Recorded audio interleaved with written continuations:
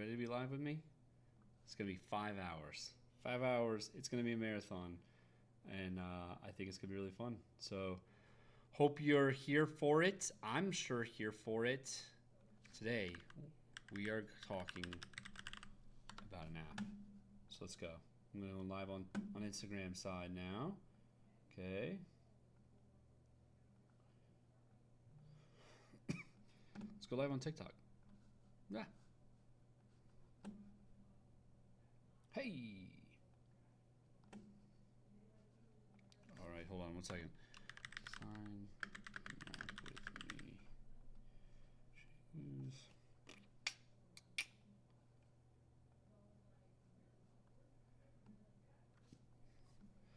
All right, everybody. Hey. Please record this long stream. Yeah, it's all going to be on my YouTube channel. So if you want to go hang out over on YouTube, you can also do that and check in as well. So appreciate you suggesting that. What an interesting live topic. Hell yeah, Kaisar. Yeah. Honestly, yeah, this is, I don't talk about my personal life too much, but this is going to be a very, not cathartic, but it's definitely going to be speak to me and my life a lot. And basically, yeah, it's going to be really fun. So if you ever want to come back or you miss a little bit, this is going to be a 5-hour stream. So if you want to, I might even take a few breaks here and there to get some water. But yeah, so if you want, I'm going to be streaming all this on YouTube as well. So you can always check that out over on Rad Nolan over there. But yeah, I hope you all are having an awesome day today. Basically, today is the last day of Autism Awareness Month. And it hits home personally for me, because my daughter is autistic and she's 6 years old. She is kind of verbal, mostly nonverbal, but a big thing for me and my wife is basically this app that I'm going to go design right now. We're going to design it together. So feel free to jump into the Figma file if you happen to be here. It looks like we've already got some folks coming in, so welcome. Yeah, this is going to be a really fun event for me. So basically, this is the idea. I'm gonna kind of give you the whole spiel, but first I need to pull up my my document. Sorry. So, first off, I just wanted to mention up in the top area, you can see that I've got a little thing about some donation links. Basically what this is my wife has a nonprofit, literally just got her 501c like yesterday. So what we do, or what she does in her nonprofit, is they basically, like, locally here in Tampa, Florida, we put together events for parents and children who have autism, and basically, yeah, we get together and just have really fun, inclusive events. And so so if you want, you can definitely send some donations over to Growing on the Spectrum is the name of the charity.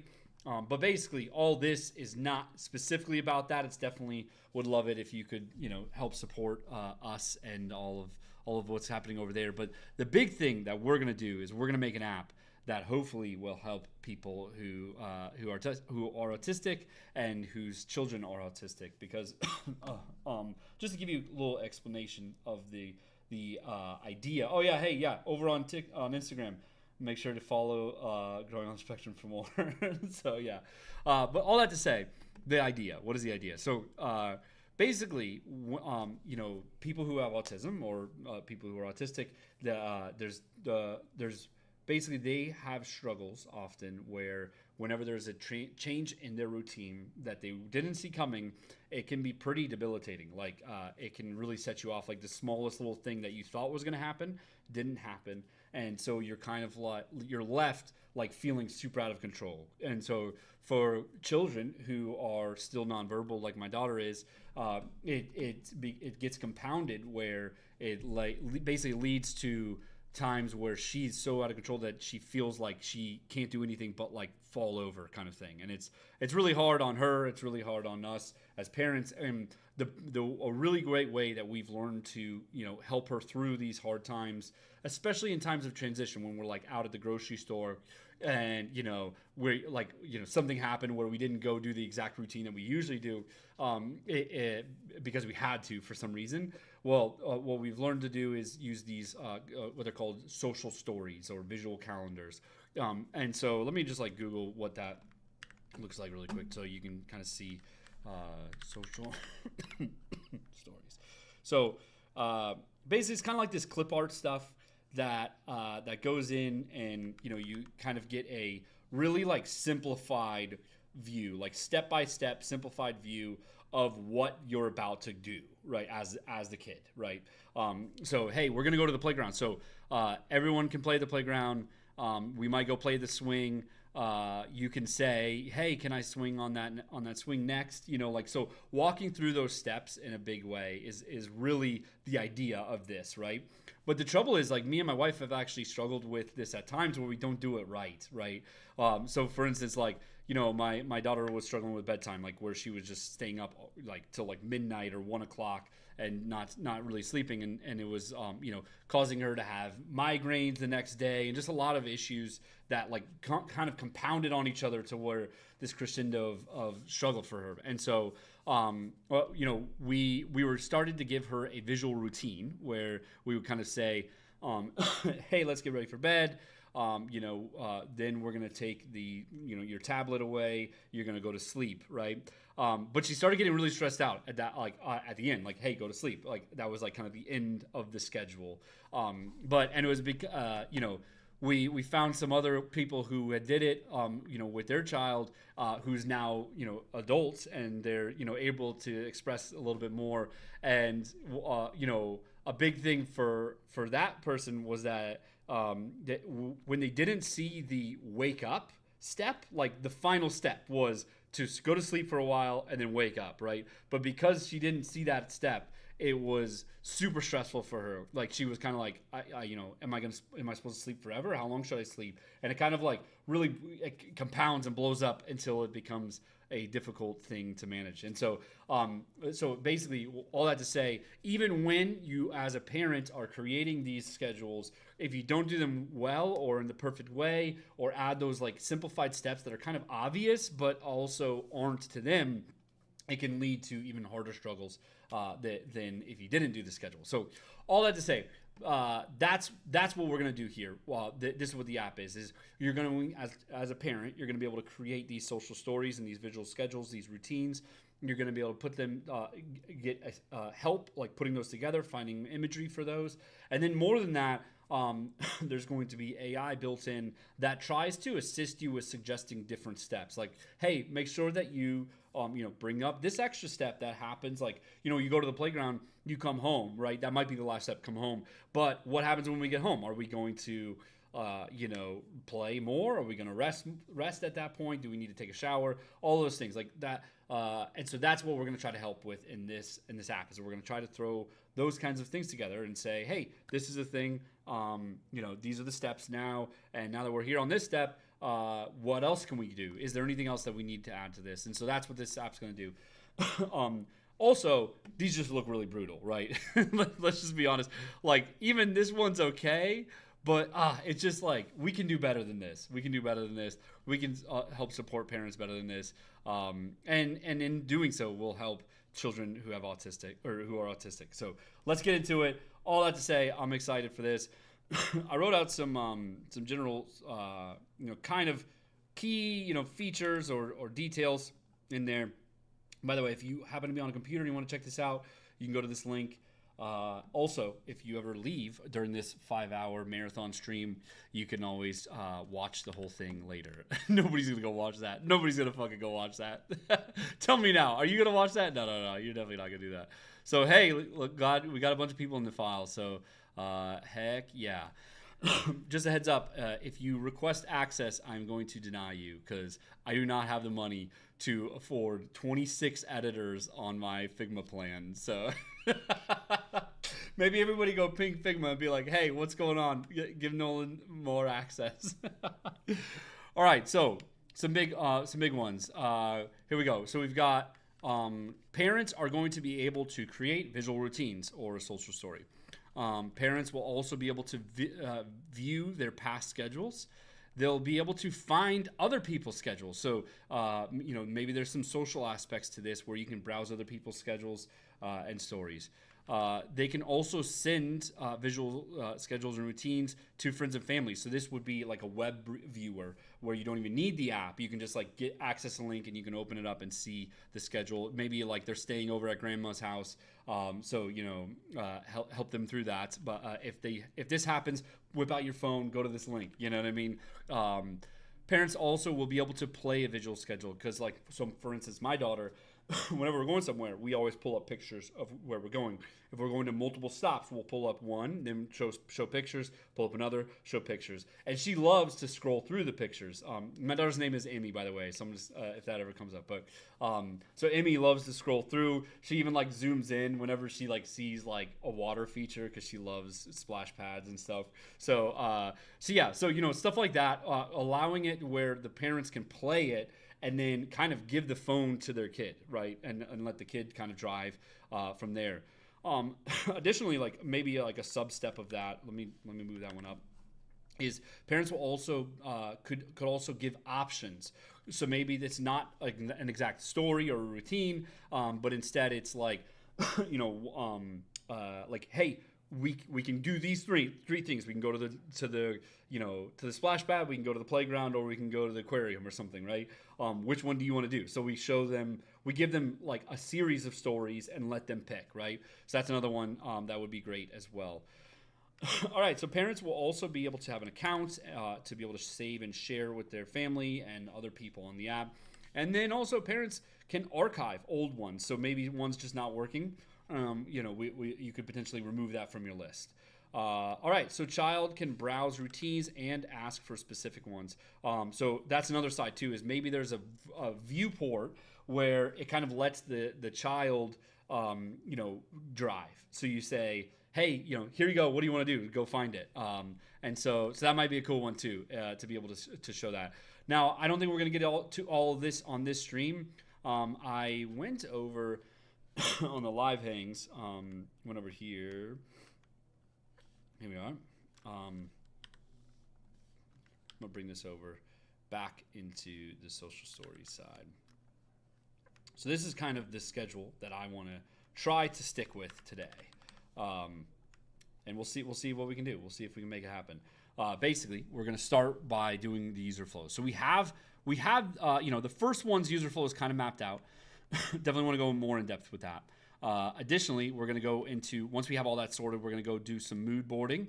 We're going to then jump into the dashboard design, like the main homepage that the parents are going to open up, and then we're going to set up the story flow. Oh, when you create new story flow. I'd love to finish that up when we're done, and then I think would be play story flow. The child is driving. Boom. All right. Yeah, actually, Nicole, if you want to come in, if you have the time today, come on in the file. Nicole can help me to actually do it. I'm sorry, all 31 people. Holy shit. All 31 people in the Figma file. An admin is about to walk in, and Nicole will have access to edit this. By the way, if you all want to chat inside of Figma, if you didn't know this already, in Figma, if you press the / key, you're able to type. So I just opened up Pandora's box, and you all are going to come and bother me and Nicole as we design. So, I saw a little message over on Instagram. This is so good. I have a nephew with autism, and this would help a lot, especially sending to friends and family. It's really hard for others to understand how to take care of a child with autism. Absolutely right. Absolutely right. And that's the thing too. Not to badmouth anybody in my family, because my family is super supportive of me and my wife and Emmy. But like sometimes they're like they want to help so bad that it actively like is like more stressful for Emmy, and so it's not all the time. They're getting really good at it, but it definitely is a thing. And so being able to share these stories with your friends and family, I think is going to be such an important way. And also too, hey, it's Autism Awareness Month, so we're bringing awareness to this as well. So by the way, if you want, you can come join the file right here up top. Hopefully you guys, that's in view. You're able to see that. Basically, it's bit.ly/rad- what is it, stories? Yeah. And then yeah, we also, my wife has a charity set up, and if you want to send some donations that way, you can go to that link and send over donations. Basically, those donations, I'm gonna like pro bono design and develop this, but also to if it'll help put on more events. So I'm just gonna talk about that every once in a while. So yeah, hey Stefan, yeah, you can always go over to YouTube. Hello from the Philippines. Yeah, look at that. We got 13 viewers over on YouTube as well. So much love to all of you guys. I really appreciate you. And yeah, let's fucking do it. Let's actually go design some stuff. So yeah, first step is to do user flow mapping.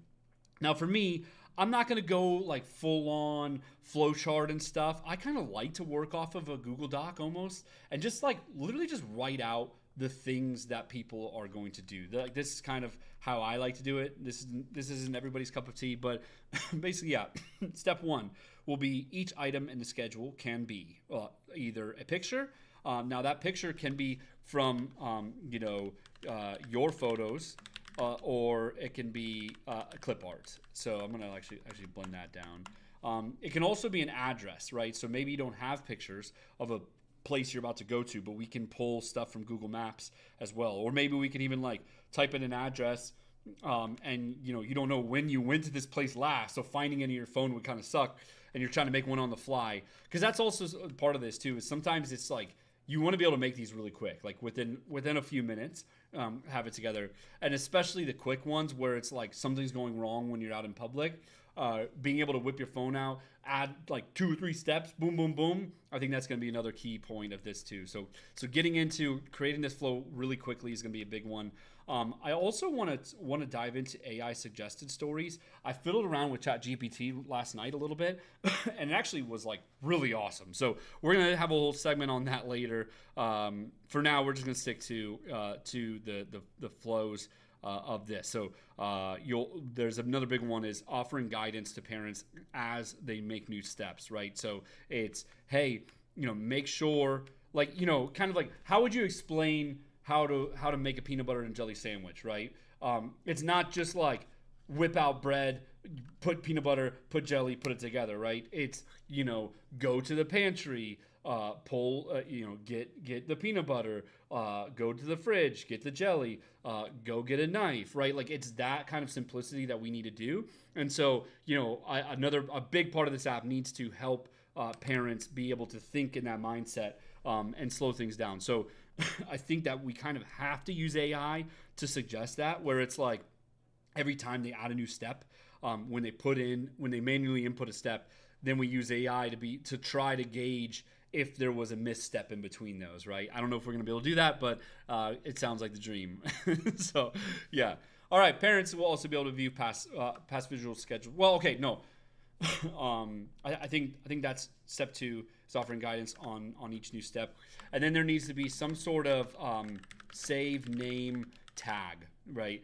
You need to be able to tag it so you can find it really quickly, because oftentimes like shit can go south very quickly. And when you have a kid with autism, it's very much like one little thing can lead to one other thing that goes bad. It leads to another thing, and then all of a sudden it's like it's super overwhelming for them. And so getting ahead of that is such a big deal. And so being able to whip this phone out and have that in like your habits to be like, let me go find this one thing that I made, right? Like we need to be able to move like that. So having a really great tagging system and also ability to pull up those tags, that'll be over here on this section. So okay, that is that.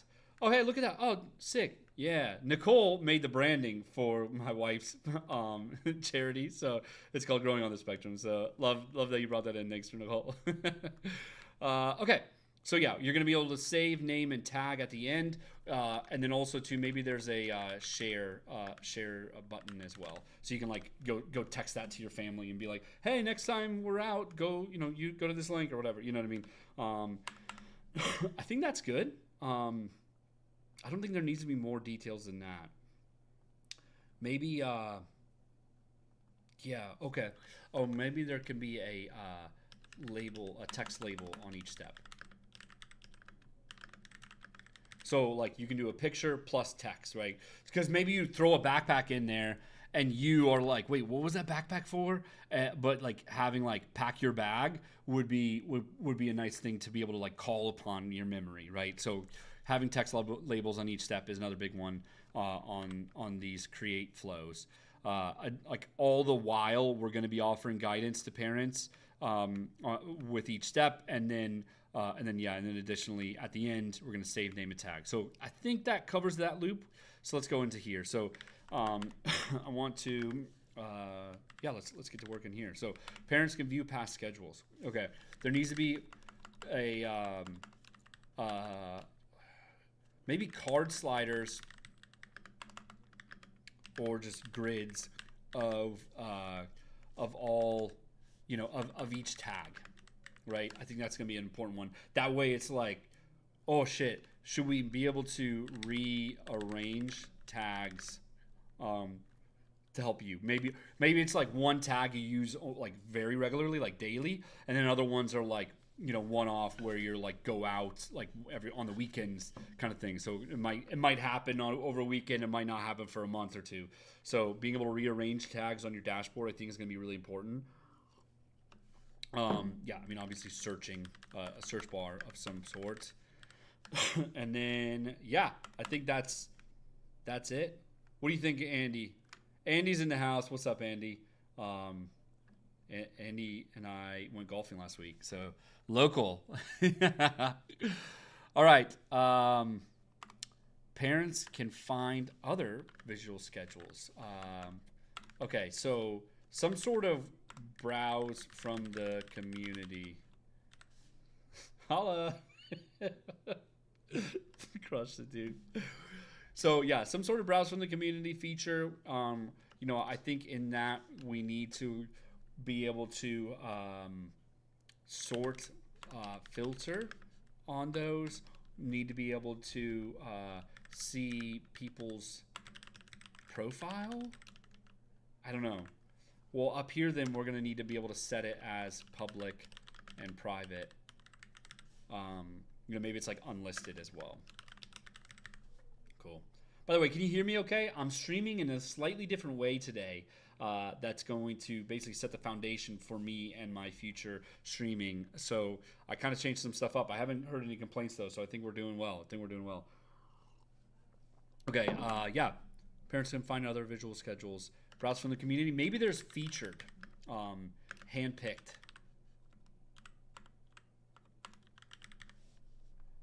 Bit of delay. Okay. Over on the YouTube side, Andy? Or are you on TikTok?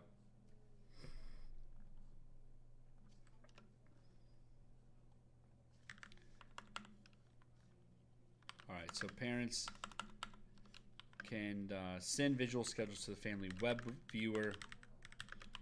Don't need the app. Okay, it's on Instagram. Let me try fiddling with this. Properties.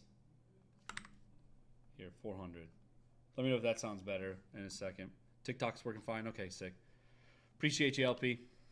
All right, so web viewer, you don't need the app to view it. Need to be able to jump into the child-led, led or led? Is it lead or led? Whatever. I'm gonna say child-led. Is my voice changing a lot? I don't know. I'm kind of fiddling with the mic delay. How you doing, Aman? So jump into the child-led viewer where they can swipe along to the story. All right, cool. Okay, right into it. Perfect. Parents can play the visual schedule and give options. So let's actually talk about this section for a second. Parents being able to play a visual schedule. Right now, guys, by the way, I am currently doing some user flow mapping. This is how I like to do my user flows. Less like a flow chart and more like just straight up, beats that we've got to hit on the screen, right? On the screen or the feature. That's the big thing that I'm in right now. And I don't like to overcomplicate this. you can definitely get to a pixel perfect flow chart, and it kind of defeats the purpose of staying in a flow chart, where you're just trying to throw ideas at the wall, and make sure that things get written down right. That's what I'm trying to do right now. So parents can play a visual schedule, um, user stories. Yeah, I don't know. I'm not going to really have other people working on this app for a while, so I don't think we need to get into user stories. Maybe we can. Maybe we can. It's kind of you know, as a parent, I want to play a visual schedule to allow my child to browse the schedule as they need. There you go. Yeah, man, let's just write these as user stories. Essentially, my daughter, she loves Disney movies and Pixar movies, but she doesn't like watch it straight through. She watches it like scene by scene, word by word sometimes, where she'll watch like 10 seconds, back, watch it through, back, watch it through, back. So it's like kind of on repeat, but it like helps her process the world around her a bit. And so that's the idea of this, is being able to not just be like, hey, we're gonna do this, then this, then this, then this. No, like she needs a little bit of to like process that first step, then the second step, then the third. So that's the idea. So I think, yeah, great call, Lee San. That really kind of painted the picture of this a bit to explain the reason for this idea, which is to be able to allow the child to browse the schedules as they need. By the way, if you're just joining, I am currently making an app. I'm 30 minutes in to a 5-hour live stream, and we're gonna try to design this whole app today. We'll see. It's definitely not on track, but I'm having fun. Basically, this is an app for my daughter who has autism, and yeah, it's gonna be great. The help for parents of children with autism. So they need to be able to kind of like swipe back and forth on the schedule. Play, pause would be nice, because like she understands how to play and pause, and back kind of thing. So maybe also rewind, or like left, right, kind of. Oh shit. Buttons.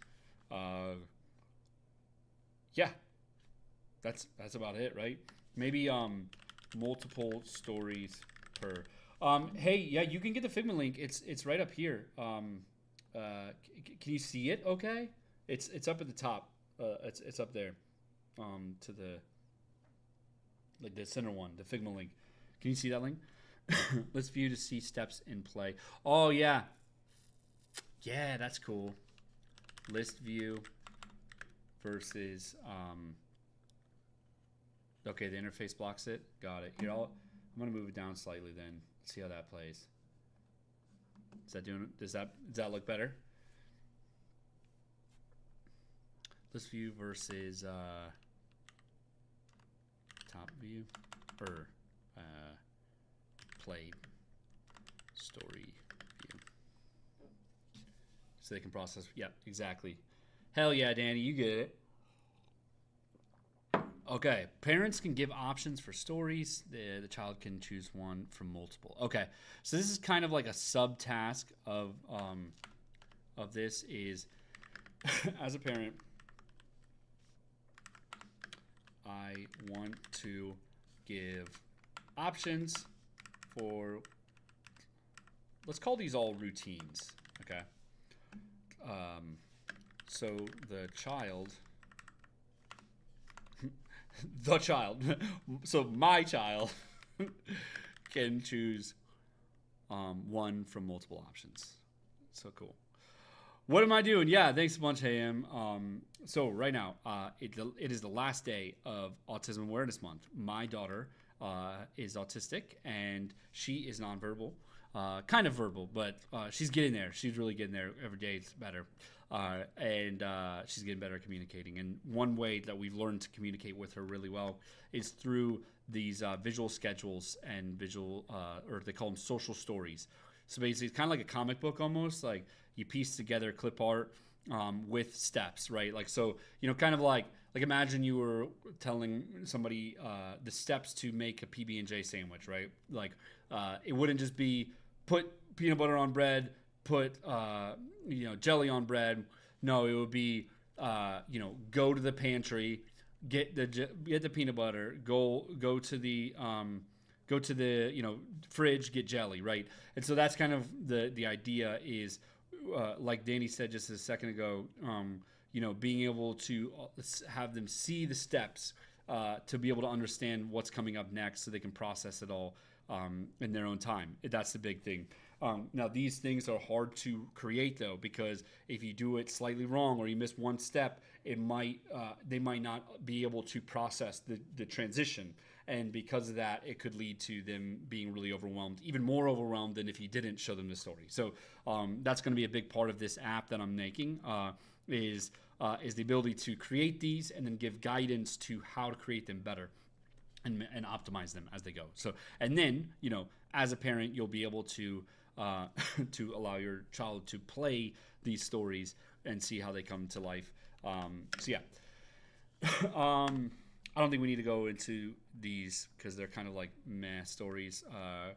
Maybe this one, but I think we'll start with these. I think we've scoped this out enough. Actually, no. We need to put some more emphasis here. So as a parent, I want to give options for routines, so my child can choose from one of multiple options. So parent needs to select a options thing somehow. They select from their list of saved stories, or we're calling them routines. Should we call them routines or should we call them stories? Let's sound off. What do you all think? And then need to make UI to allow the child to select one or more. Then there needs to have a after, which like kind of represents the selected. We are doing this, okay? Step. Cool. So kind of like almost generates a new story or routine with a final step of, hey, like we've decided on this, or maybe it's the first step even. We've decided on this. Now we're gonna go do this stuff. Andy, you're saying stories. It's funny because everybody on TikTok is saying routines. So we'll see. We'll see how we feel. I'm for now going to call them routines, but I do, when I'm seeing this in my head, I'm picturing Instagram stories, honestly, like the view where the child can see this, because they get the swipe, being able to like show some status bars up top with like where you are in the routine. I think all of that has some really nice juice and already has a UX patterns. Maybe the child's not familiar with that, but the parent is, so they might be more confident playing that view and playing view to then also share that with the kid and like show them, hey, look, this is how you do it, right? You press this, because kids are so good on tablets and stuff these days. They know what they're doing. So okay, so we have officially block this off. We did it. Step 1 is done. What's up, Rogan Talks? You came. You made it. How you doing? Hello from South Korea. It's 1:30 a.m. Wish you could join. Oh no. Wow. Thank you so much for coming at all. So the voice is low here. I'll try to turn up the volume a little bit. How about that? Is that better? That might be better. I'm thinking of building this too. I'll see, we haven't made it to that step, but I definitely want to build this. Whether I use like Bubble or Flutterflow or something like that, or I just like go code it. We'll see. I'm hoping to make it really simple though, so that we can lower that dev time and get it out as soon as we can. Routines sound like a task. That's true. It doesn't sound fun. Stories sound funner, more engaging. That's true. Kind of want to teach them routine. So why use the term if that can maybe confuse them? True. Yeah. It's good points, everybody around. I love the peanut gallery discussion. Cross platforms, going from Instagram to TikTok. It's good. It's good. Okay, so let's go mood board some stuff. So basically, I have some pretty good like clear visuals of what I want this to be. Right. I'm thinking like almost like a bunch of card sliders or grids of some sort, being able to rearrange those lists, because remember, all of that is going to be around this idea of like, we need to really get them. You open the app and you can get within one tap, maybe one or two swipes, boom boom boom, maybe you do that, you find the thing that you're looking for, and then you're able to rearrange this stuff for later. So you can move one from one tag to another or something like that. I'm getting into task tree looks a lot, so I'm going to pull that up really quick and just walk through that a sec. Right now I'm using Streamlabs to stream, and then I'm using Streamlabs as a virtual webcam and sending it to TikTok Studio, because TikTok Studio has denied me to be able to stream through Streamlabs. So I have to use two fucking programs to be able to stream at all. So I'm using Streamlabs and TikTok Studio to be able to stream like this. So this was an app that I made a while ago called Task-Tree. And the idea is that you're able to make tasks. So you can create lists which have different layouts. So this is like the short card slider list. This is the large card slider list, and this is the to-do. Now, if I were to move this up to here in the app, it would actually swap this automatically right into a large card, right?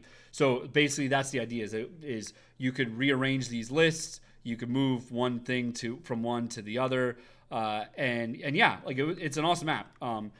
And we're kind of reworking it, but either way, I think that there's a lot of UX patterns that we can grab from this that we optimize over on Task-Tree land.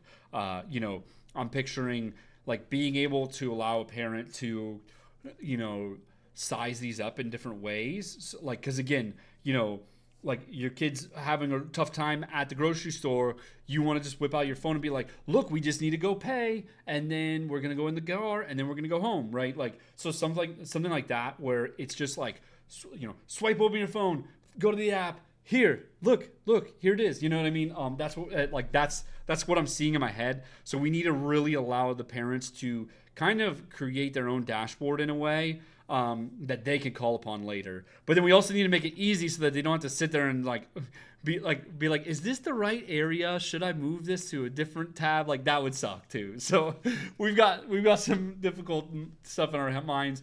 Maybe we go Bento Box with it as well, Lee. That's a great suggestion. So let's go pull up a Bento Box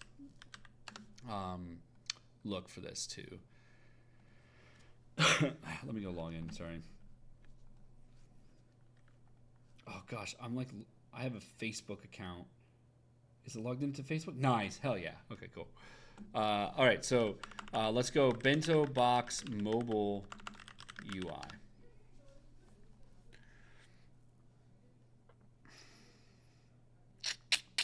We should pop on some music, right? Definitely got to pop on some music. What kind of music should we pop on? Maybe we go Lo-Fi Girl.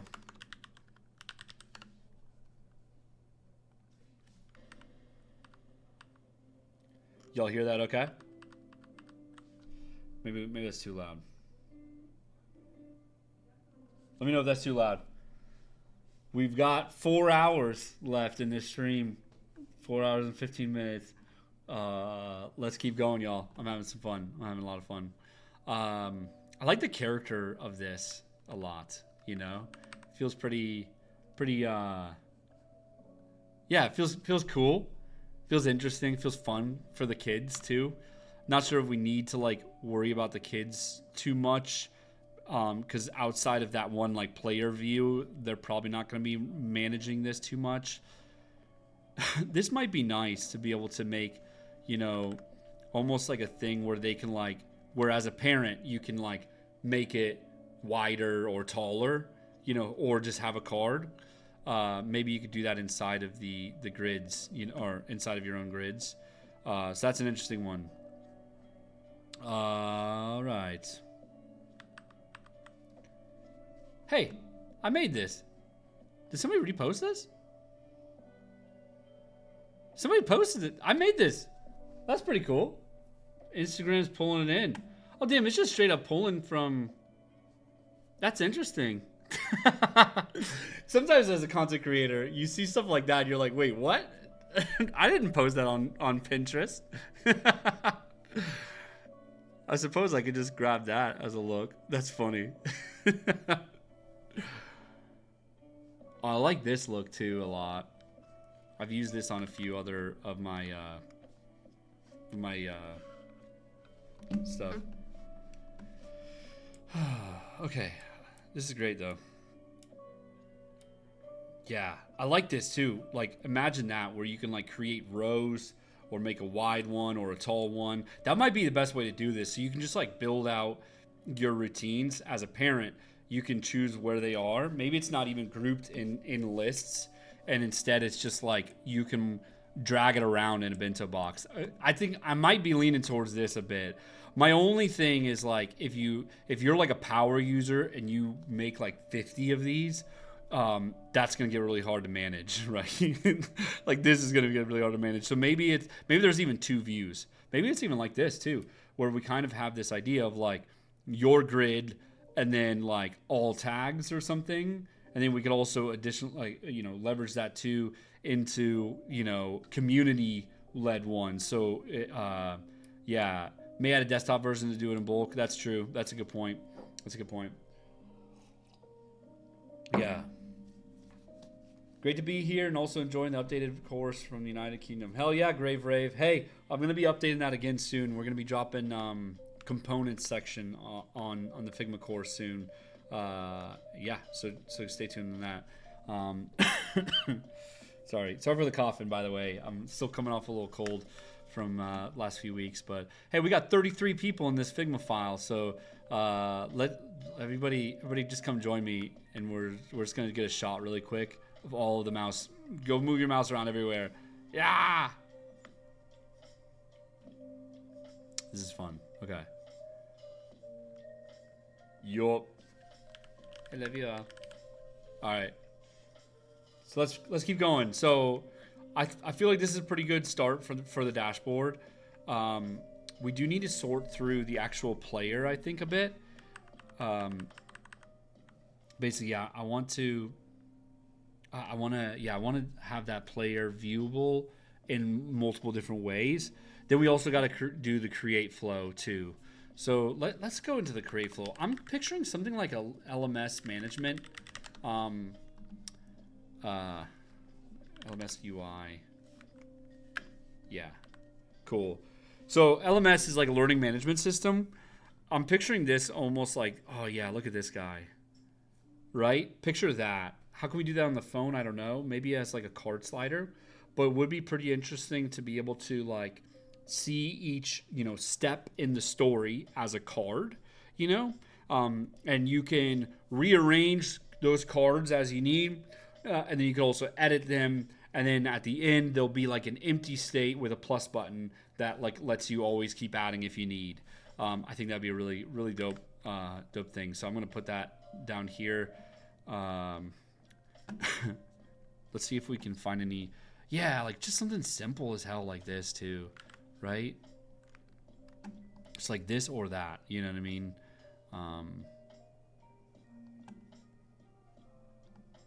Yeah. Okay. I think we left it there. Rogan Talks, thanks so much for sharing the live. Getting the word out. A card as an accordion. That's cool. Yeah, let's go accordion. Let's go get some accordion UI together. Oh, that's pretty nice. This guy is really nice. Thanks so much for that suggestion, Venkat. Yeah, that looks really good. Okay. So basically here, it could be like the text label would be here. The Figma link is right up here, right right on this view. I don't know if you could see it, okay? But it's basically bit.ly/rad-stories. Asking twice this time. Sorry. Where is it? It's also here too if you can't read it too well. Yeah. Okay. Hopefully you got it there. All right. What if it was like dating app style? Swipe to the next steps. Ooh, that's a cool idea. A Tinder card swipe. I like that, Andy. Yes, actually, it's okay. So let's keep going down this thread. So one big thing that I wanted to bring up is that, you know, again, you as a parent might not even be familiar with social stories, right? You as a parent might think you've got it, but you miss like a few steps, and that's going to be unusable or, you know, overwhelming to your kid. So I think like a big one is offering guidance to parents on each new step. So maybe it's not even a plus button at the end. Maybe it's like AI just automatically suggests new stuff. So you start with one step, like I'm going to go to the doctor, right? And then AI generates the first step, and you say yes or no. You swipe left for no, swipe right for yes, right? And then then it comes up with the next step, and you could no. Yes, that's a good one. Yes, that would be pretty fucking cool. Building automations too. Okay, now we're getting somewhere, y'all. Zapier automation UI.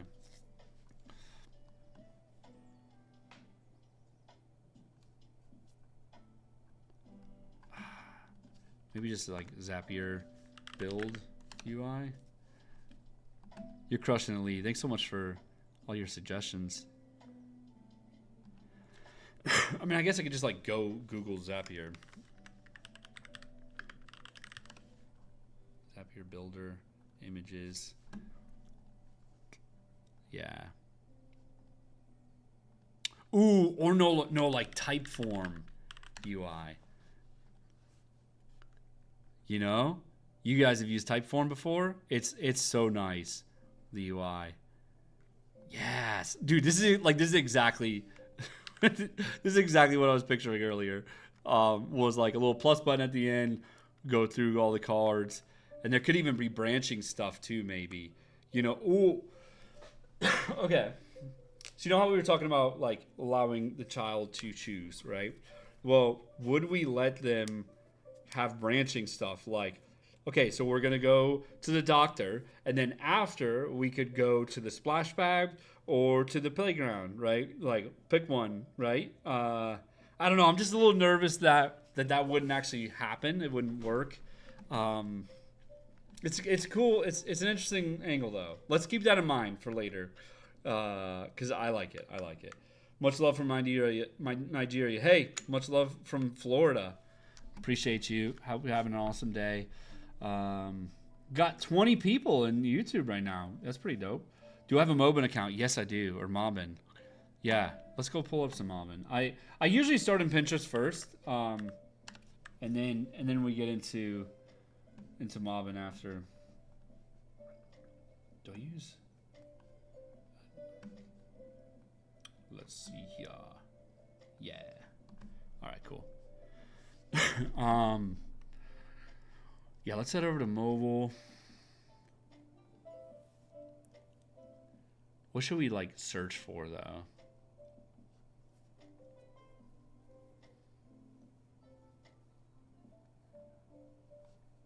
Do they have Typeform in here?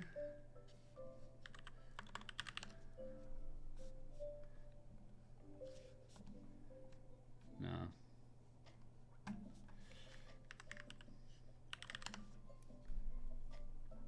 I think it's Mobbin, right? Yeah, it doesn't look like they have either of those. That's a bummer. Oh, you know what we can do is maybe we filter to the learning education stuff. You know, Duolingo might be a really good one to focus on, especially for the kids too, right? Because it's so gamified.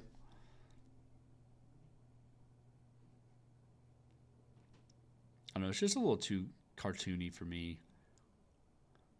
But maybe that's a good thing, right? Like this is supposed to be for your kids, so like we definitely want you to feel comfortable, like it's on point with the branding and stuff like that. You know what I mean? I don't know. I'm so smart. Oh, thank you, Ed or Ed. I'm gonna say Ed though, because both is capitalized. Otherwise, it's just like Ed. Let's see what Tinder does, because we're talking about doing a swipe stuff. They have Typeform. Okay, yeah, let's go web Typeform. Adding a matrix question.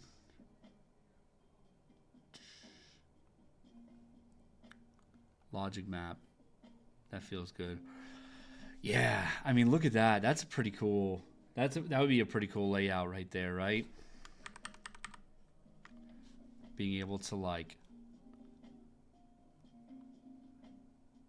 have some arrows kind of vibe. My voice is low, almost not audible. Here, let me try turning up my mic a little bit more, pointing it at me too. But a page you can pull from is Google Maps. Yeah, true. You know, we do use Google Maps a lot for these schedules. We actually don't even, sometimes we don't actually make the whole schedule. We just like go to like, you know, search the places we're going and then find photos from those. So, yeah. Flashcards with Rive animations is gamified. Yep. Super true. Yeah, that's a good point. Like flashcard vibe. Yeah, I like flashcard vibes. See, this is the trouble that I have with mobbing, is it's hard to like, if you don't know what you're looking for, it's hard to find the right thing. You know what I mean? Wanderlog. Is that over on web?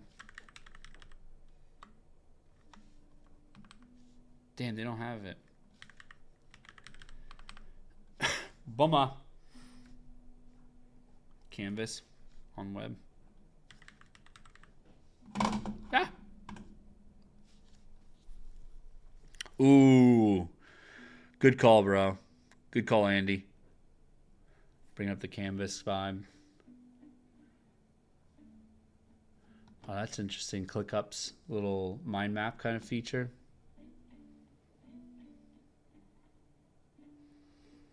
I like this one a lot too. This looks like campaign monitor, honestly.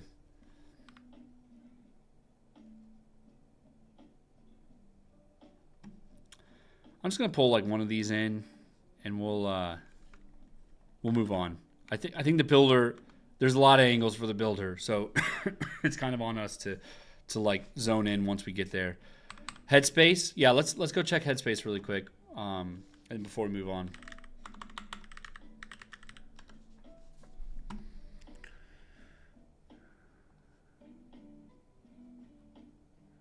All right. Oh, this is kind of nice for the viewing screen for the kid.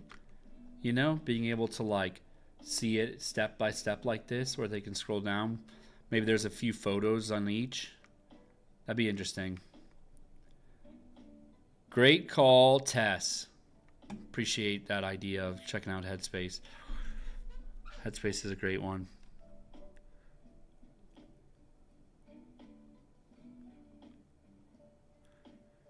Sorry, I feel like I need to keep talking, but I also need to process information and think. So it's hard to do that sometimes while you're talking. Let's go over to the meditate section. This could also be another good angle for doing it on the homepage. Instead of really focusing on those bento boxes, we could also just like, you know, have buttons that are tagged, you know? So as long as you're tagging everything properly, you can quickly just find that one, boom, go into that tag, and then you'll get a list, and then you just find the ones, and then it would automatically be sorted by recently used, you know what I mean? So that way, you know, stuff that's regular will still be really accessible in just a few clicks. So I think this one might be a good angle as well. We're going something like that. Feather for drip campaigns. Let's sit in silence. Yeah. Yeah. Oh, that's so funny that we're talking about a meditation app as well. What you got in here, Nicole? Fun illustrations like this. And an app will help kids feel more interested. Yep. That's true. But see, so here's the thing. And I will say that I think like illustrations are going to be tough to have in this because like we need to have it be almost every single word, right? Being able to pull up photos both from your phone and stuff, and then also like Googling for stuff. I think would be is the really good juice. Illustrations are going to be tough. Like what is this? What is this thing? I think it's called lesson picks. Yeah. There's a thing called lesson picks, which is kind of the place where everybody creates these right now, and it's all just like clip art, right? Because they have a bunch of these clip art demos, and so maybe it's just that too, or where you just see more of those. I don't know. Just every time I look at it, I feel like a picture is better, you know. So that's why I always have struggled with those whenever we make those, but yeah. All right, so we've got the creation stuff. We've got the dashboard homepage, I think. Parents will also be able to browse the community. I think we got some of that rolled up into one of those moods. Parents can send visual schedules to their friends. Okay, yeah, let's get into the player a little bit more, right? We kind of started touching on that right here. I think Instagram stories is where I was heading. I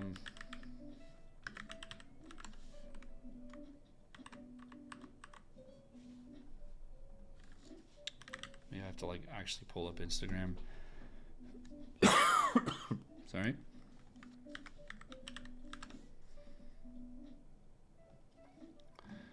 You know, like the fact that we've got on stories, on the stories viewer, being able to like see a big photo with the times, like the schedule up here of like, hey, we're about to get to these other stuff. I think that's really nice and important. You know what I mean? So I really like those. Like I like that UI for the viewer, but also too, I love flashcard vibe. Let's go flashcard UI. Let's head back to Pinterest. Yeah, something like this could be really interesting for the play view, where it's straight up just like solid background color with the label, and it's like a card, and it's kind of stacked on other ones, so the kid kind of knows that they could swipe around. I don't know if they will know though, but that would be fun. It would be like an enjoyable thing for the kid to like browse around in, you know, which I definitely think is valuable to lean into here. With that funness in mind, let's head back to Duolingo and look at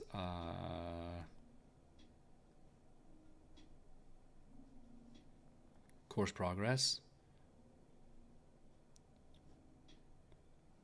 Completing a story, completing a unit. My lives are daily right now. Usually, though, I just do portfolio reviews. But today, we are doing something very different. We are making an app in a single live. Well, I don't know. We'll see. We'll see what happens with that. I want to try to get as far as we can on this live. And we'll see. I've got right now about 4 more hours left. So we got a lot of time. We're moving quick. These moods are moving very quick. So we're about to get into design really soon. If you want to catch up on some of the context, you can jump over to my YouTube channel, and you can always see rewatches of these. So yeah, hey, great timing, Krishna. You can always head over to my YouTube channel and see all this, the progress that we've made here. So yeah, you know, I don't know if Duolingo is the right thing, because it's not like you're picking things, right? It's like kind of cards more. I'll just bring some Duolingo thing in, just something like this, right? So it's like copy screen. Tapping is faster and less frustrating than swiping. Yeah, that's a good point. That's a really good point.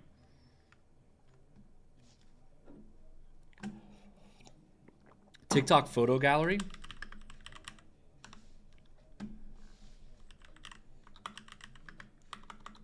to that. I don't know what you're. Oh, you mean like a carousel? Is that what you mean?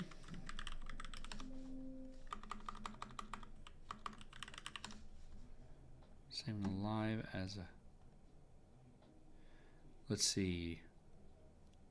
Discover.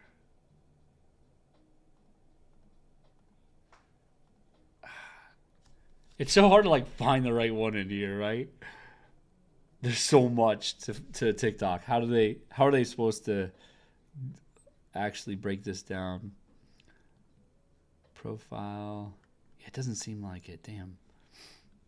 Here, let's try searching for carousel.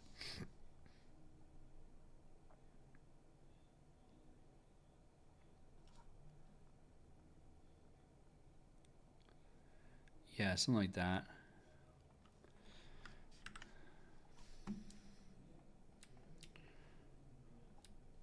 You know? You feel me?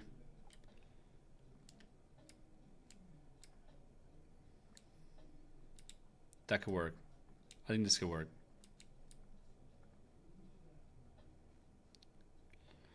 Also, too, maybe even just like straight up card slider. I think kids would understand that too, right? Having step-by-step stuff like that. So, okay, I feel pretty confident on the viewer now. We got a list view, we've got stories view, we've got flashcard view, we've got continue button with like maybe back and forth, and then we've got a few carousels. So that's a lot to go off of right there for us to choose from. So I think that would cover a lot of the stuff. Gotta go. Hey, appreciate you, Lego. Thanks so much for hanging. You can always check out where we got to at the end. I'm definitely going to post a lot about this because I'm having a lot of fun, and hopefully we can get through a lot of this stuff. Okay, so we've got the play. I mean, I think we're ready to go. You know, obviously, maybe we get some modalage. You know, like share buttons. Obviously, we've got the global iOS and Android shares. But even something like this, where you can like kind of preview what it's going to look like, what you're going to share with your family, you know, this actually looks like an interesting journey right here. I'm gonna grab this one in. Maybe we just need to get better at mobbing, right? Because we started finding some really good stuff towards the end. Like, yeah, having it peeking through where you know that there's another card to slide to might be nice. So yeah, okay. We got a lot of carousels, but yeah, I do think that's also a nice thing. Is like maybe that's how you share. Is there's just like some share buttons or text buttons, like hey, text this to your family. So, half view roulette. What do you mean by that, Risky? Do you mean like sort of? It's like peeking through, sort of like this.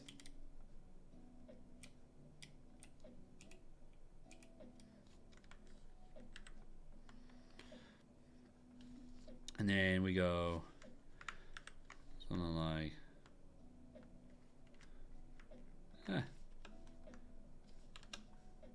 You mean it kind of like that?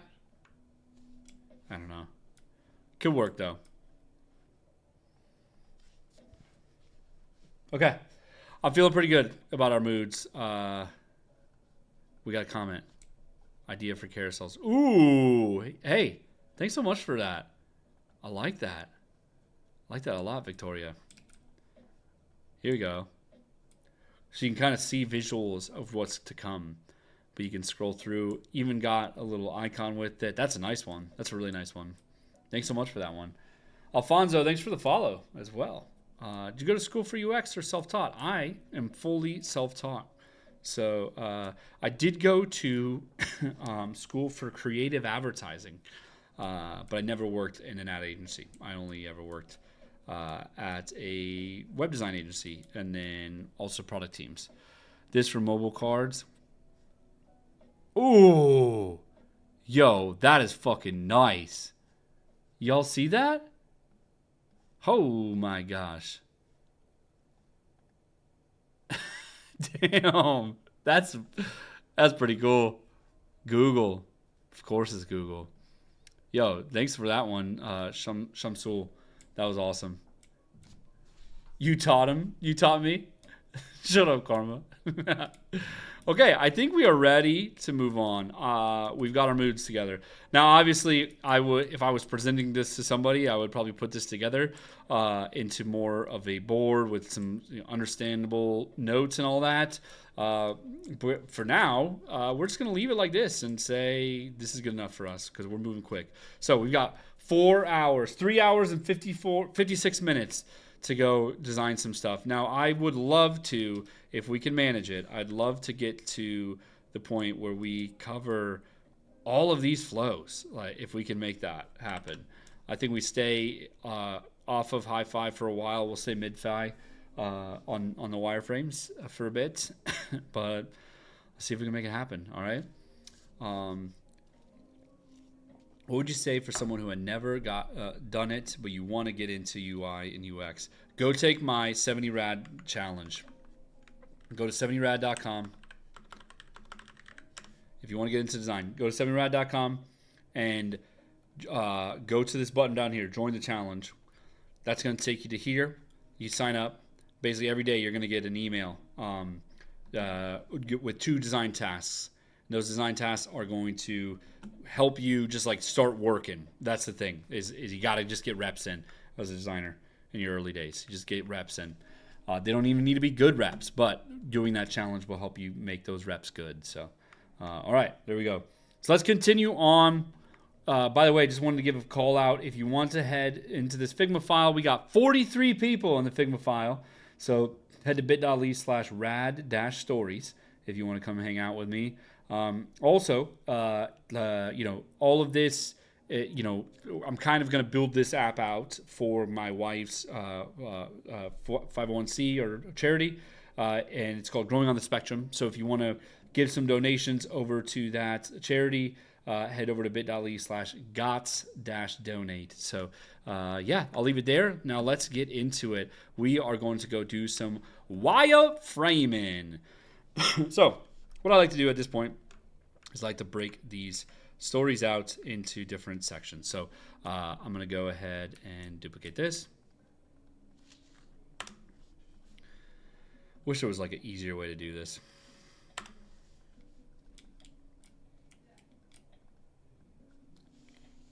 Let me know if there is an easier way to do this. I guess like working smarter from the beginning would have helped. I suppose.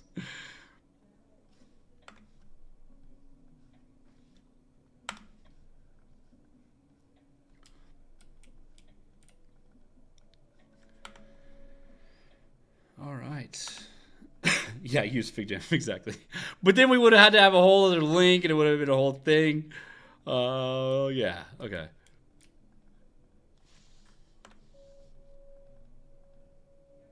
All right. So go ahead and put those into an auto layout. We're going to put those to a horizontal auto layout. We'll give it enough padding or margins so that we can get some good juice in there. And now we've got our spot for our screen. I'm going to go ahead and do a 375 by 812 frame or artboard. I like to design to that. I don't know why. That's when I started to really get into design, was designing. Actually, no. When I first started designing, it was like the smaller screen, like this one with the button on the bottom. Yeah, by the way, 70 Rad is free. Yes. So, yeah. But, yeah, anyways, then this screen came out and kind of like opened the door for a lot of like the big changes in the real tech and design space and all that. So all that to say, that's what I designed to is the 375 by 812. Now, actually, you know what? These are probably going to be flows more than anything, so I'm actually going to go this way with it. And, yeah, all right. Okay.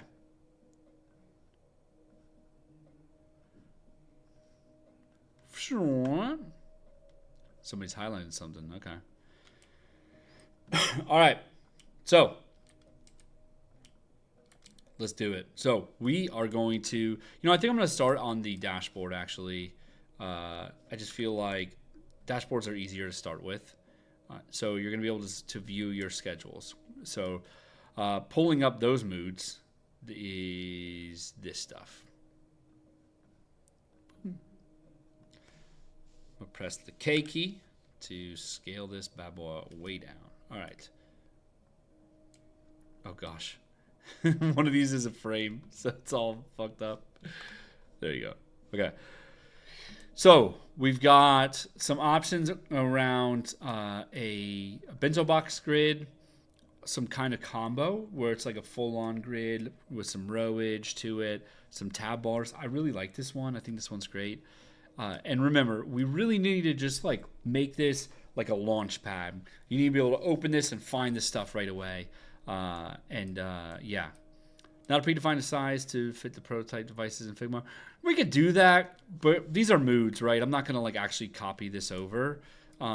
Maybe if I was, I would, but I'm not planning on it. So I think I'm just going to stick to the size so I can like kind of see all of it at a glance, and kind of mostly what this is doing is like reminding me the reason why I pulled this in, right? This one is all about Launchpad, right? Show me some buttons with tags and make it where, what am I doing? I'm grocery shopping. Boom, grab all of the stuff that's related to that. You know what I mean? So, yeah, there's more like filters. Well, yeah, but see, that's the idea of this tab section, is that we can allow you to see, maybe we show you a grid, maybe we show you tags, and then maybe we show you other people's stuff. So you can find other people's stuff rather than just stuff that you've created. So maybe this one is a tab, and then this one, or, masonry grid is another tab. And then there's a third tab, which is like almost like a social feed, where it's just like a list of all of the things, So all that to say, let's dig into it. So I like to probably will work off of something like that, where there's just a little bit of stuff here, a little bit of stuff here too, just like the iOS and Android frames and all that. So. All right, so I think we go, let's just dig into it. Let's pick a font. I'm just going to go with Enter for the fonts for now. You can't go wrong with Enter, you know what I mean? So go there. We'll bring this up to 24 pixels. Put it at 100%. And we're off to the races. So I don't think we need any of those like welcome kind of stuff now. Like you're in the thick of it. Not in the thick of it, but like your focus as a parent here. So I think we just need to help them know where they're at. So maybe we just jump right into the tabs. Maybe this is a tab bar though.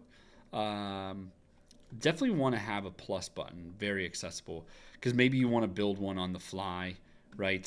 So having that plus button would be a really nice win to have here. I think too, there's going to be a home. And a settings. Maybe there's a search. Yeah, probably search would be a good one, if in case you want to just like really accessibly tap something really quickly because you're like moving quick. So I think a search would be also really great. Yeah, well, but see, my thinking though, Nicole, is search at the top. Like, what if you're coming on and you know that it's not going to be really accessible? Like it's something that you haven't touched in a while. But you need to get to it quick, right? Being able to just like tap that search like from one hand without having to like go up that second hand would be a nice one. The real question is like, do we need what else do we need? Is this going to be social? I don't think so. Something that always stays at the top. Yeah, that's a good point. I guess like what tabs might we need, right? We've got we've got the create flow. We know we need to go to the create flow. We also have the jump off into another thing flow. But actually that's just like browsing stuff on your dashboard. You click it and it opens the view. So we don't need to worry about that one from the home page. Yeah, so really it's just create, home, and settings or of some sort, right? Create the jumping off. Yeah. What did you Slack me, Karma?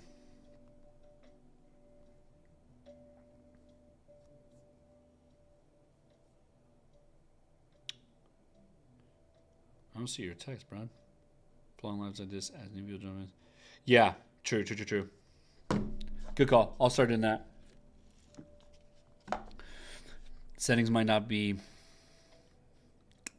accessed that often. Yeah, that's a good point. Yeah, okay. So maybe we don't even have a tab bar then. I'm with y'all. I'm with y'all on that. So we've got a search.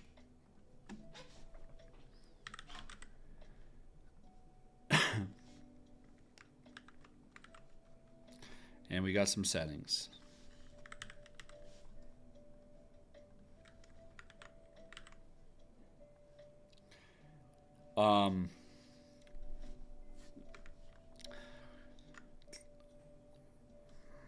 Should we do some positivity shit? Like, good morning. I don't know. I do that sometimes in apps, and I'm just like, do we need it? Yeah, always. Okay, we do need it. Yeah. Yeah, so we've got the plus button down here, solidly visible.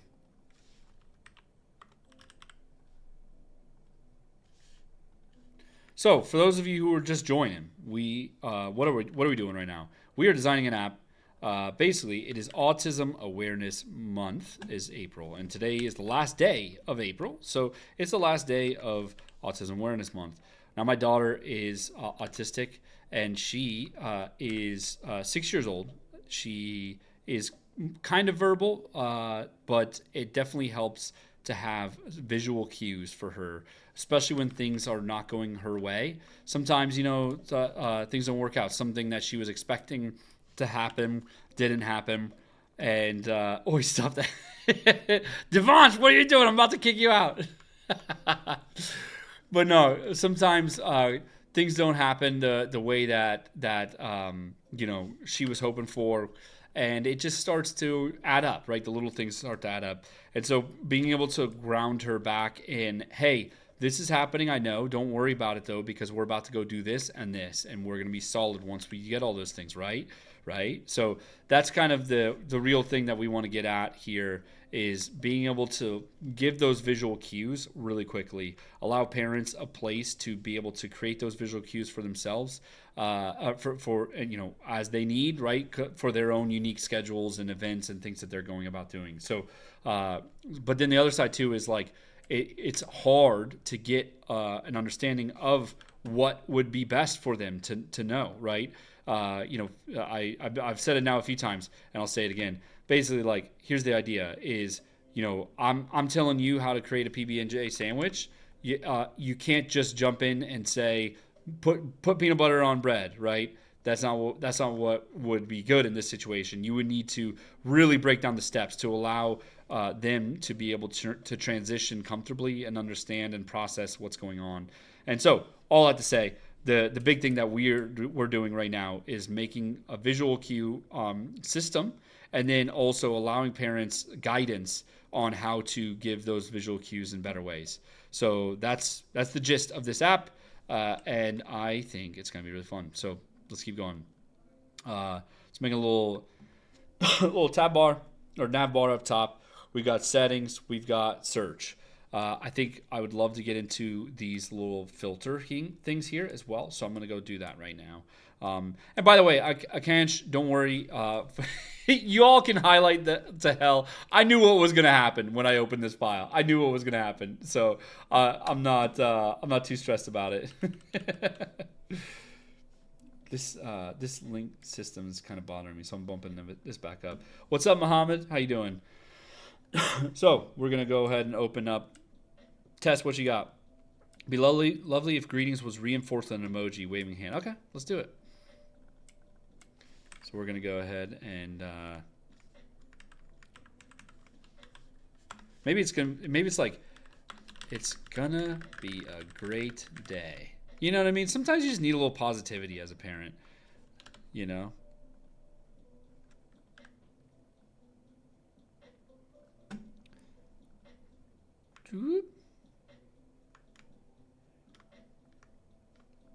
Cool. It's going to be a great day. I don't know. We'll figure this out. But definitely have a little emoji at the end. Thumbs up. You got this. Oh, I like that better, Nicole. You got this. Keep going. Keep growing.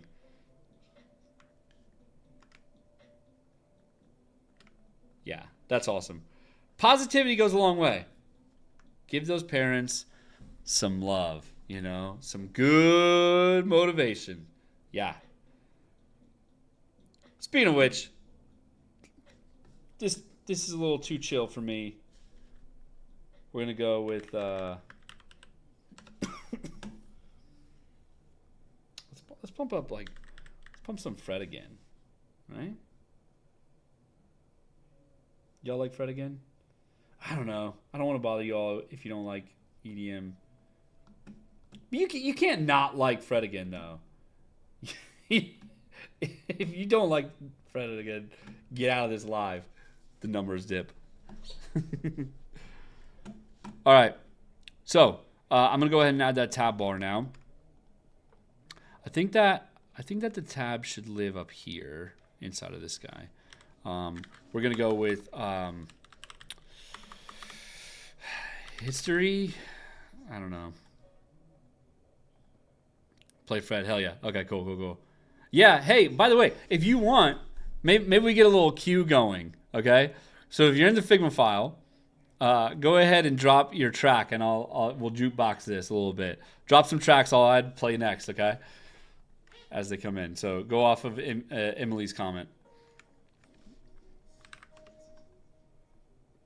Okay. So, I think what would be really dope is if we make this grid completely based on recently used, right? Because oftentimes, if you might show them the story or the routine, and then you need to show it to them again to be able to be like, remember we're doing this. Remember we're doing this. So I think having that history is really great.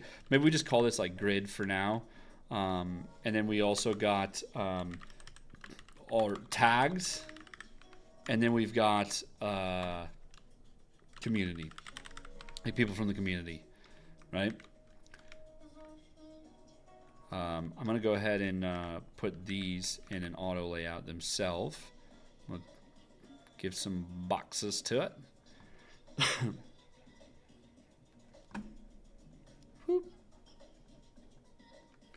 I'm going to put all this in an auto layout. That way it expands out as we go.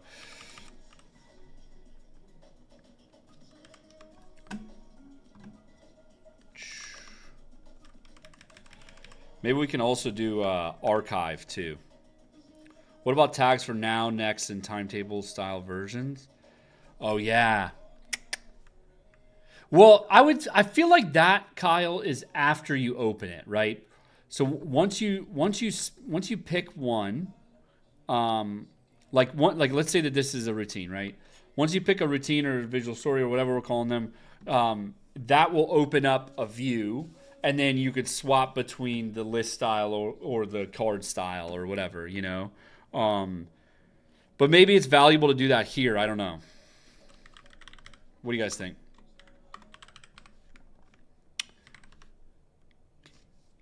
I kind of like just fat text. You know what I mean? Throw it up on bold. You got this. Go 32 with it.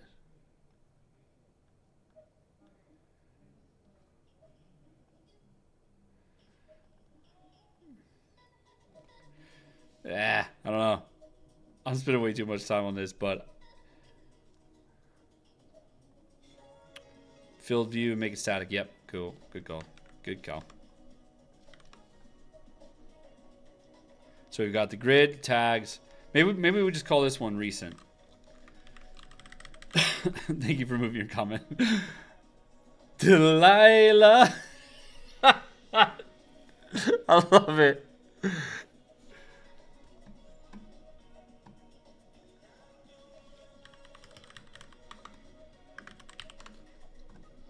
Roller rink music. I'm going to throw that up next.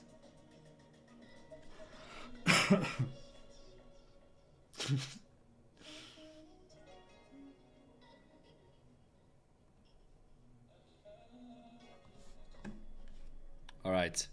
You got this. We got recents. We got whatever. We'll bump this up to 16 pixels. Can whoever's selecting this unselect it, just so we can start feeling this a little bit? You know what I'm gonna do? Here's what I'll do.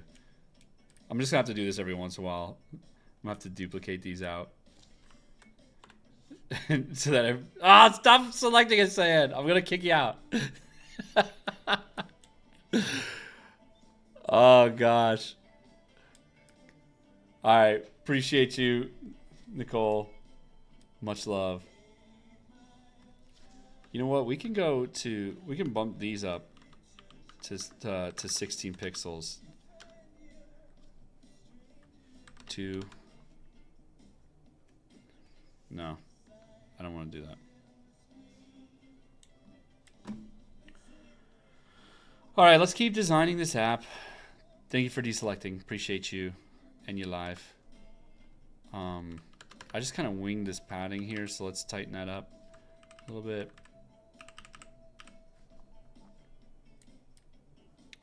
We'll make all these very tappable, you know. 40 pixels height is perfect. So that's really good. Okay. What's next on the jukebox? Somebody comment in YouTube, TikTok, or Instagram. Tell me what we should listen to next. This line height needs to get bigger.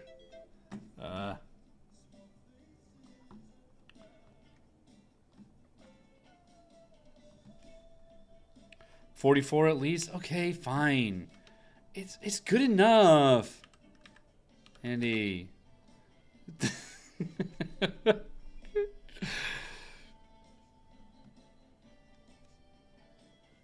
Boop. Boop. Boop, boop. All right, let's get these to 44 too. Shall we? 10.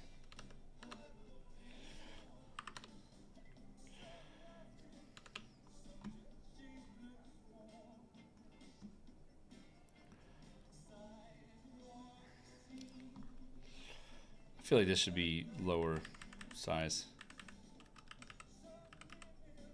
I don't know. I kind of like it big. I don't know.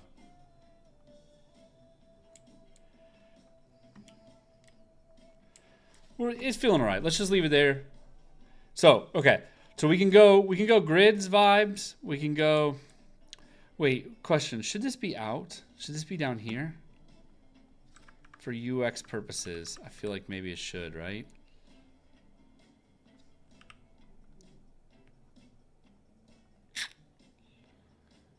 Yeah, I think it should. Because we're viewing that, you know. Yeah. Okay. So we've got our plus. We've got our recent, tagged, community, and this over here is archive. So that feels pretty good. So I think I want to go a blend of this and this. You know what I mean? So that way it's like music change. Yeah.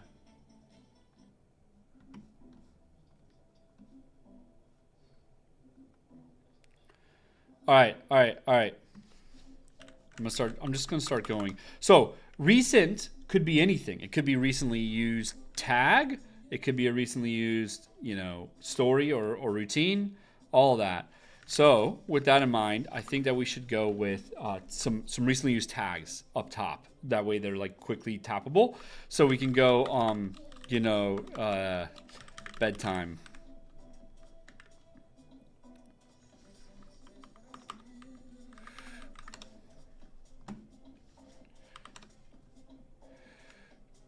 What size is that? 16. Let's go 24 on this bad boy.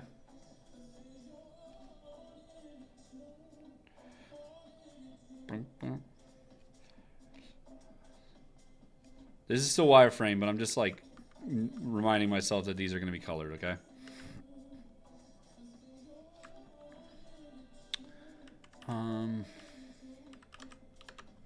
Hold on.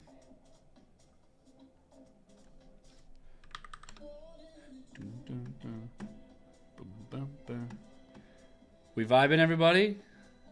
It's going to be a great day. We are helping people in the autism community. There you go. I'm really excited about this. I think it's coming along so far pretty good. I'm gonna try to get this to 24 pixels of horizontal padding. There you go.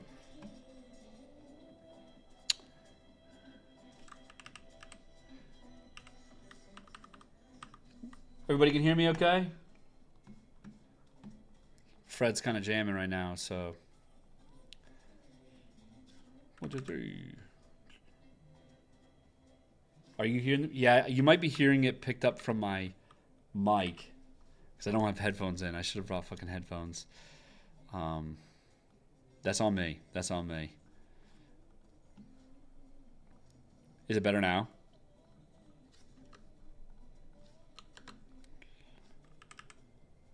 All right. So 24 pixels. Grid. It's just softer now. Shit. Okay. Maybe we'll just I'll just turn the music off. Maybe. I don't know. I kind of like it though.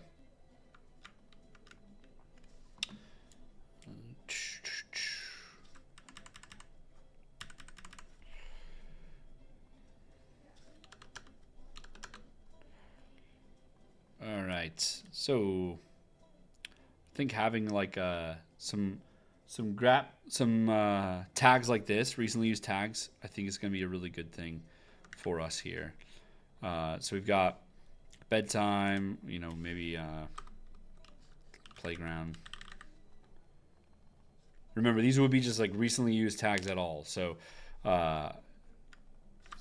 it'll keep helping you get started in your choice. Definitely coming back to see the results. Hell yeah, Rogan. Appreciate you, Rogan Talks. have an awesome day. Are the projects in 70rad challenging? It's challenging in 70rad simply because you have to spend a lot of time on them, right? But the idea is that every 10 days it's going to stop until you finish your check-in on there. I'm just gonna go with tag 3. I don't want to keep thinking about tags. So that's the idea, is that you kind of have to use your own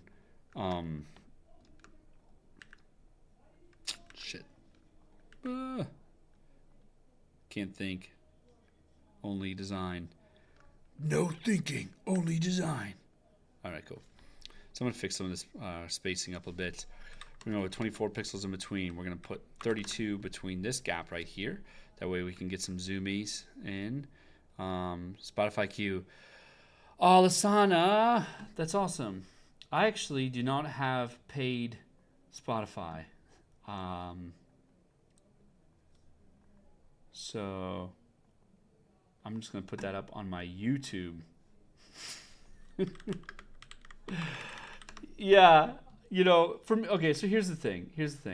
I was a Spotify person for a while, okay?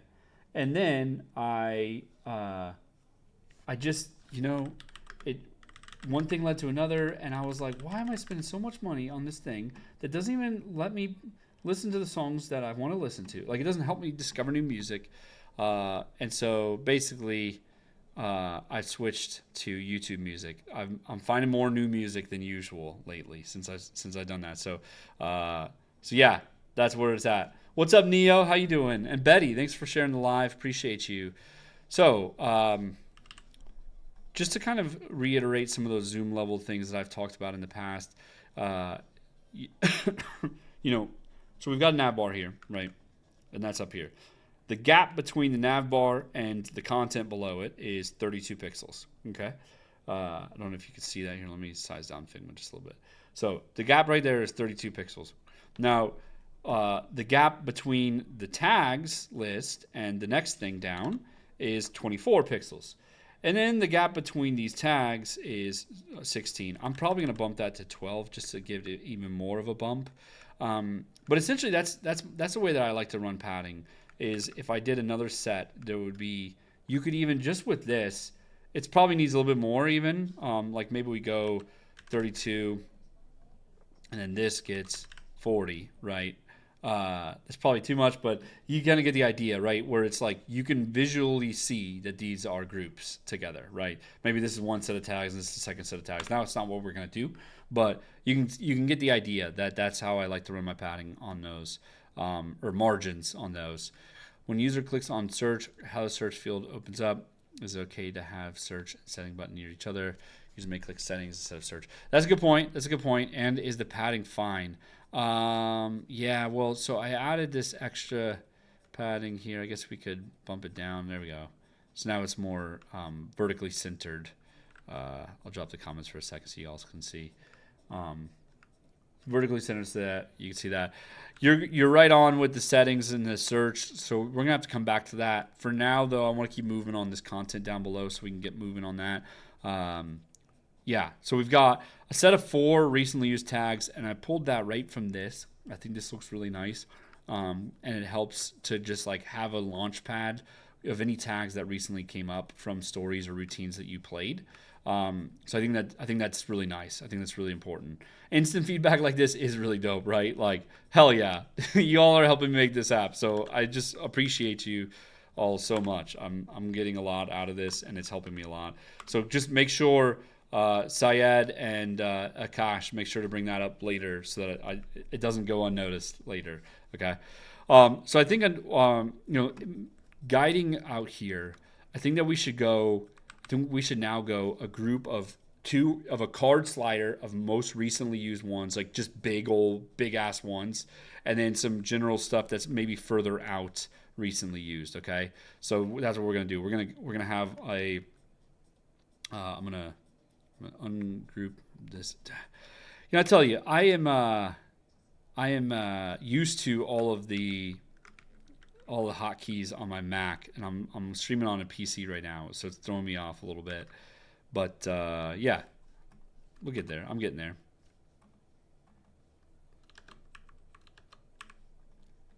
Where's this plus button at?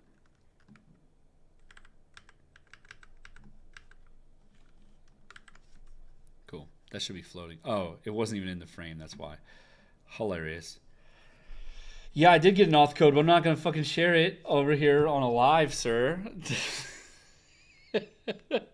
You're all slacky, dude.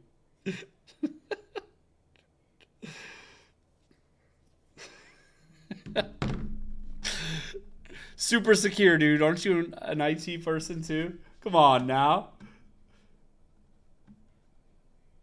How we doing, everybody? We feeling good? Just a recap what's happening over here.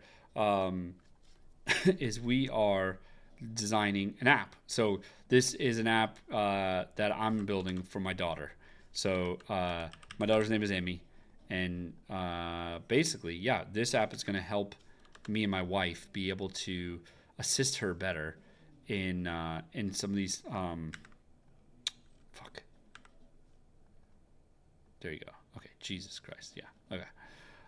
Yeah, this app is going to help me and my wife help my daughter through some things because basically, yeah, my daughter, her name's Emmy, and Emmy is still she's getting there. She really is getting there, but she still isn't super comfortable speaking proactively, and so because of that, it makes it where sometimes when we're going through transitions, she has a tough time with them, and what we have found to really, really help is this is visual schedules or social stories. So social stories are basically like do I have a picture? Yeah, it's kind of like a comic book which breaks down like step by step what we're doing right now and what we're about to go do. Okay, and so we're basically making an app that helps parents create social stories faster and more efficiently, and then call upon those more easily as well, all helping their child have more, get more help through transitional periods throughout the day. So, okay, so we've got our tags up here. This is going to basically control all of this content down here, which makes me kind of want to put it back up here. I know I just removed it, but we're just going to start there. And yeah, you know, it feels like it should be up there now because it's updating everything down below. So I'm going with that. It also gives us a little bit more room down below. And yeah, so we've got recently used tags right here. And then we've also got our most recently used stories or routines. I'm just going to start testing both of those words out, and we'll find which one we like together. I'm going to give this a little bit of like a card slider vibe. So this is going to these are basically going to be the actual stories themselves that you most recently used. So maybe we put those more cardy.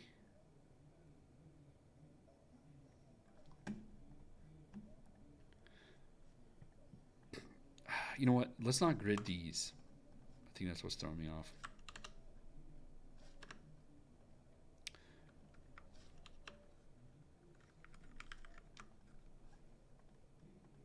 Here we are.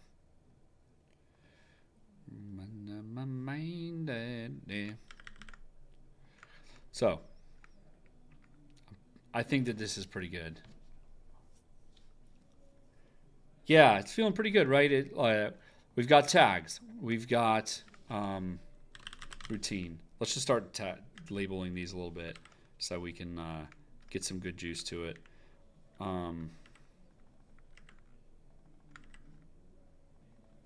Yeah. So these would be routines themselves. We would also have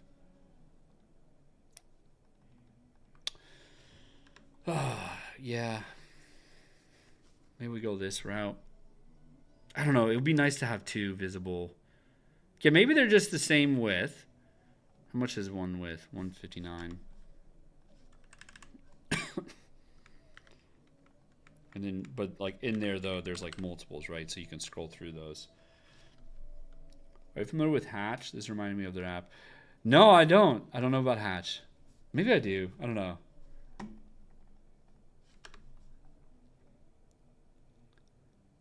This is feeling pretty good, though. I like it. I think, yeah,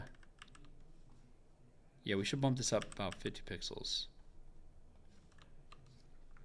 From the bottom. 1, 2, 3, 4. I think 4 pixels, yeah. Okay. You know, I just wanted to point out how good I am at naming my layers. Look at this. We've got frame 1171237. Whatever, you know what I mean. So I'm gonna go ahead and start naming some layers really quick. So we've got home or dash, perhaps allowing grouping by time of day. Ooh, yeah, morning, afternoon, night. That's really fucking cool. Ah, yeah, that's a good point, man. Yeah, Kyle, great idea. Let's think on that. How can we... Maybe we can just automatically do that, right? Like if it's morning, then we'll prioritize morning stuff. Maybe that's what's down here. Morning routines.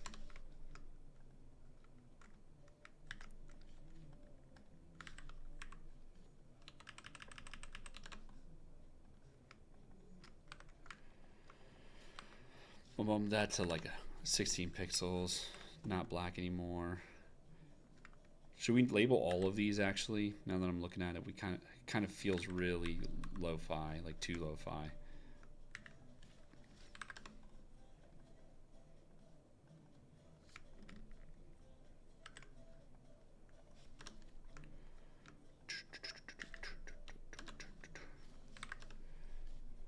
How am I determining spacing? Great point. Great question. And I'm going to explain my spacing tactics in just a second once I've regulated all of the spacing tactics. So I don't like to overthink spacing too much as I'm moving. You know, I kind of go, I periodically will circle back and fix it up. If you could all not click anything here for just a second, please. I want to make sure we're looking good. So yeah.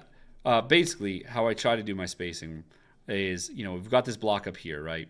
And there's 16 pixels of padding on the bottom of that nav bar.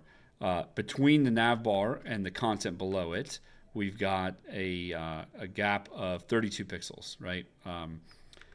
So basically, I try to step it down each time, right?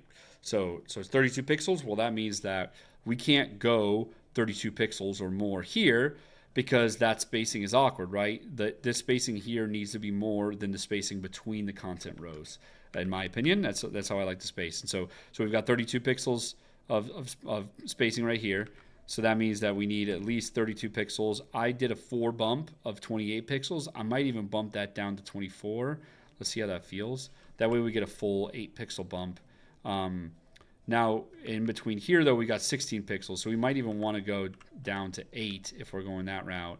But then that would require us to go from 12 to 8 on this, which I think is okay. It's starting to get a little bit tighter. Let's see how everything feels that way. I try to go 8, basically. And then when I can, I go 4. Or when it feels right, I go 4. And then horizontally here, we got 16 or 8. So if I've got 8 here, 8 all across, and then I've also got 8 here, so that's good. All this spacing is very consistent now. I'm going to go ahead. I just hid multiplayer cursors for just a second, so I don't see any of you people for a moment. Just to vibe how we're feeling here on the design overall. I feel pretty good. I think this is pretty nice. We've got a nice nav bar. We've got, this would be recent tags. This would be recent routines. And this would be morning routines, right? And this would update to night or afternoon or whatever as needed. Yeah. And we doing auto layout? Yeah, all of this is in auto layout, within auto layout. I like doing it because, let's say that we wanted to add another row here. Well, if this wasn't auto layout, let's just remove all the auto layout in this whole thing. It's gonna bother the shit out of me, but let's just do it, okay? So I'm gonna add a new row. I'm gonna put some text here, right? Like tags or something, right? Well, shit. Okay. Well, now we've got to size this down. We got to move this. We got to expand this box. Then we got to move everything down, right? Like that was like 5 steps that we just took. Whereas, let's go undo all those changes, bring back to auto layout. So now we put tags. I'll put these 2 in an auto layout. I'll left align it, bump this down to 8. And look at that. That was some steps, but it was also way more consistent on those steps that we just took. So all that to say, definitely, I think it's really good if you get good at auto layouting all of your stuff. I'm gonna undo all that stuff. Okay. So I'm gonna show your cursors again.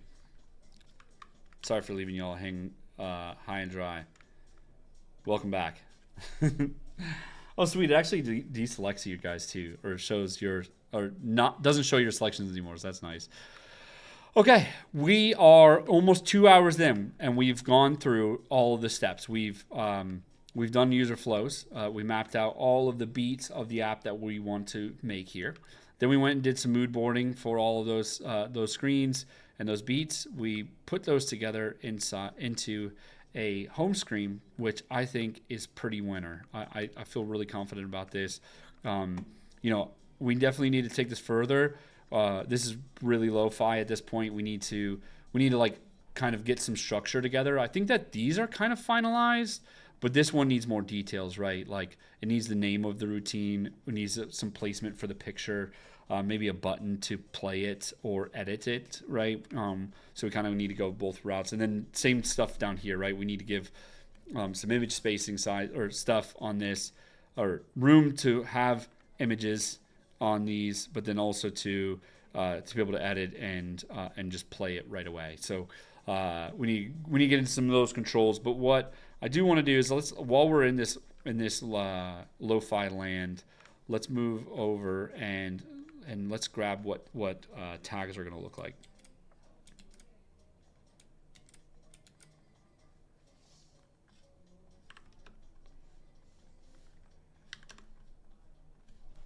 So I don't think that they're gonna look just like a bunch of these. I think that would be the wrong call to just do that. That doesn't help us. Maybe, I don't know. It feels kind of nice.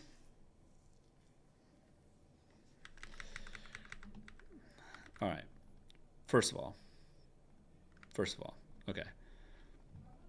Question for the peanut gallery: what do you all think? Can we make a decision really quick on this one thing? All right, I'm gonna hide the multiplayer cursor so it doesn't distract us for a second. Sorry, everybody, for going away, for dropping you. So, all right, so I'm gonna duplicate this. We're gonna have two different options down here. I'm gonna move this here. Okay, then I'm gonna put the search.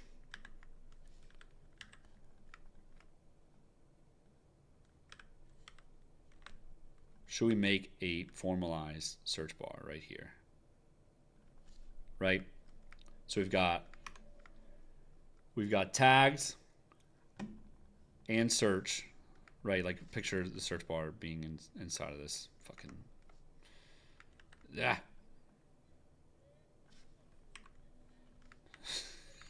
Gosh. I tell you, hotkeys are just slightly different on Mac versus Windows, and it's throwing me off so much. So, you see where I'm going. What do y'all think? Which one do you like better? Do we like having search in the corner, having tags up on the top side? Do we like having a formalized search bar with the tags down below?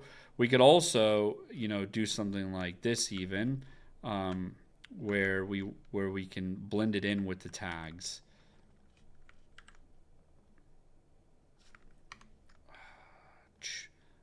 Absolutely position this based. So we fade out the tags, but this thing is just like fixed. So like these guys will always like scroll back and forth, but then there's the search bar there. Those are the options. What are we thinking? Above the line because it changes everything below. Yes, definitely. You're right. Yeah, I like that. You're right. So then maybe the question will then just be left with, okay, do we want to put a search bar over here? This could go one line because we now have the room to fit it. That feels pretty nice. That way you can search. It's like very clear where the search is. I like it. What do we think? It also breaks it from the settings button, which was a concern of whose concern was it?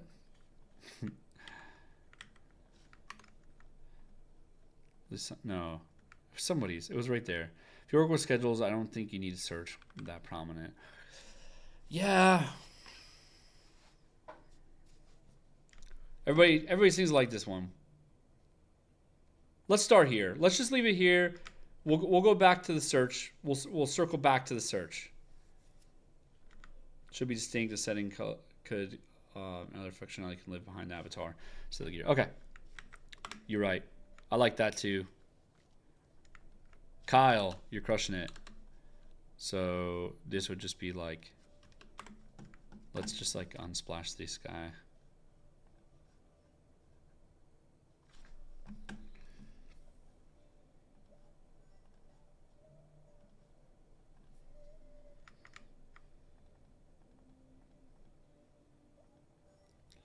This needs more bump though.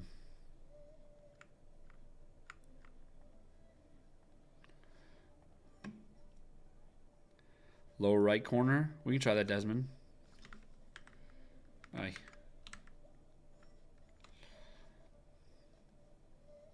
Yeah, I like it there. We're definitely going to clean these cards up down here. So we'll be getting into that in just a minute. But yeah, I think that's a good start. This looks really good. Okay. So we got recent tags, recent routines, morning routines in general. I think it's good. I think it's really good. Onwards and upwards we go. I'm just going to flip this into a formal search box.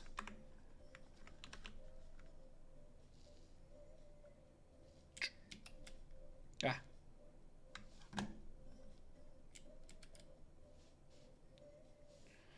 What is happening, dude? Okay, there you go. Gosh. The hotkeys are bugging me. Yeah, okay. Cool. We're feeling good about that. So, now let's get into tags. So tags is going to be a little bit different. I think we keep the search bar, though.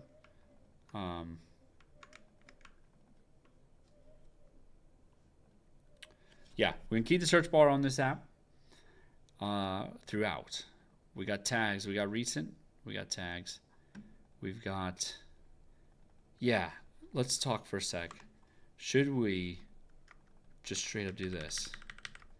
I don't think so. Let's head back to the moods. Let's get inspired again for a sec. They kind of broke it out like this, where they just like have a bunch of lists now mixed with recently used.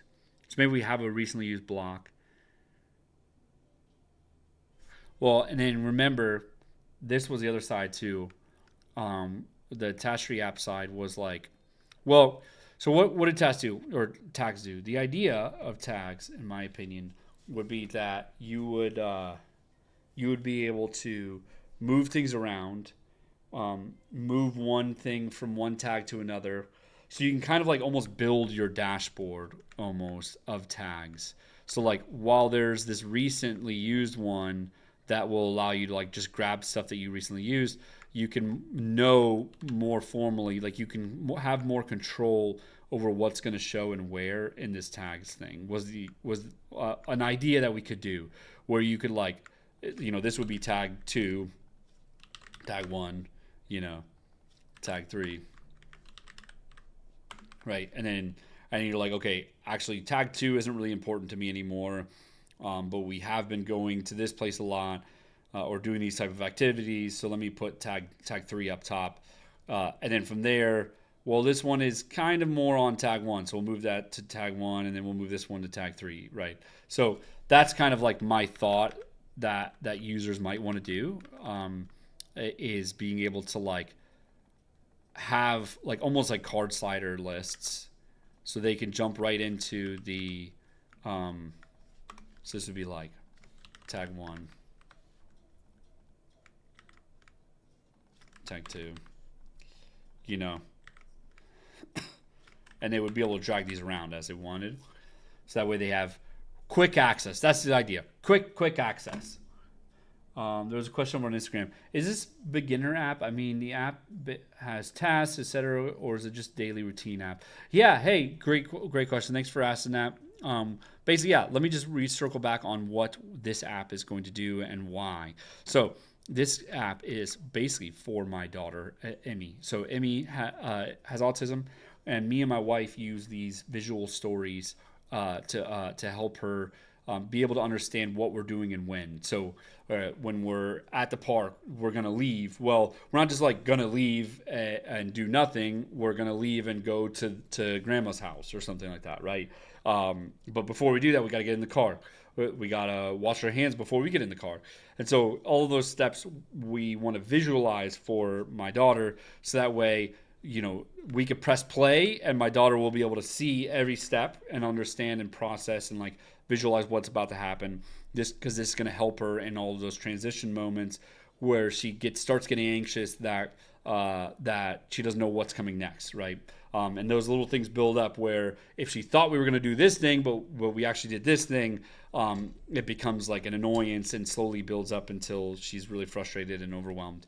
And so all I have to say, that's what this app is about, is to help parents create those visual stories, get guidance from AI to be able to create those visual stories, and then share those stories with their kid, so that way the kid can understand what's going to happen next at all times. And then also to be able to share these with your friends and family, so that way they can help your child as well. So the reason we're doing this today, of all days, is today is the last day of Autism Awareness Month. So figured we can throw that all together and build an app for it. So yeah. All right. So all that to say, we are designing the homepage, and the way we're looking at this homepage is basically a little, affirmation for yourself. You'll be able to access your profile and information up here. And then you'll also be able to scroll through some tags to be able to, the idea is that you can whip your phone out really quick, and show, find something really quick and then show them and be like, hey, look, this is what we're doing. This is where we're going next, right?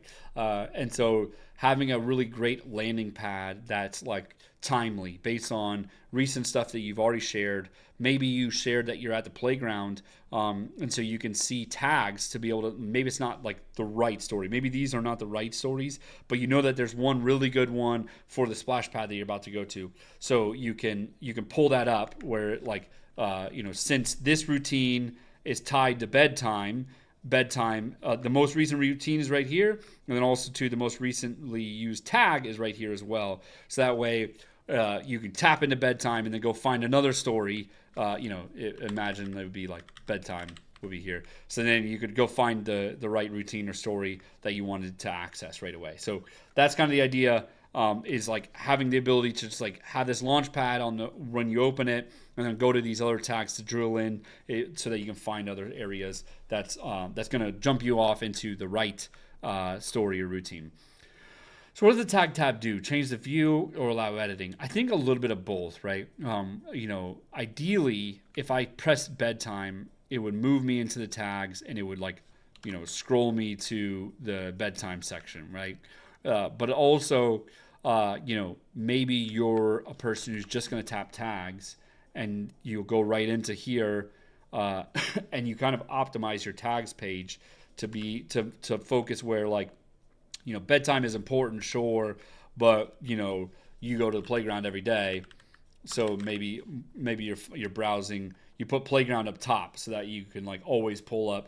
You open the app, you press tags, you go over here and you find playground, and then you scroll through this list to find the right playground routine or something. So that's the thought. I don't know.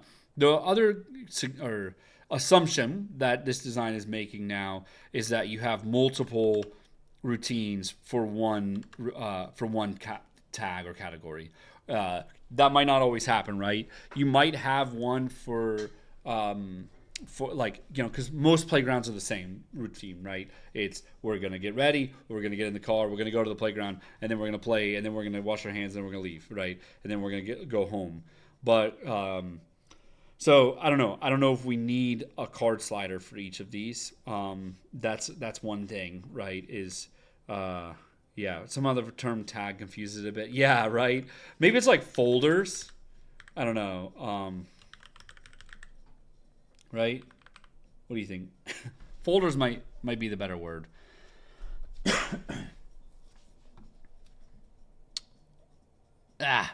Let's leave it at folders for now. We'll see what happens. Recent category. Folders seems weird though, right? Collections.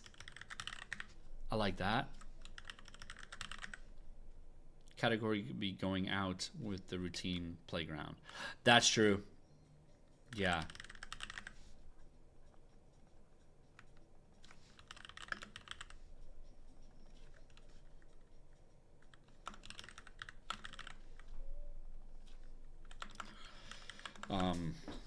Playground, mall, or something, Yeah, I like that a lot.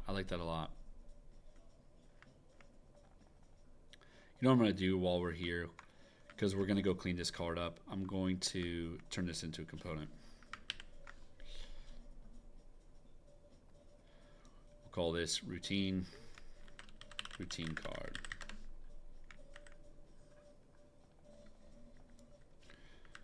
Boop. 2, 3, 4.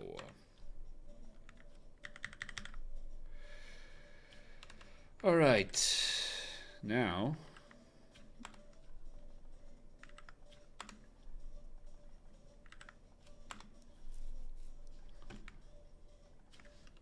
playground.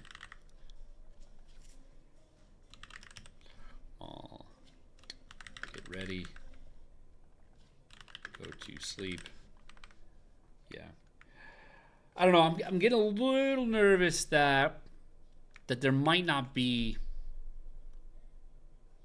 the need for collections, right? Like maybe we just jump right into the Bento grid, right? So then we've got, maybe this is like dashboard, and then this is recent, right?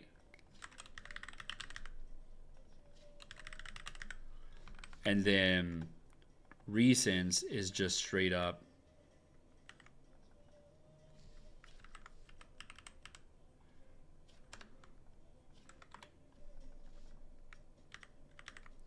right? That might be best. So the dashboard is like timely. It's based on recent stuff. It shows you your recent routines or your most oftenly used routines to like at this time of day.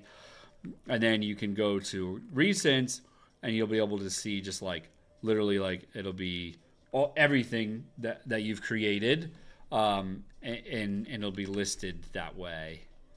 I feel like that might be the better play. Because it just complicates it, those tags do, you know? I don't think it's needed. I'm going with it. Tell me if I'm wrong.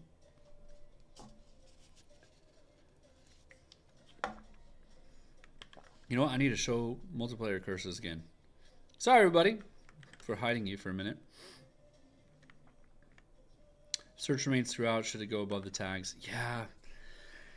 I don't know. I don't like it. Sub tags. How about shelves? Resonate with bookshelves. Yeah. I don't know. What do we think, y'all?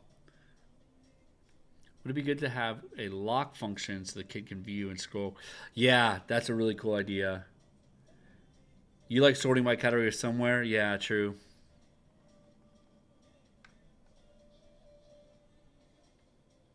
I just don't want this to be complicated. You know what I mean? I don't, we want it to be really easy to just jump on it. You know, got to run as late here. Love the concept. Cool. Hell yeah. Integrate reward system for completing tasks or sticking to the schedule. That's cool. I think that's like next step though. You know what I mean? Getting into like gamification stuff. I really like the lock idea. Maybe it's tied to this thing down here. And there's like a lock version, and that basically would just like hide all the tags and it would just show this.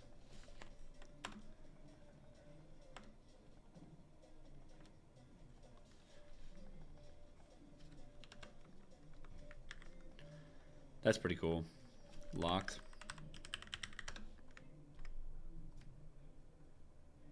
It's more complicated. Well, okay. But that's the assumption, though, Lee, is that there's going to be 100 routines.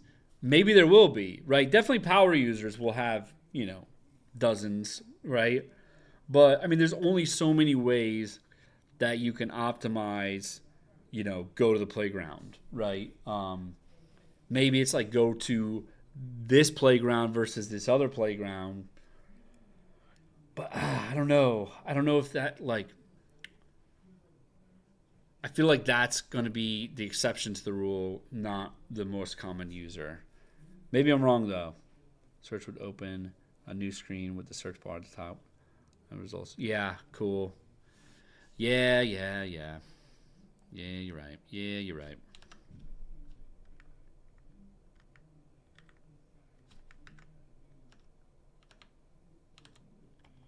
All right. I'm going to fill that. I'm going to fill that again. I'm going to duplicate that. I'm going to put it there. Fixed to 44.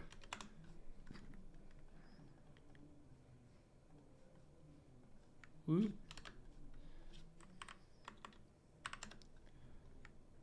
And I feel like the search can go in something like this, you know what I mean?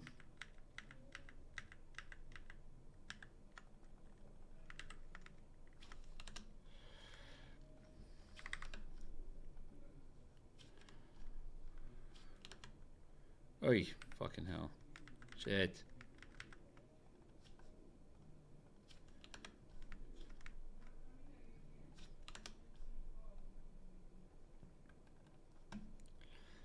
Put a little gradient on the beast.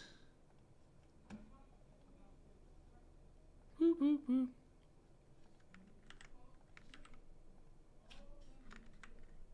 It's coming together. It's coming together. Are you ready?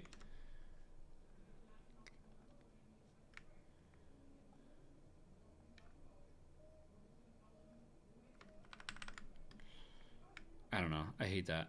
I hate that a lot. I don't like it. I don't know. I'm trying too hard. I'm trying too hard right now with that. I think. Yeah, I think I know what's going on. Some really YouTube music with a search bar icon. Yeah, let me pull that up.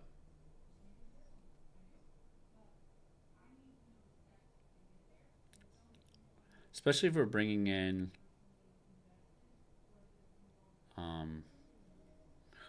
yo, Digital Spaghetti just dropped a Life of Riza interview. Y'all familiar with Life of Riza? She's amazing. I binged like every video that she's ever made recently. I'm obsessed with her. And yeah, I think I'm definitely gonna go watch that today. Yeah, so that was, so if we go YouTube vibes, we go this route. Well, then we start asking, do we need a tab bar, right?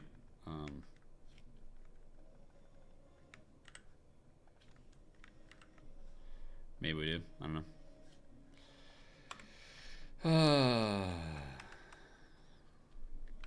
I feel like it's coming together though.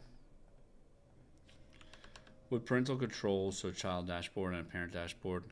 Yeah, well, so we were talking, Karma, about doing a thing down here, like a child version, or like basically you're in the parent version and you'd be able to switch into the child version here, and then it would require like a code to get out of it. And then the child version would look something like this, where it's like just like a list of routines that they can browse through. And then, you know, it would pop open and play once they find the right one, kind of thing. So definitely think that would be really cool to have. So yeah, I think the search up there feels better, disconnected from the tags.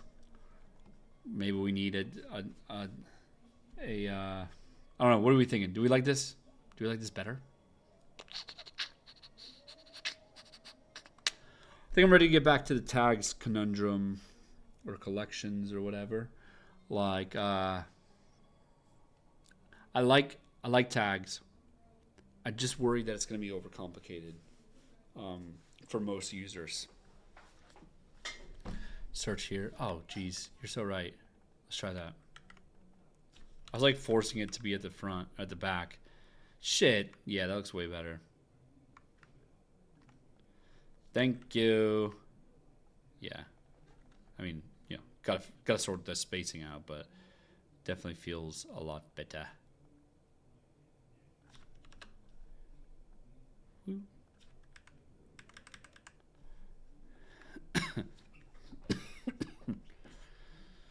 Something like that. That feels really nice. That way we don't need this tab bar. I was like, I don't really want a tab bar, but yeah, this feels better though. Maybe I even freaking, maybe I'll do move this bad boy in as a search button. Let's try that.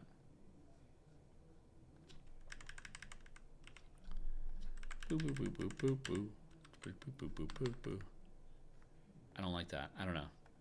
Ah, we're getting the weeds, pixels wise, and I want to keep moving. So I'm just gonna leave it there. I like where this is headed. So I'm gonna leave it here, and then we'll pick it up later. Let's make this a component so we can fix this later.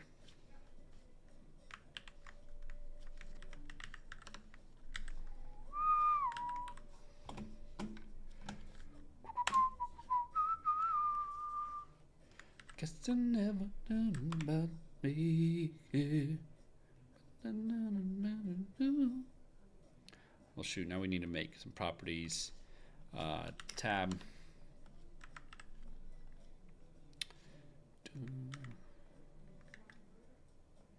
I should probably even break these into components. Yeah, no, we're gonna keep it simple for now. We're gonna clean this up as we go. For now, though, we're just gonna start with a recents board.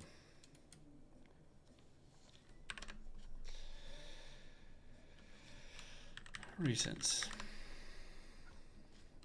Hash.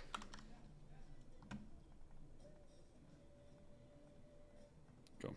All right. Cool. So we can drop the search from this.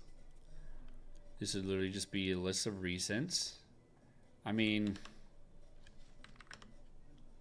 how are we feeling?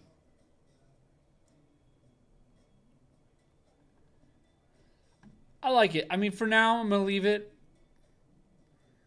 I think, like, you know, can't be much crazier than that. You know, can't be much crazier than that on a recents. Let's check out what YouTube recents looks like. This is starting to feel more and more like YouTube, which is a good thing. I don't think it's a bad thing. So YouTube actually has just a feed of full width boxes, and then every once in a while they have a shorts card slider, which is interesting. So that's cool. That's the subscriptions tab. Now on the home page in the recents, they've got card sliders broken up by your history, playlists, and all that. So we could get to that too.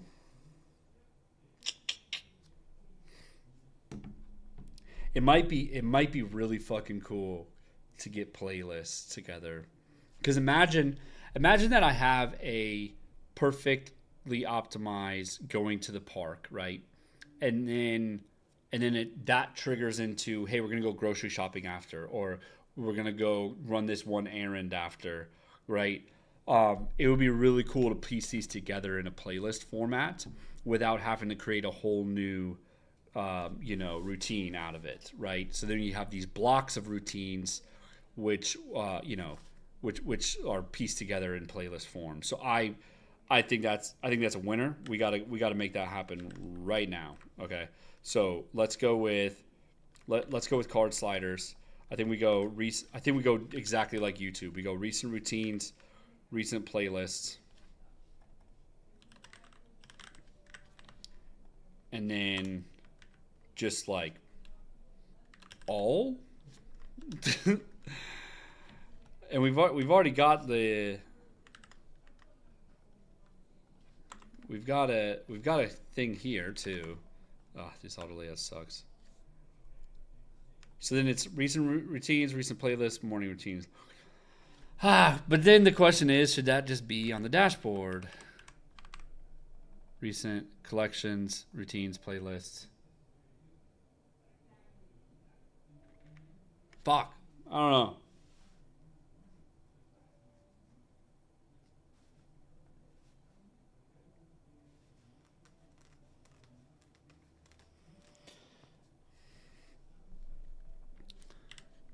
Hey guys, I'm gonna take a 2-minute break to get some water. So, and I'm gonna let this marinate in my mind for a second, okay? Be right back, 2 minutes. Be right back.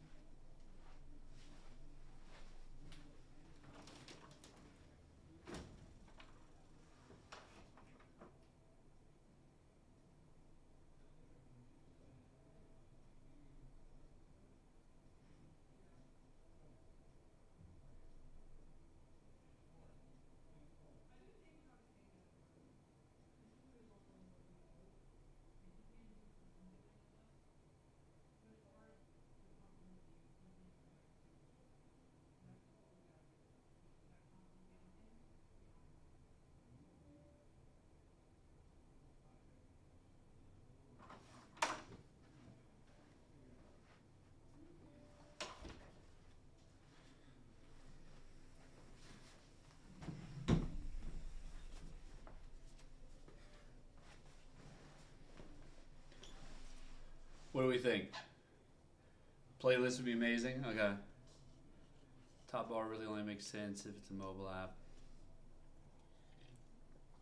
Yeah. Okay. Let's go. That was more like a 60-second break, but we're back. Yeah, well, okay. So first off, Andy, this probably will be a full mobile app. But then there'll be an ability to view these routines on a public website without the app. And yeah, you're so right. Like, kids definitely know how to play with YouTube. So I think leaning into YouTube would be really great. I might go pull some designs from Melbourne really quick. iOS, YouTube. Do you know Apple recently patented EEG to be used in AirPods so that it can sense brain waves and dynamically change the UI based on your mood? Wow. That's really cool. I didn't know that was a thing. That's pretty epic. First off, Mobbin, how are you taking light mode screenshots right now?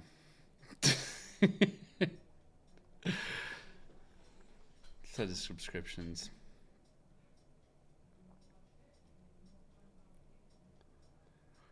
I don't think we need a following or anything like that. I definitely don't think that's a good idea. I'm going to bring this back in.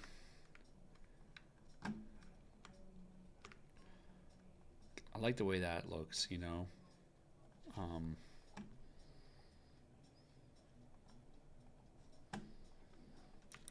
Just a straight up history here too. Could be a good angle.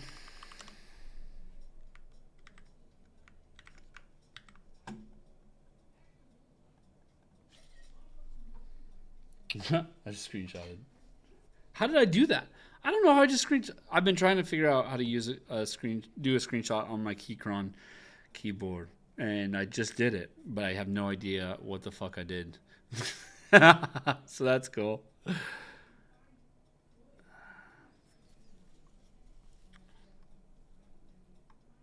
I mean, then there's always the vibe of like just your straight up homepage, like full screen, you know, kind of vibe here, you know. All right, so we've got some YouTube looks in here. Let's see what we like out of these.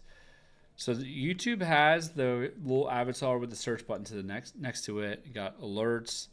That's pretty interesting. I don't think we have a reason to cast anywhere. I could be wrong, but maybe you want to share something. I also don't think you need notifications either. So I think we can drop that. But yeah, maybe we consider, you know, turning this more into a you know, an icon set to move this search up. So that's definitely an option. Are we going to complete this app today? I don't know, Umar. I don't know. Right now I've got about 2.5 hours left. So we're about halfway through. And just to walk you through, you know, everything that we've done so far, we went from like basically none of this to writing out all the beats that we want to accomplish in the app. We went and did a bunch of mood boarding and looks to find stuff that we like.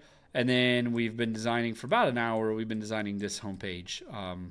And it's feeling pretty good, but we're starting to feel some cracks building on the UX, because we want people to easily find stuff, right? That's a big important thing, is being able to easily just grab stuff that you recently used and grab stuff that is timely to now, based on either location or time of day, right?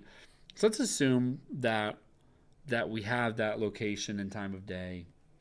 All the suggestions are vibed, and we know what they want, what kind of suggestions they're gonna need today.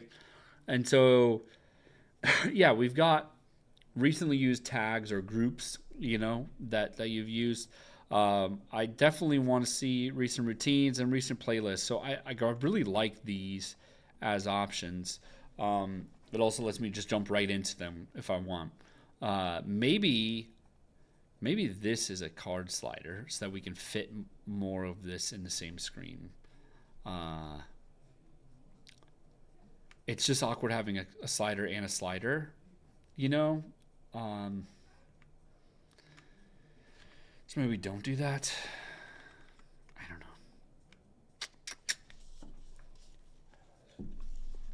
No, I think scrolling is fine. You can see recent playlists, so you can scroll to that if you need. I'm going to drop that guy. We've got our plus in the corner, so that's good. All right. Let's keep going. So now we're into recents, and I don't want to just basically repeat what we had over here. So I guess the question is, do we need a recents? Should this instead go back to what we had originally of collections or folders or something? And so the collections would be sort of, we could do it two different ways. Maybe the plus could fly out in more options. Okay, I like that. Essentially, these collections, I think also having the idea of playlists where you're kind of piecing these routines together one by one. So it's like go to the park, then go, run this errand is a really important thing on this app. And so piecing together those into playlists is great, which ultimately leads more people to be confident to make more micro routines and then group them together. And so, hey, Umar, I can definitely give you some tips for your interview, but today I'm just focusing on this app design. So if hopefully your interview is not tomorrow, but if you want to come back tomorrow, I'll be doing some portfolio reviews and general career stuff. So come back tomorrow around this time. We'll be chatting about that, okay? Let's just assume that we've got tags. And so we've got, going fun activities.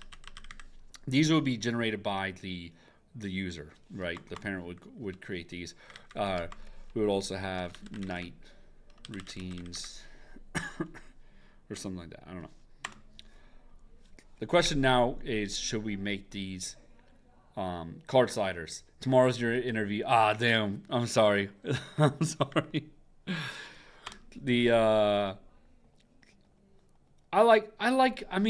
don't know. I don't want to go too crazy on card sliders, but let's go crazy on card sliders. If we optimize this card really well, then we can optimize it for all of to make multiple routine sliders or breakdowns and categories that you can go find really quickly and easily. So I like it. Let's just keep going in this card slider direction if you're cool with that. If you're down to come with me on this ride. Another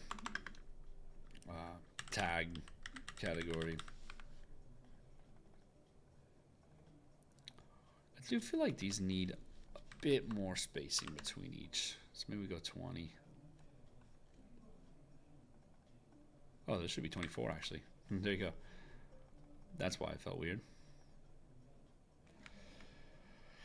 Okay, so off to a good start here. We got dashboard, we've got collections, maybe we've got playlists as well.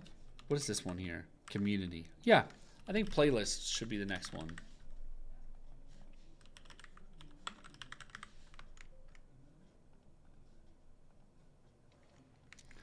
And then we don't really need archive.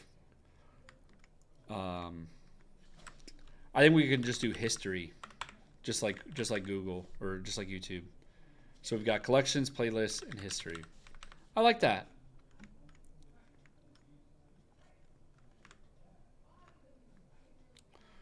All right. So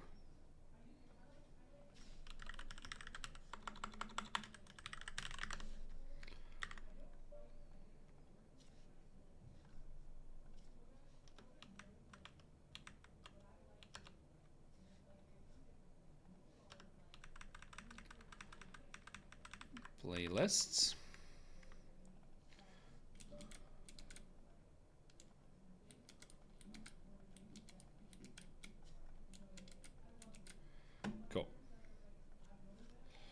All right.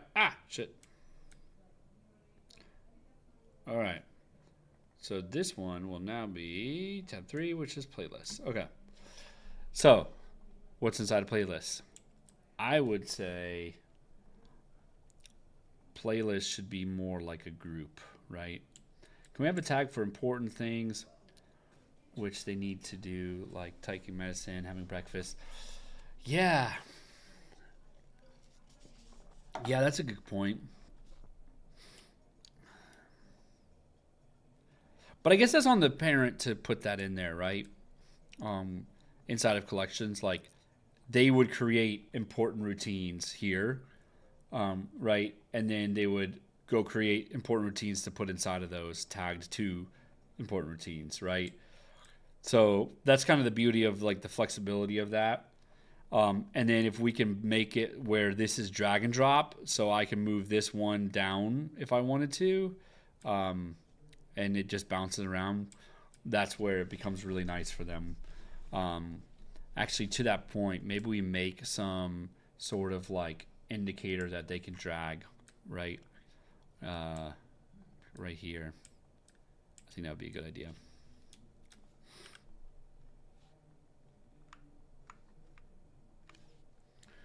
Bum, bum, bum, bum, bum, bum, bum, bum, bum.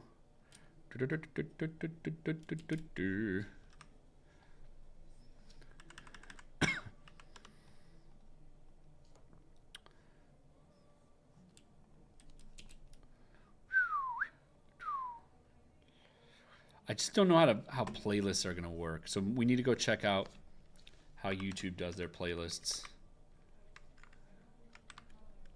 Oh, that feels really good. Tell you what.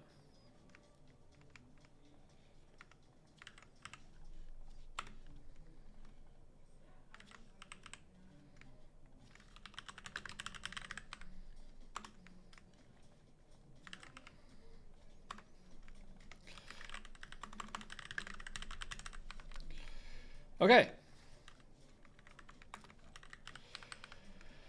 All right. Aryenzo, thanks so much for liking the live. Yeah, would be great if y'all could go tap a bunch of likes right now, get more people in here, because I'm gonna go do a roundup of what's going on right now. So basically, this is the Zap idea that I wanted to run on today because I started it about 2 hours ago, 2.5 hours ago is when we jumped on. And basically, the idea is this is a tool that's going to help parents of autistic children. So my daughter has autism, and yeah, today's the last day of Autism Awareness Month. So I felt like it was a great day to jump on this. And basically, what we do to help my daughter when she's having a really tough time, it starts building up for her to where like one thing goes wrong that she thought was going to go this way, something else happened. And so it makes it where she gets really overwhelmed the more as those things kind of stack up on top of each other. And so what we're doing in this app is basically creating like almost like a comic book where we piece together like steps in the day or in the activity that we're doing. Like, we're going to the park, so we got to get ready. We've got to get our bag together. We got to get in the car. We got to go drive there. It's going to take a little bit of a wait to drive. Then we get there, and then we're going to play, and then go home, and we'll play some more when we get home. But like being able to create those visualizations is hard to do. It's time consuming, and you also as a parent might miss a step or two, which leads to the transition to be even more of a problem than without this thing, right? Because they might get hung up on one step that you went from, like instead of saying, hey, get your bag ready, we're going to get in the car and go to the park. It's just, if you just put go to the park, then they're going to be super anxious to leave right away. And they're going to be like, hey, well, let's go. And you're like, well, I'm putting the bag together. We got to get going.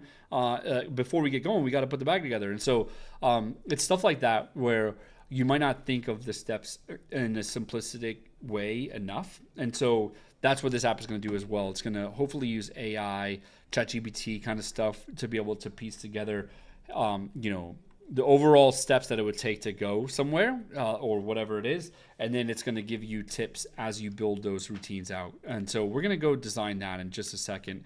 I think that like I'd love to get into playlists to know what that looks like, but I really want to get into that builder, just like Lee said, so that way we can start really jumping on it. Is it important to learn about variables and constants for Figma? It kind of is, but probably not. Like you can get away with not knowing variables. I mean, it's a recent feature, like less than a year old. So I think that you can definitely get a job without knowing Figma variables. Okay, so let's get into the builder. So this is assuming that you press this plus button. It's going to take you right to this builder. So question is, should it be like a sheet? Let's go back to the builder moods that we have. So we have this idea of like kind of step-by-step cards that take you through the steps. Yeah, it could be as simple as just like selecting a list of options. Andy suggested we make like a Tinder card swipe, which I like that idea a lot. Then there's the other idea of accordion drop downs could be a really good one too on these. And then kind of like type form style, being able to like have branching trees might be a good thing, where it's like, hey, we're gonna do these things, and then at a certain point we could either go to the mall or go to the park or something like that, right? And so it's up to you, kid, to decide. And so allowing those kind of branching, choose your own adventure kind of stuff would be great as well. So all I'd say that's a good one. This is actually what Typeform looks like. I just realized I grabbed the wrong one. I didn't actually grab their builder, but it looks a lot like this over on Typeform. Okay. So that is what we're gonna go design right now. Is basically the ability to let's pull up the step, the beats in the flow. So parents are as a parent, I want to create a visual routine social story to help my child understand the steps we're going to do in a specific activity routine. All right. So each step in the schedule can be a picture, or it can be an address or a location. It also is going to have a label on each step as well. And ideally, we're going to have a picture either from Google. So like, hey, we're going to go to this address, right? And when we can use Google Maps or something to pull up the pictures from that. Or you could choose pictures from your phone, right? That would be a great one too. Maybe if you don't have pictures from your phone and Google doesn't have any good stuff, maybe we can grab some clip art for that step as well. So that's kind of the idea, like as far as priority levels go on this, is like ideally we would get pictures from your phone or from Google, and then backup plan is to grab clip art from like a library or something. So and then every step will have a text on it. And then also, as we're adding steps, we need to use AI or something to be able to like make sure and add guidance to the parents to be able to say, hey, we want to make, or did you miss a step? Maybe you could like add one more step here at the end or in between this transition kind of thing. So okay, and then we need to have a save button. So all that is going in this flow. So let's just like copy some of these styles over. Probably gonna break this though. There you go. Okay. So let's get started.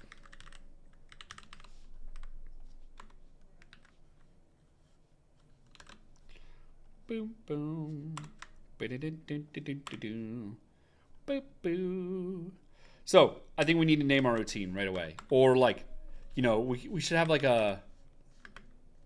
what is the activity? That's going to have a text field. Maybe we don't even have this up here. Maybe it just jumps right in. We would need a X button if we want to do that.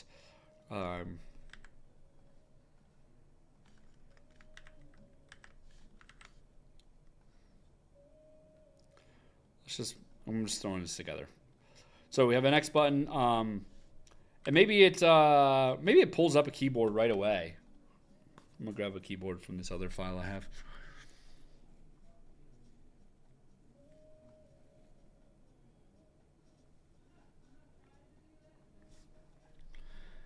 Where is the keyboard?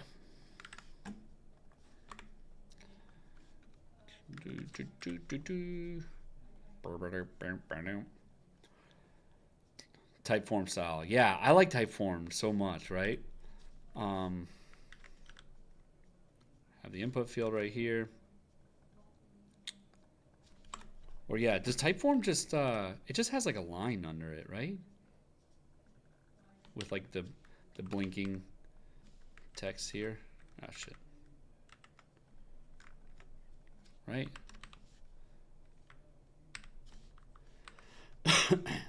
Yeah, what size is this font? 34. Probably bump that down to 24. Bump that to 32. So, what is the activity? Maybe we add some suggestions like e.g. go to the doctor.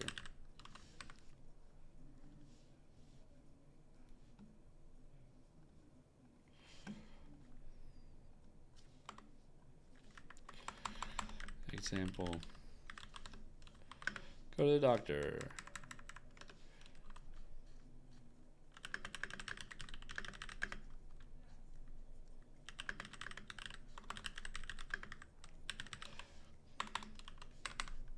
So I think now is a great time to discuss ChatGPT. So I have this thing. I tested this out last night and I didn't grab the prompt, but I'm just going to redo the prompt here. So imagine that we use ChatGPT to say something like this. I want to create a visual schedule for my child with autism. I want to give you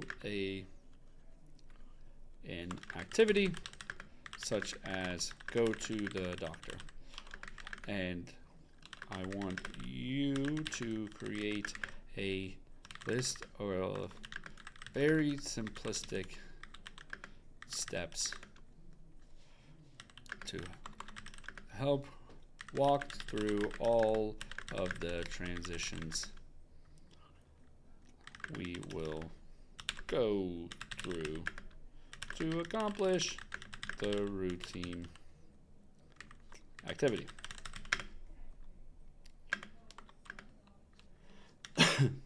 This. Let me know if you have any more questions. Otherwise, tell me you are ready to generate. Ready to generate. Okay, so let's do schedule for go to the playground. Put shoes on, put jacket, grab a hat, gather things, bring water bottle. Oh, that's dope. Get in the car, arrive at the playground, park the car, get out of the car. Okay. So I think this is great. Yeah, hey David, appreciate you hanging out for so long. Yeah, you can always go to my YouTube channel. It's Rad Nolan as well over on YouTube. All this will be streaming over there and saved, so you can get access to it later. Okay, so I think this is really great, actually. Let me just pull this in for this demo. So we're gonna do, go to the playground. Right? So that's like the thing that you just typed in. And then, so this would be, ideally, this would be what ChatGPT is able to pull up for us. It comes into phases, right? It would create phases for you. And then inside of those phases, it would give you like mini tasks inside that you can then swipe left or right on, right? That'd be pretty dope. That would feel super fun and easy to add. So, um,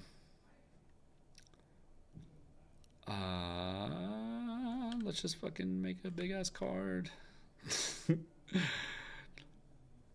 So I think we go phase 1.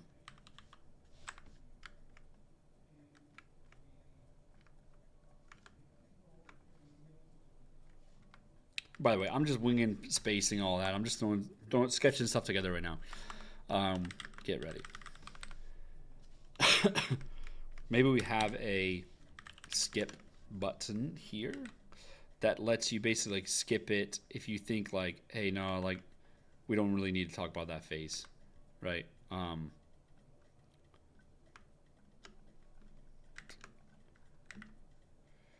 So a little box on that bad boy. Boom. Okay. Phase 1, get ready. And then it's, we do check marks. Ah.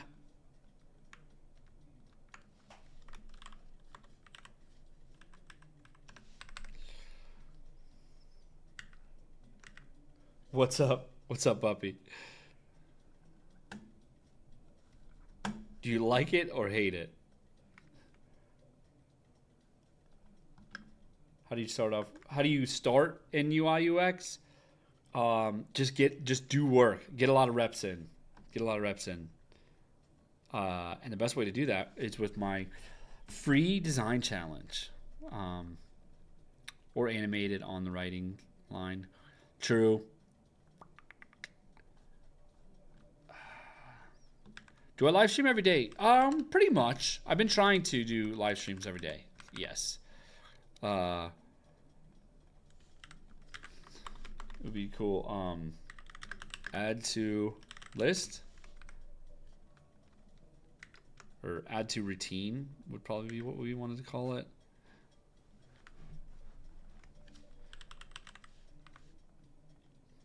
Where can I access my challenge? Yeah. Head over to 70rad.com. All right.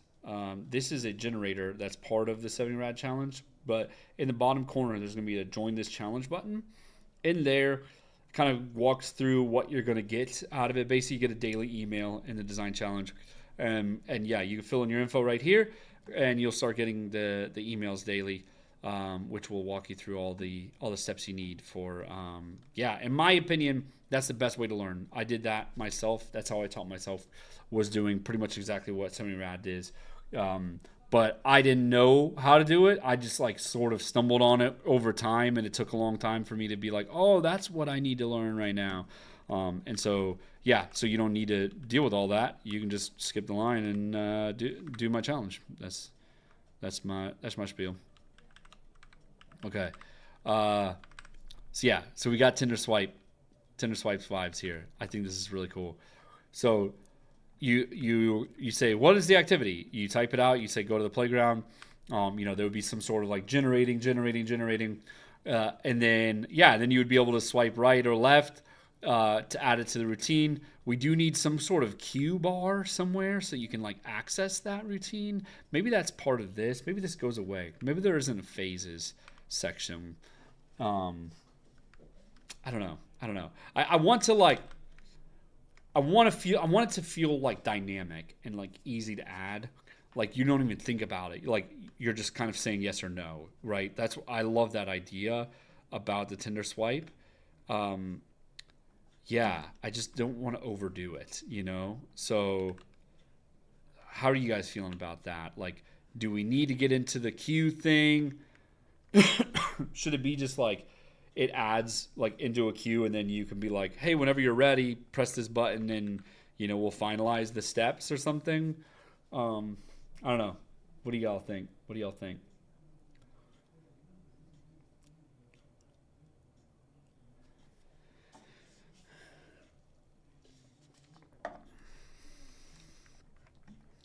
Also, I feel like this should be here.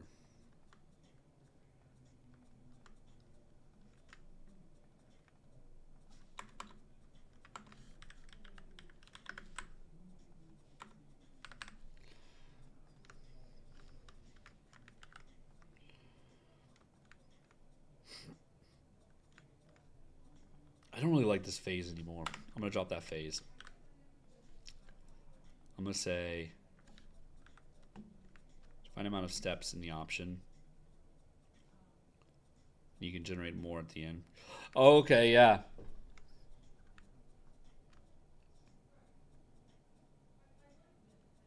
So it would like auto generate already, and then you're like piecing it together from there.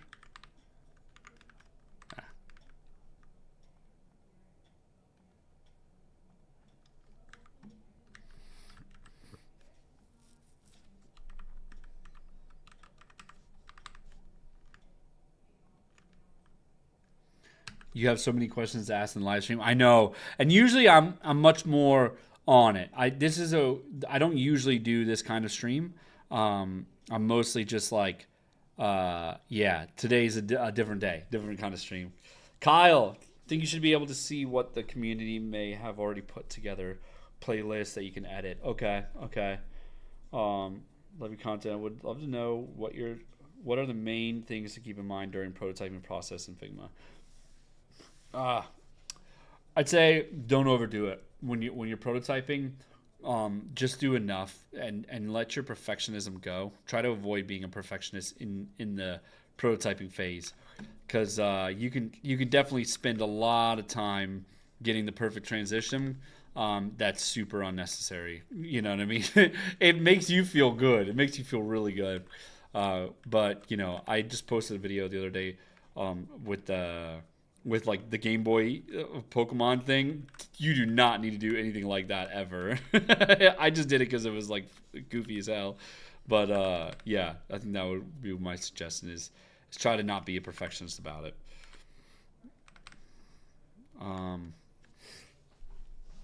So Kyle's suggesting that we should be able to see what the community already has, so you can browse, and so instead of jumping right to the Tinder swipe, you're jumping into a from the community, right? That's a cool idea.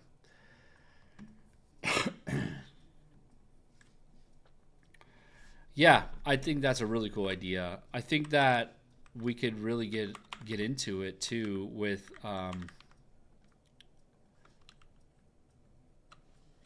something like this, right? So it's go to the playground.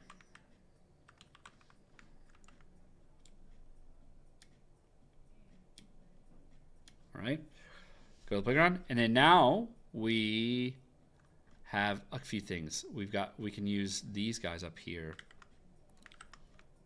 We can go from the community.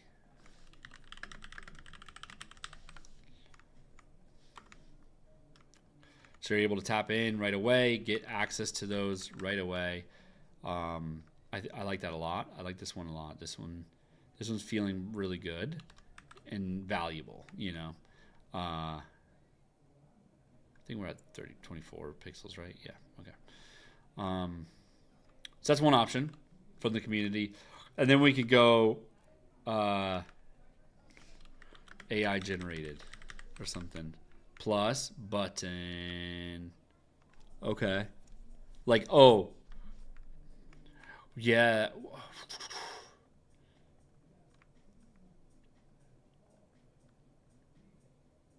Let's add it. Well, I mean, that's kind of after, though, right? You've got to create your own if you want to add to the community first. So that's why maybe it's like this, like AI generated or create your own. Like start from scratch or something, maybe. Oh, yeah, like, so start from the community.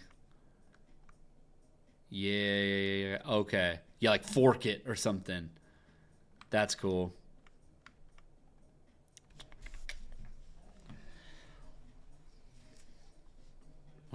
Okay. I'm thinking here. What if...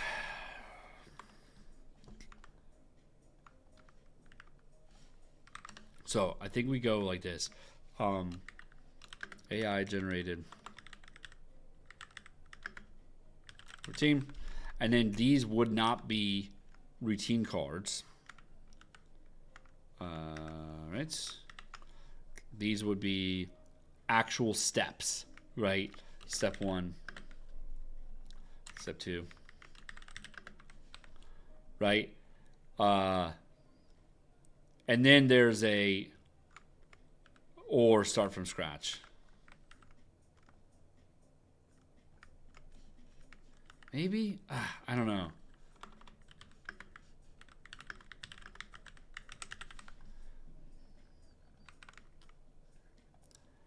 This looks super wonky, but you kind of get the idea.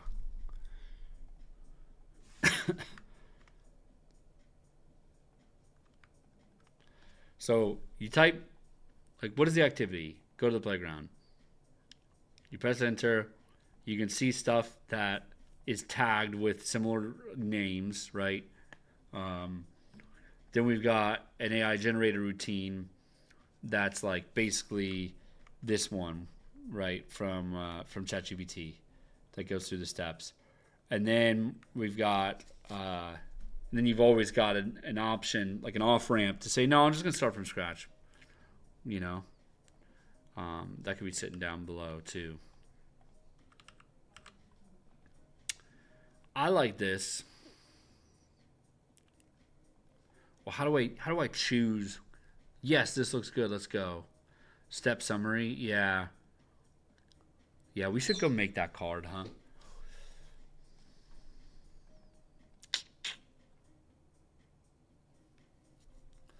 Yeah, we actually got to wrap these, don't we, in boxes themselves with a, you know, with like a select button.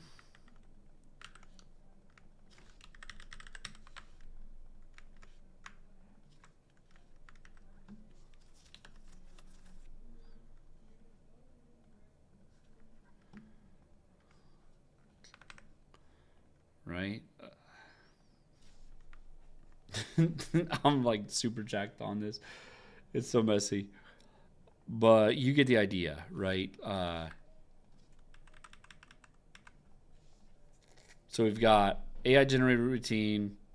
Maybe it just picks the top one from the community. You know what I mean? So that way we don't even need to mess with summaries and stuff like that.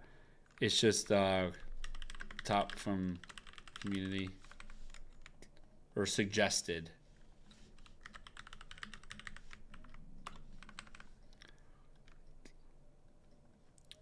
Or start from scratch. I think I like this. What do y'all feel?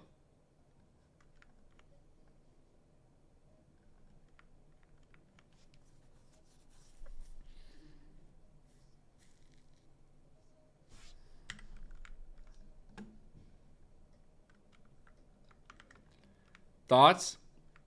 So we are creating visual schedules, which are basically like comic book strips for children with autism.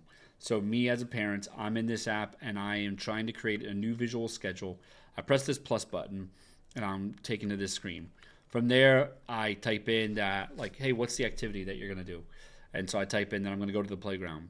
And then we go in here and we're on this step and it's and there's 3 options basically. There's a visual schedule or, you know, comic strip kind of vibe that is suggested from the community, right? So that one shows up here. Then there's an AI generated routine that is like, you know, ChatGPT pieces it together. It's got some images and stuff like that on the steps. And actually it would be, you know, it'd be more like this vibe where it'd be like step and then there'd be like an image right here. Right, so that would be the steps. Same deal up here. It would look just like that. And then the other option is you can always just start from scratch as well. So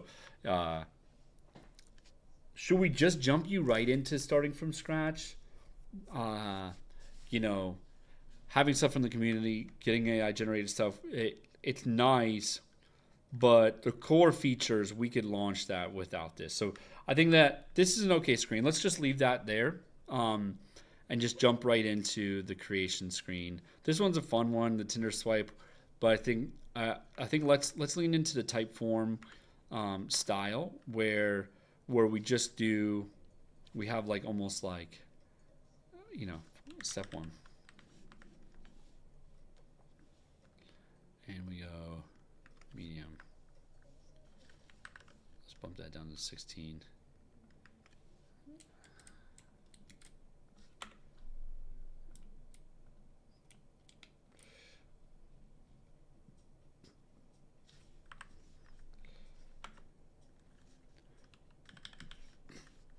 So this would be your first step.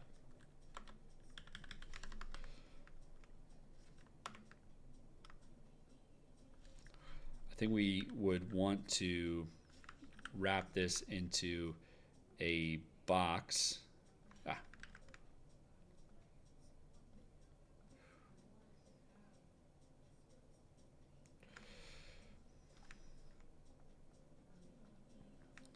And then that way we can put up here, go to playground.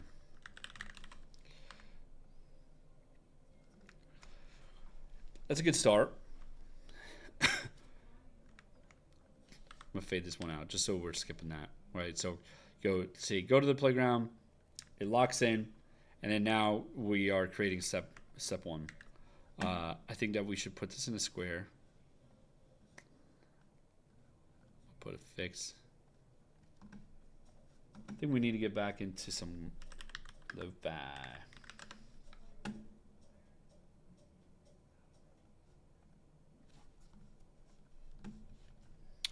Okay. Yeah, so put that in the card. So we are currently adding step 1. So maybe the keyboard is not here yet. And tap to add label or something. And then maybe we also have a plus button for an image. You know what I mean? So there's like two steps to everything. There's adding a label and then adding an image.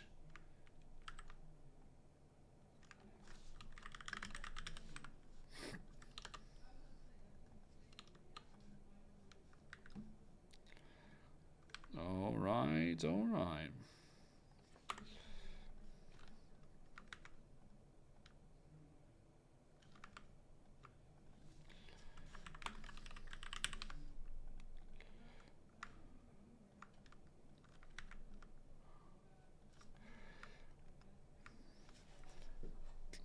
So then we've got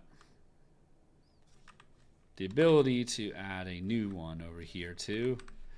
Is always there. It's like always present. So just suggested tags based on the prompt could help users specific suggestions, i.e. go to school, rainy day, bring snack. Yeah. Yeah, this is tough. Like, so we could kind of generate some, some steps from AI down here, and then it's less of an automatic in your editing and more of like a, suggested first step or AI suggested. That goes like here, and it's, get bag ready with like a plus button. Also, too, maybe we don't piecemeal these. Maybe it's just, maybe it defaults to the plus in the beginning. Like every card, like this is the end state, right? So there isn't a card here. We've got the card here. And yeah, and then we got AI suggested, get bag ready. We could even put that up here, maybe. Oh, that's kind of cool.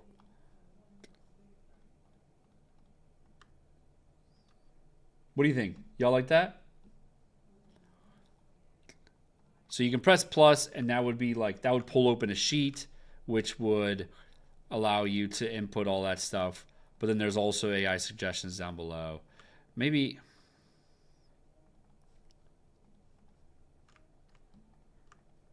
I like this better.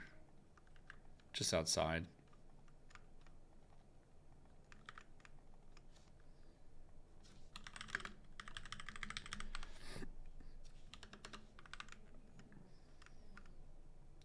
What you got, Lisanne? Maybe don't mention AI. Yeah. Okay. I don't know. The only thing though is my thing with AI is not necessarily to like buzzword it, but it may be completely wrong. You know what I mean? It may just like be like, what? Why the hell are you suggesting that? And so having that AI suggested means like kind of covers your ass a little bit. That's like, you know, these may be completely wrong. Like if you go to Figma's AI on the FigJam, they specifically say that. I've never seen it be really wrong, but you know, it just helps cover your ass a little bit. So that's kind of why I'm thinking that. But I don't know. I feel like this is good though. So let's go. Either way, it's going to trigger a sheet. Okay.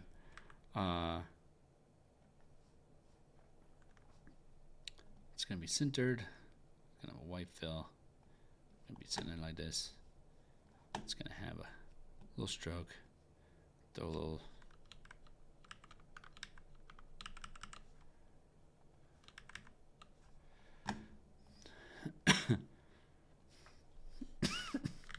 So it's going to be adding step 1. All right. Maybe just adding step.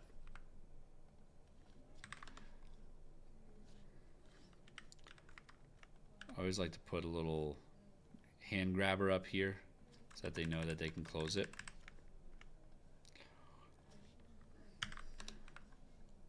Okay.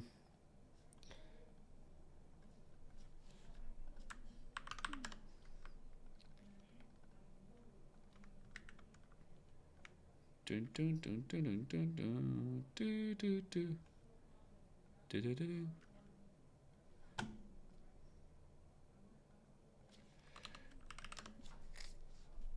All right. So we're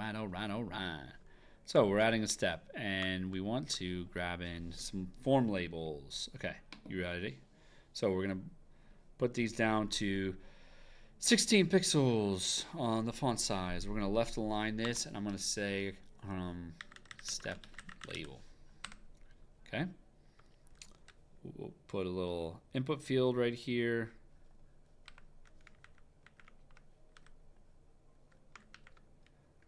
For now, we're just gonna put that at 0, 0. We don't need to make these fancy just yet. I also want to add a image spot. Image. I think image needs to be really big. That way it's like covers the whole spot for later. Sublabel. IG. Let's put a little EG in there. That way we can lead them to the water.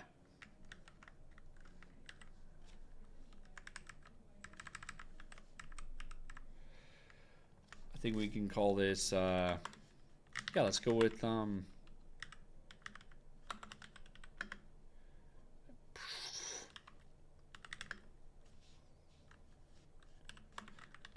ready. Always nice to have a little placeholder to help people out.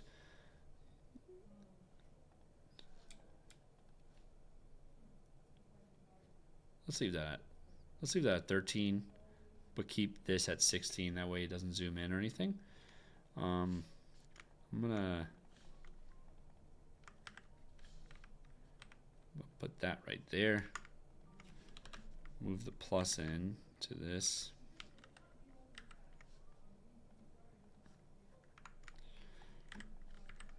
So one thing about our, acceptance criteria was we wanted to be able to choose a location or add a label. right? Like just like generate a label on your own or manually create a label. So with that in mind, maybe we skipped a step on accident. Maybe this is the manual mode, right? And then there's a step right here.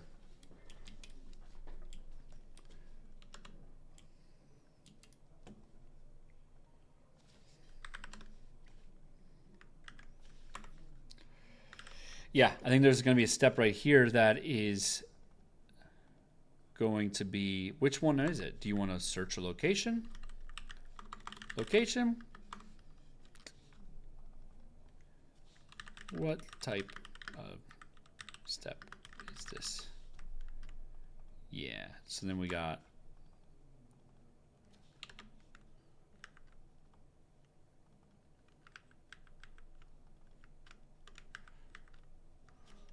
boom, boom. Fill it. Fill it. Fill it. Oy.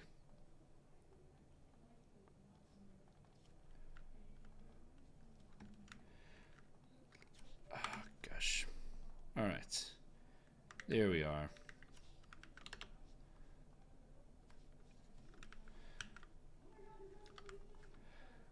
Whee.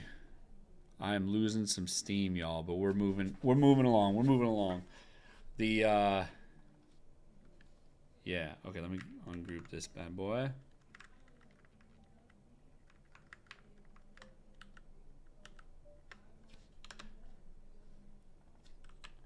Okay. Manuel. And then we also got a location. I kind of like this being a little bit lower. Maybe we put that down to 16 pixels. Don't need to scream at them. We also got these at 13, so that's gonna feel pretty good too. All right, perfect. So we got our step label. You got this. It's gonna be awesome. Look forward to seeing this becoming a great tool for parents like you. Appreciate you. Love that. Love that. I'm getting the steam back. All right. So bring this down. So yeah, I mean, I think we'll just let's just picture that being an icon for now. Right? Image. So it's kind of going to be like you either pick this to be an image or it's a location, right? Location is going to have an address that's going to pull from Google Maps and all that and try to like find, you know, pictures from Google Maps and everything like that. Yo, appreciate you, Kyle, for being in here. This is awesome fun. Thanks so much for the comments and feedback and all that throughout. Yeah. Lisanne, you brought up, well, what if the people don't want that option as a step? Yeah, it kind of is like, yeah, maybe select is the wrong word for that. Maybe it's like start or finalize, maybe? Finalize? Yeah, finalize. Something like that, you know. But okay, so here we are. We are in our, went to the playground. We're going to the playground. We are creating our first step, step one. We can create a new one, or we can just go off of the AI suggestions. Pressing the plus button is going to pull this sheet up, and that's going to basically have these two options where it's you either are selecting a image or a location. When you select an image, it's going to go right here. Maybe the image goes up here, and you name the label for later. That feels good. And then otherwise you can search a location. Search location. That's going to have address.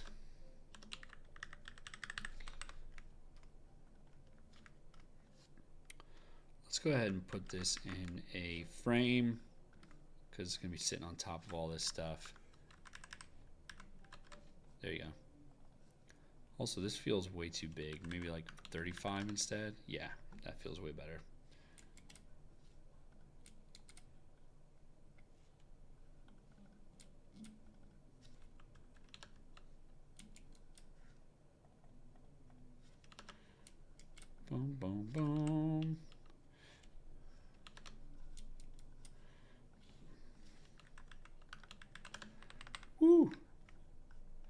Appreciate the support, everybody. We are going to make this happen. We got an hour and 45 minutes left to make this app a reality. So far, it's going pretty good. I definitely think that we need to add some vibes, maybe move it up to more, hi-fi eventually. I definitely want to do at least the homepage on the hi-fi. How's it going to just come back to view from the Moodboard stage? You're saying like, how are we going to use these moods when we go into the high fidelity stuff? Is that what you're meaning? Because I could definitely cover that. But also, we'll get there. We'll get there. I think, too, I'd like to add a little header to this. So maybe this has a white background. And this has got like a little F7 gray.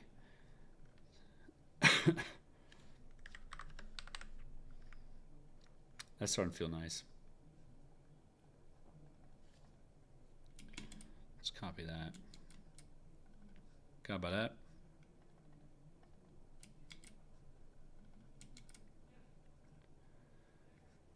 Bum bum bum bum bum bum bum bum bum bum bum bum bum.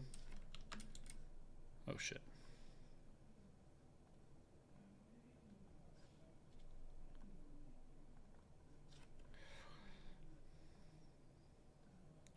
What you got, Andy? When selecting this, also pull up a drawer to select a photo from your library. The drawer on drawer feels weird. Yeah, that's a good point. Maybe it goes right to the image. Let's go find that on community.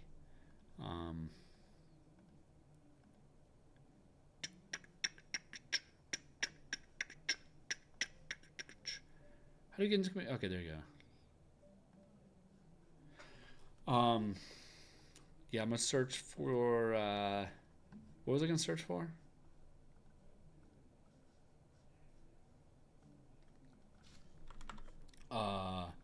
iOS upload photo. Just started viewing it. I last viewed when you were doing the mood board. Oh, gotcha. Yes. Yeah, everything's going really great so far. So we have pulled together a lot of stuff. I'll kind of walk through the progress in just a second. So basically, yeah, since mood boarding stage, we really started diving in on this homepage, started going more into YouTube vibes as well, where we kind of are thinking of leaning more on that side where, we've got like suggested stuff up here, but then there's also little tags that you can filter into. Then also too, there's the history, which helps break all that stuff down too. So that's all really valuable. And so kind of what we got to was this. So we've got a dashboard, which has recent collections that you used. So these are basically tags. And so if I say that I used inside of the nighttime routines collection, I recently used this one, right? Well, that would first show up right here. So this would be, nighty night. So there you go. So I recently used nighty night. The most recent was that. But then that also means that we can also bump right to, if I tapped night routines, it would move me to the collections tab right here. And then it would also scroll down to this. And then from there, from collections, you can also drag these around. So you'd be able to drag this up to rearrange as you wanted, because basically this is kind of like your collections management where, maybe another tag is all of a sudden more important. Like you're going to, maybe let's say like doctor, right? So maybe all of a sudden you have to go to the doctor a bunch because your kid or your other kid needs to go to the doctor because they're sick. So you would move that up to the top on the fly, and then you could also say, well, actually, this fun activity can go next after the doctor. So so that was where we got into, well, shit, maybe we need to make playlists out of these too. So you're going to somehow be able to piece these together to say, hey, we're going to go to the park and then we're going to go to the doctor, or we're going to go to the doctor, then we go to the park. Don't worry, it's going to be fun after. So, sort of piecing all those together is going to be really important. And yeah, that's kind of where we left the homepage, and then we got into the build flow. So when you press the plus button, you're going to be able to go build out a new routine. And so remember, these routines are going to be like kind of comic book style, showing your kids, mostly kids who have trouble on transitioning periods, like going from the playground to home, or going from bedtime routine to going to sleep, right? So that sort of stuff. You're gonna create one here. So what's the activity? I think that we need to update this. That was just like the first thing I wrote, but anyways, we'll leave it there for now. And so what is the activity? Well, I'm gonna create a routine about going to the playground. So you click go to the playground, press enter. We're gonna for now skip this step, and then we're gonna go right into here. And basically, and I don't like this. It's more and more. It's I'm losing it. Maybe we would go right to this even. I don't know, but somehow we want to be able to get AI suggestions. So it's going to automatically have suggestions based on step 1, step 2, step 3 from the playground, right? So we're going to the playground. Well, we need to get a bag ready. We need to fill up our water bottles, all that stuff, right? So that's going to be some stuff that goes into these suggestions here. So if I tap that, it would automatically pull it in with a clip art photo or whatever, and then I'd be able to override that. Additionally, you could just manually start a new one, and that's going to pull open this sheet, which will allow you to choose either an image or a location. So location is going to be important because you're going to be able to search for, maybe you're going to like the aquarium or something, and so maybe you've never been to the aquarium, so you don't have photos on your phone, but you can get quick access to those through like Google Maps API stuff. So you'd be able to tap location. That would take you to this search bar. And maybe it's like landmark or address. I don't know. Landmark's not the right word, but something like that. Of like, hey, you can go. You can search on Google Maps for whatever you want, and when you search that, it's going to go to like the next step, which will have some sort of way to say, hey, these are some images that we pulled. Why don't you pick one or two? And then that will go into the step where you'll finalize it by adding a step label. So I think that, so Andy was just a minute ago suggesting that, hey, going from I want to upload an image to then we go to this form, and then you tap this to get like basically another layer on top, right, of uploading the image. It's just kind of awkward UX. So I think what we're going to do on both of these steps where, so like tapping location is going to take you here, right? And then that is going to take you right here. It's going to like autofill with some images from Google, right? Now, the other side is if you press image, then we need to make it so that you can upload an image. So I think that, yeah, we'll do something like this where you can either do from your camera or your photo gallery.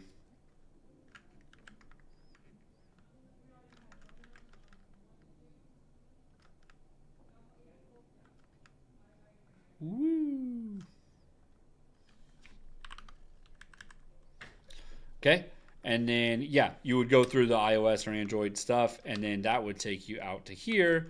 And then this is going to be an already filled image. So you'll be able to edit that, though, if you wanted to, is my thought.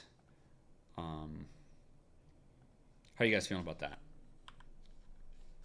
Do you like that flow? So, again, the flow is I somehow get to the spot where I'm pressing location and image. If I select image, I should probably call that out. If I select image, then we're going right here to, hey, do you want to upload or choose from your photos? Either way, once you go through that flow, you'll see the image that's finalized, and you'll be able to get the step label or add the step label, like get the bag ready or whatever. And then this will be, yeah, search, and then it's going to autofill the image too. So both ways it gets there. Okay, I think that's good. So listen, I'm losing some steam. I'm gonna go get some coffee. I'm gonna stay live for a few minutes, but I'm gonna be offline for a sec. So I will be right back. 5-minute break.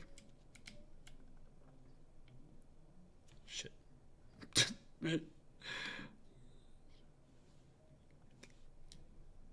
Cool. 5-minute break. BRB. The question is, if you're coming in at minute 4, did the 5 minutes just start? That's where it's going to be awkward. But I'll see you guys in just a sec, okay? Stay tuned. Much love.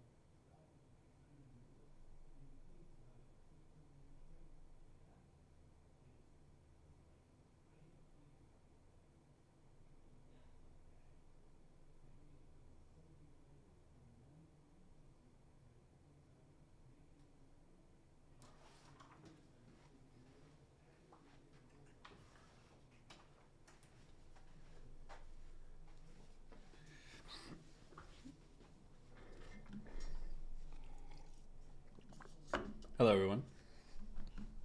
We ready? I was just putting together a list of the things That was 6 minutes. Oh my gosh. Did you put a timer on me?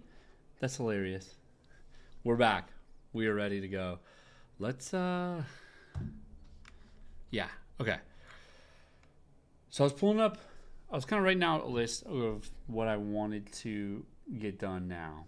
So yeah. So I want to do next time. Yeah. I think it was less than 5 minutes. This had to be. I'm just a glutton for punishment. So I'm gonna get back into the exciting vibes. We're gonna start. I need to do a little bit more mood boarding on this phase right here around this step. I want to kind of slow down, circle back, and be like, hey, what's the flow here? Because it makes sense, but this just feels kind of meh right here, right? Like I'd love it to feel more flowy and less like you're inputting data. You know what I mean? We don't want to feel inputted data. We want to feel like we're having some fun making this list, right? This schedule. But hey, just a heads up, if you are just joining, head on over to this link right here, and you can hang out with me in the file. So y'all are tuning out with that with 6 minutes. You love it. 6 minutes. But yeah, so come on in the file if you want to hang out. We're vibing in here. You drop some comments and all that. The big thing that I want to go do though right now is sort through some more moods. I think that's what I'm missing. I'm feeling a little all together or all over the place. You know, some of these moods are good. You know, I think that this is cool, being able to like jump into different sections. That might be what I want to do for the playlist vibe. But I think what we're missing, yeah, is that flow where it's just feeling more like this or that, right? That was kind of what I was trying to get at with these AI suggestions. But then they feel like the only option, right? Or this, right? It's kind of this or that. So and then two, once it gets into the idea of like another step, how is this going to play, right? Like eventually this will be, you know, sitting over here as a done step, right? So I want to be able to slide back and forth to see the next steps as we go. So with that in mind, what do we think about having this be sort of ever present, right? It'll allow a little bit of a navigation bar too, where we can do a back.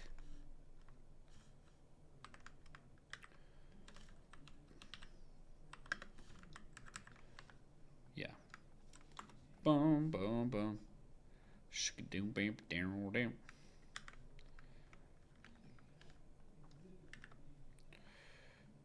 Fill the container. We're gonna put some border on this bad boy. Or more padding. Okay. Continue? Do we need to continue? Nah. Maybe we don't need it. Yeah. Okay. We need a fucking mood board. Okay. Enough trying to force it. It's time that we get into some actual looks for this. Okay. So I want to start by Okay. I want to start by heading back to Pinterest. Mobbin. I want to go into type form. I want to look up their creator. Kind of just get a vibe. So they've got this thing where they've got the steps on the sidebar. That's really cool to see. We don't have any kind of cadence of that yet. Additionally, wow, okay, they've got options as a selector when you go create one. And then there's a management panel on the side. So that's pretty cool. So yeah, something about this where it's like we've got the card that's getting built, which is this thing. Would be great if we can have that ever present in our view. And then we have this as like the management panel. Then we just need something up here that would like kind of signify to us the steps that we have so far, right? So this is step 1, step 2, step 3. So then we're always focused on the main card that we're working on with some, a management panel down below. I feel like this is a lot more UX friendly, more like future proof on all of this additional steps that we're gonna have to add later. So thoughts? What do we think on that? Are we liking that? Let's keep looking at other stuff. But I do feel like that's really vibing. Lima. We can What can we?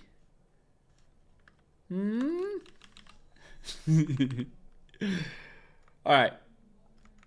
I think it's good. I think it's really good. So we've got these AI suggestions. We can make it shorter. Yeah, for sure. For sure. Maybe we don't even have icons on these,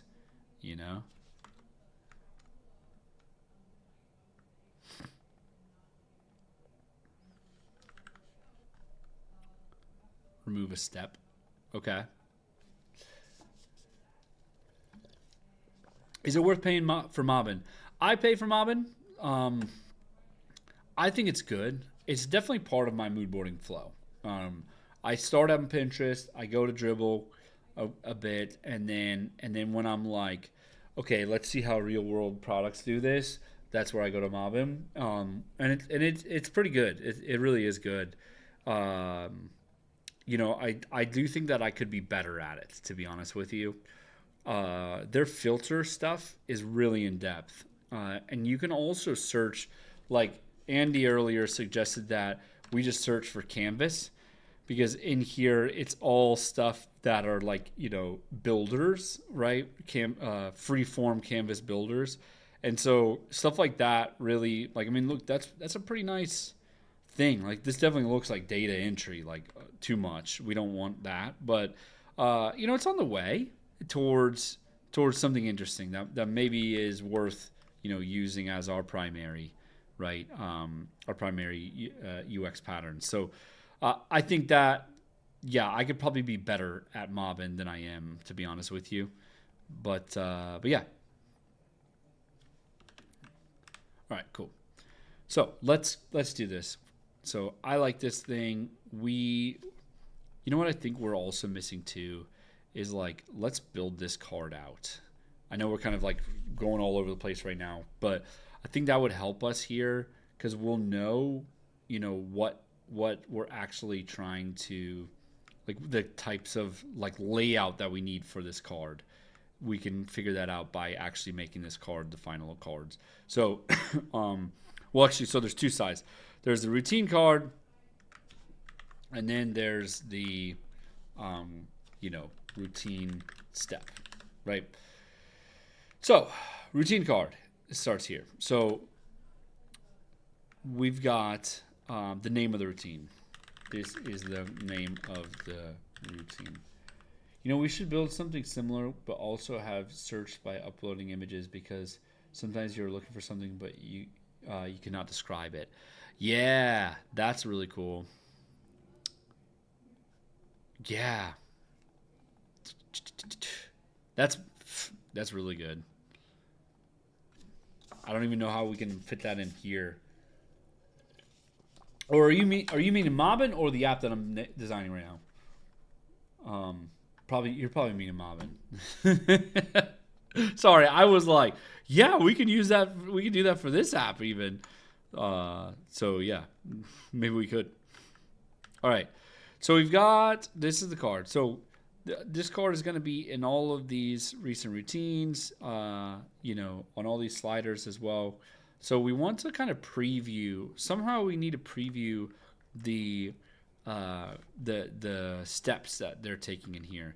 So we could do something like this, where maybe this like slowly scrolls. I don't like that. I don't like motion without purpose, like without you as a user guiding that motion.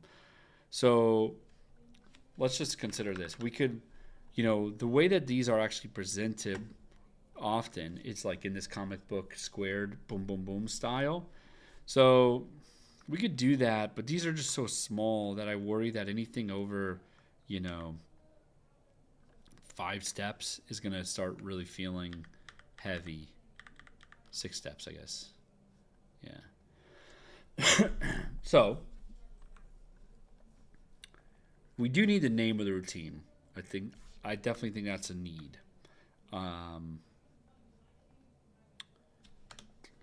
We could. These are at 44 each, 44 pixels each. I just worry that it's too zoomed out. Well, you know, okay, we do have control over these, right? So, like, we don't need to show the labels here. We could just show the images. And then so that we could show up to 9 images. And then we could just suggest to you, hey, don't use more than 9 images. Or maybe it starts getting cut off, right? Yeah, let's do that. Okay, this is going to be in a frame. We're gonna have it fade out too.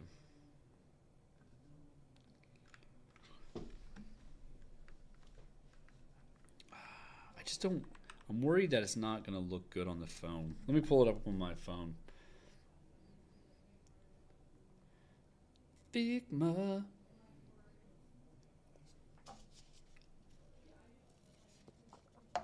Mirror.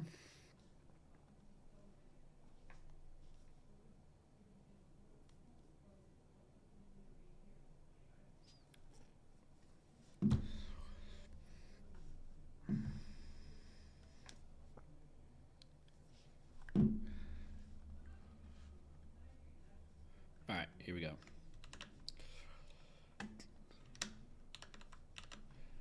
Put that on a 0 fill. Fade this out gradient wise.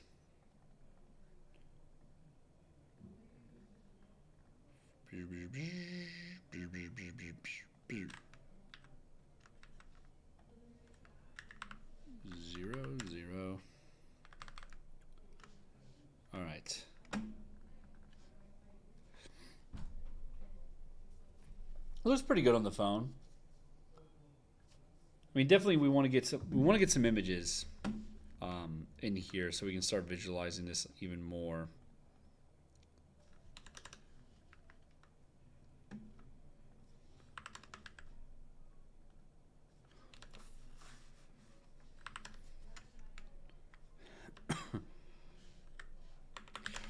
They usually are displayed like this. Maybe there is no padding on it. I don't know.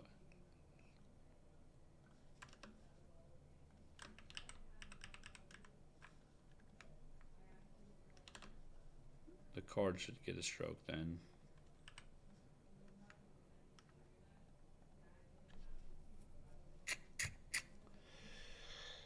Not looking too great.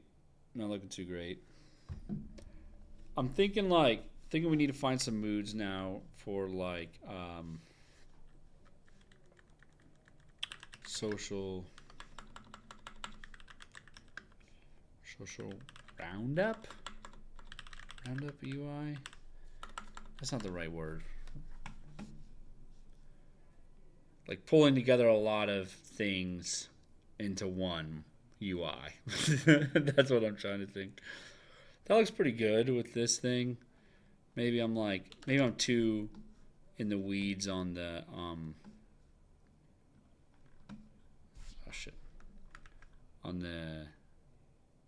yeah, that's feeling better.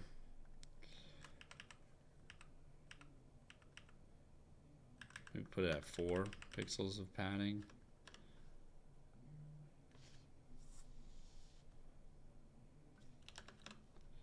Probably bump this border width or corner radius. That feels better. I think we could do with. Nah, I don't think we need that padding. Now we just bump it down till we get to there. Yeah, that's feeling pretty good.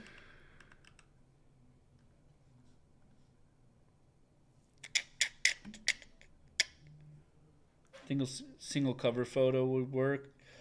Yeah, I don't know. I'm struggling though because sometimes, you're not going to set a cover photo every time, right? And when we're trying to go back to the idea of like quickly looking at a thing and deciding this one over that. Now, this definitely doesn't do that, right? For sure. Not trying to say I'm doing it right yet. But I will say that there's something about like, yeah, we're not going to have cover images. And then also too, when you've got two similar things, like go to this park versus this park, is it do you want to, like, how do you pick one thing over the next on that when the steps are very similar? Well, one tile might be different, and that's the one that is like, yes, that's the one that I need right now. So, okay.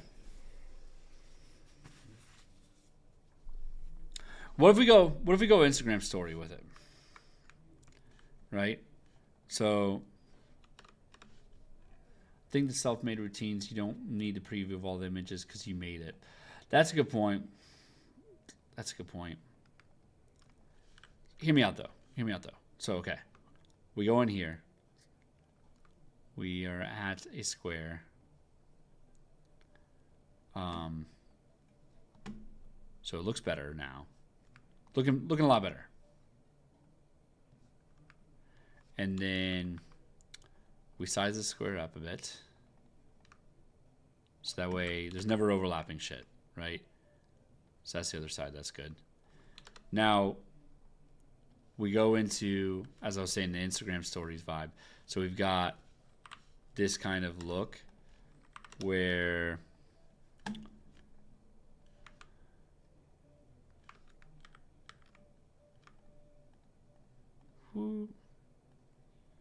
you feel me?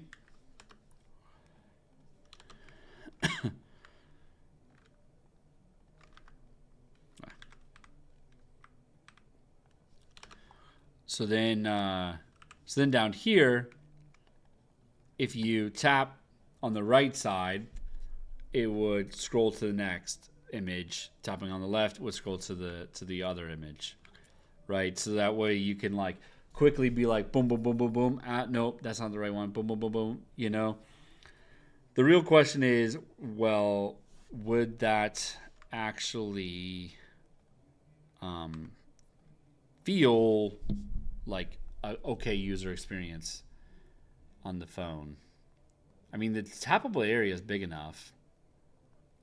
So here's how it feels. Here, no, I'll just show you guys this on the phone.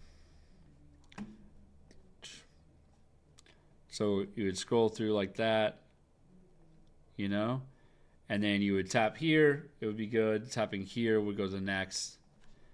Oh, what's up, Designer Tom? How you doing, man? Yeah, man, been live for almost 4 hours now. So definitely losing some energy that initially came. I'm live on YouTube and Instagram, actually, Peter. Well, you're messaging me through YouTube, so you should know that I'm streaming on YouTube, right? Eat some food, yeah. I need some coffee. I just didn't want to wait for the coffee to be made. But I feel like this is a good vibe. So just to bring everybody up to speed who's joined him, this is an app that I'm designing for me and my wife and my autistic daughter. So today is the last day of Autism Awareness Month. And so I am doing an app that helps parents of autism. And so the idea is that you will, basically my daughter's nonverbal still. And so we do these things called social stories that helps her kind of understand what we're doing and what we're going to do to help kind of those transitional periods.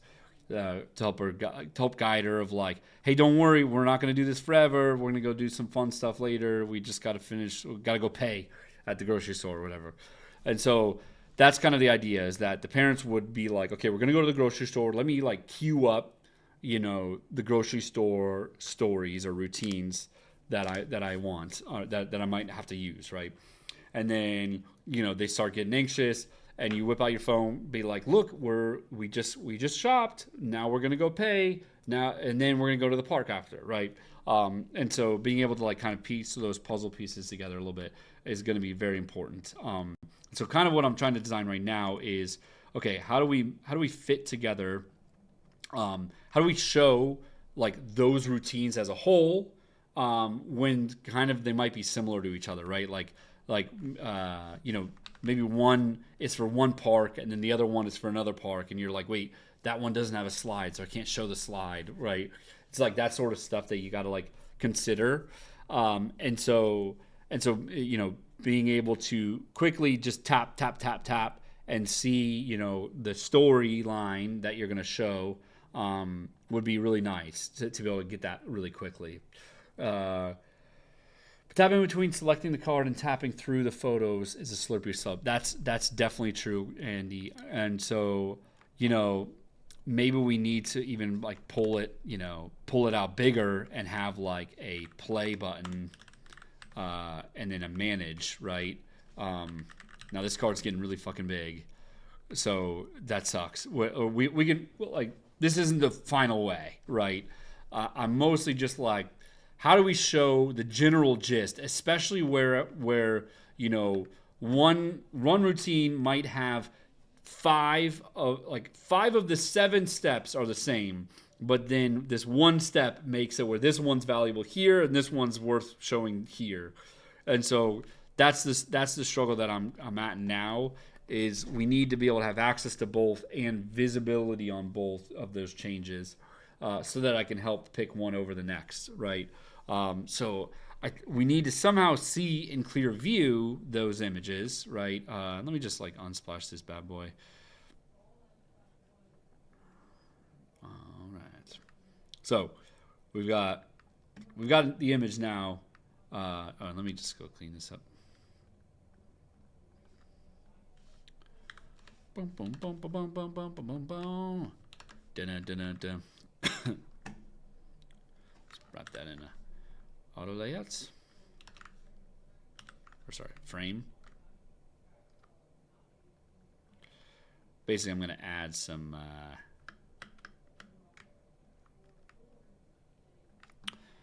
stuff here. And I just got to say, I need to fix my keyboard, because damn, my hotkeys are like slightly, the layout is slightly different than my Mac, and I'm going so much slower because of it. Okay. So basically, everybody knows how this works, right? So you would kind of, you would scroll through, and then you would also be able to tap on the right side of just the image. Tapping on the right side of just the image would be able to swipe through the images. Would a rollover that expands like an overlay card, which shows all in the deck, be too much? I mean, that's ultimately the thing, right? Is once I select one, then it's going to go full screen, right? So that way I can just show my kid and be like, hey, look, here's the steps. We're doing this, and then this, and then this, And so, I mean, that's ultimately the plan. And maybe that's it. Maybe that's it, is we just say, hey, you're going to have to tap, see, close. Nope, that's not the right one. Tap on this one. Yep, oh, that's the right one. It's just so much interactions that I'd love to be able to get something without having to go in and out, in and out. That's what's not stressing me out, but just like what I'm feeling is missing right now, Now this is a 160 pixel by 100, or 159 by 159. So it's a good amount. It's a good sized image, and I feel like whether it's clip art or a photo, you're going to be able to get access to the info that you need from this image. So I think that's good too. So now we just need to say, okay, do we need to know the name? I think so. I think we should know the name.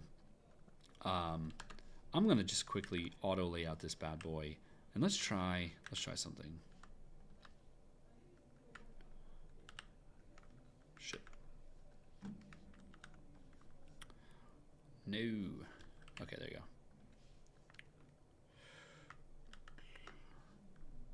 Bum bum bum bum bum bum bum bum bum. Dun dun dun dun dun dun dun dun dun dun. Boom boom boom boom boom boom boom boom boom boom. Okay.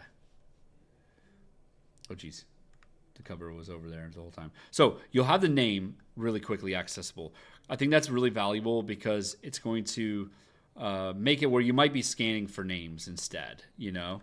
And then we've got the play and the manage down here. I think that's good too.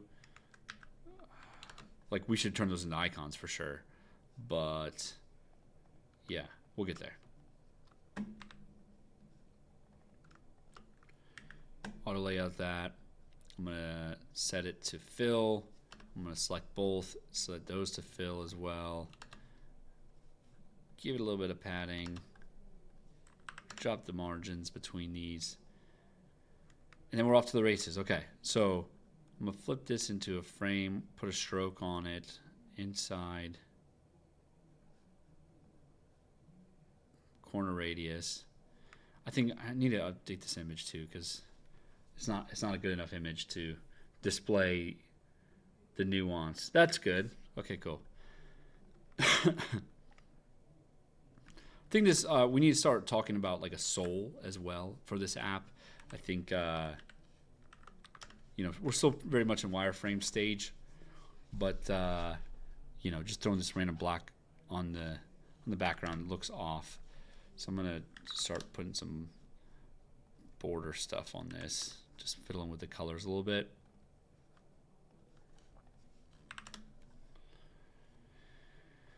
Definitely not the vibes we want yet. We're getting there. We'll get there. We'll get there.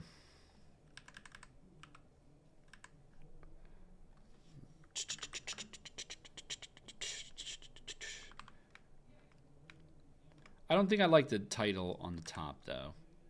Maybe we go icons at the top, the manage and play icons at the top.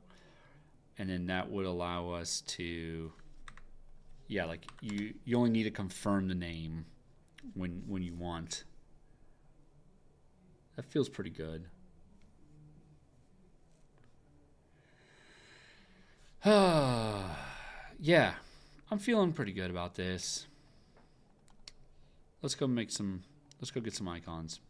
So first off, I'd like to put a button that, like a play button. Maybe we even have it as a title, like with the text. And then the manage would just be like a 3 dots. More, you know what I mean? So that's that.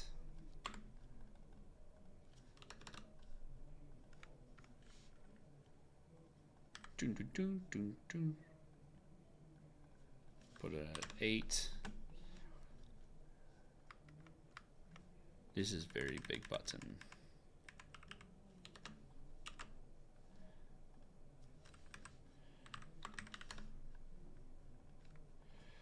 Kind of feels like the play should be on the left, right? I don't know. This is a weird layout. Fuck. I need to do more mood boarding. Honestly, I'm just like winging this so much right now because I feel like I'm like close, but then I keep going backwards. You know. I just need to slow down and get back to the process. You know.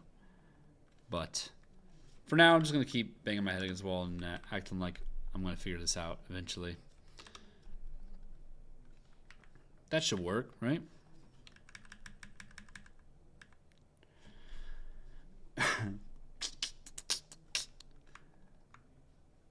Let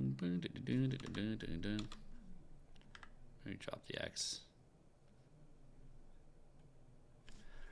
Starting to feel a little bit better.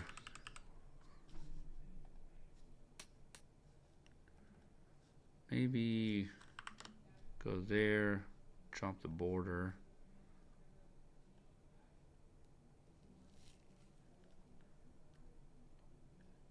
Yeah, the actions beneath the name feels right, right?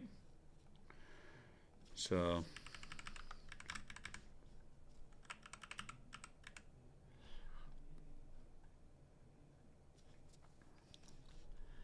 maybe it's just that these are too big. 1, 2, 3. Regular. This is the name of the routine. What if one card took up the majority of the available space and the second one bled off? Yeah, that'd be cool. Let's see how that feels. So we could like just scale it. Oh shit. What kind of space would that be?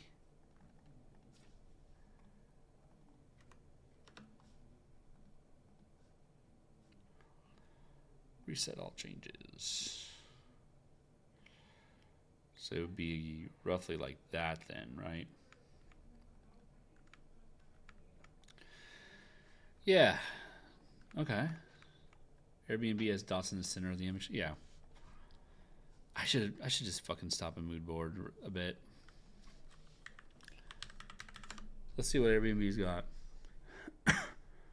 Oh yeah. That's nice, that. My trouble is, so I just don't think that that can go in a card slider. A carousel slider can't go inside of a card slider. It's funny because I actually did find that TikTok does that in a certain point. I forget where in their UI they do that. But it does feel weird. Like it feels like a bad UX pattern. And so... yeah, so like the fact that this is like stories like this so much, it feels like they're it's not the scroll, it's like left and right controls.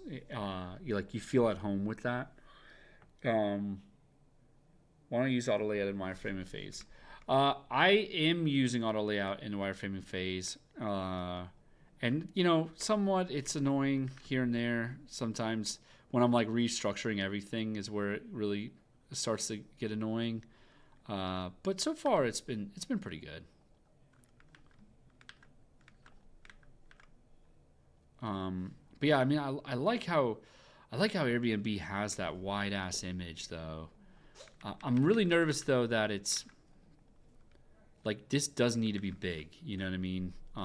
Like it needs to fill the card, whatever it is. That looks cool. What's up, Rogan Talks? How you doing? Zillow does it. What do they do?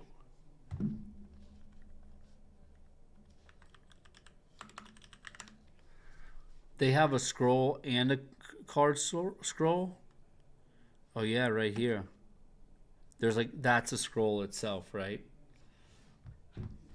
Let me pull that up on my phone. See how that feels.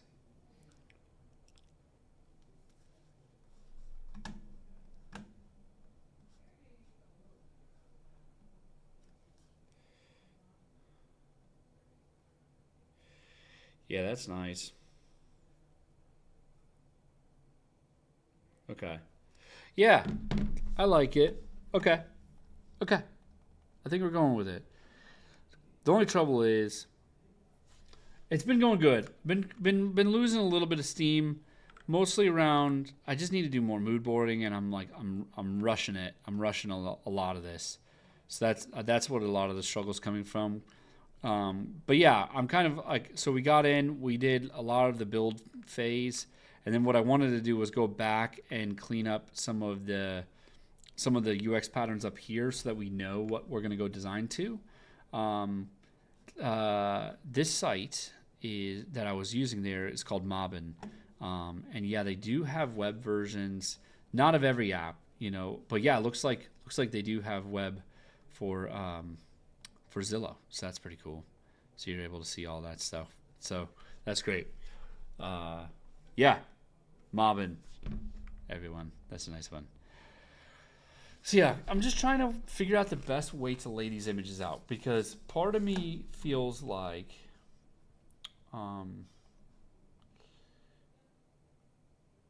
yeah, looks like Instagram is frozen. You all can hear me over on YouTube and TikTok, right? So that's interesting. Must be that 4 hours is like the maximum on Instagram. That's interesting to know. Okay. Yeah. So, anyways, all that to say, I'm feeling like the layout here, for the like we need to keep in mind that we want to load these up in cards on the steps. So basically, whatever orientation we have here needs to be the orientation that it is everywhere across the entire app. So this looks okay. Maybe we go landscape with it. Maybe we could even shorten it down even more. You know, what 1920, 1080, 11. So this would be 1080p, 311 by 175. So yeah, that'd be like landscape photos. I just don't think we're gonna find much clip art libraries that have it like that, you know.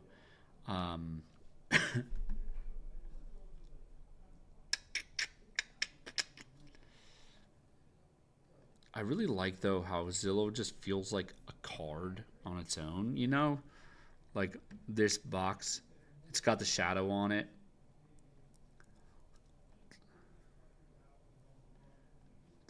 So,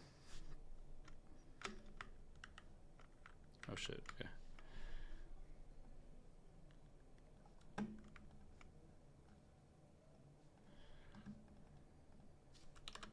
Probably don't need a stroke on this. Let's put a little shadow on the bad boy.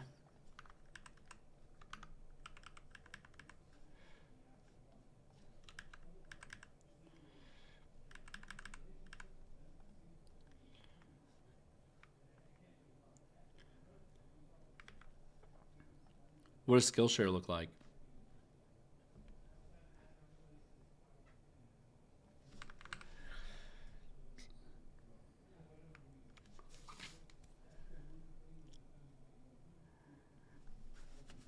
I feel like this is looking pretty good though. It definitely feels like I know how to interact with it, right? Which is definitely like that's the thing that we really want to accomplish here. Bump that to 8. Yeah. So then that as you add more steps, it would like kind of shrink down, right? Just like Instagram stories. So that's good. This feels small now. So maybe we bump that back to 16. And then how's Zillow feeling? So they've got like this little 3 dots in the corner. Okay, yeah, so maybe the 3 dots go here. And then maybe we don't need this wrapped in a button. Do we need the button at all? I don't think so.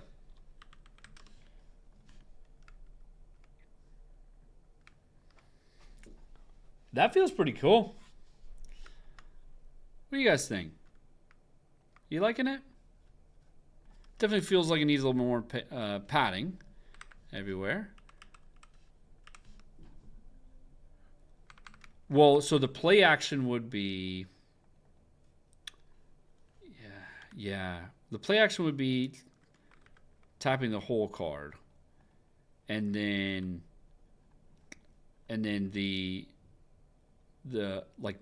this would be the stories.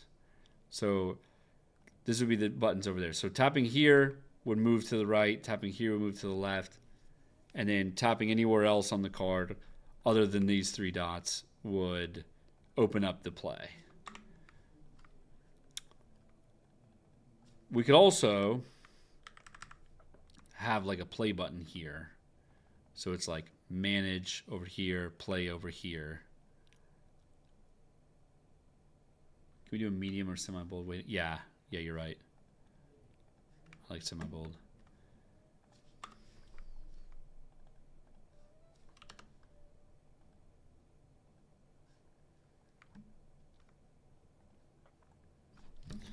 Here, let me pull it up on the prototype and see how this feels.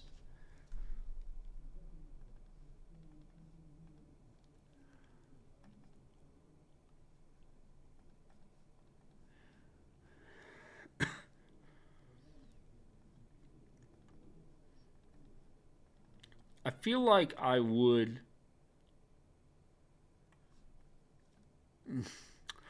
Yeah, it'd be nice to have a play button.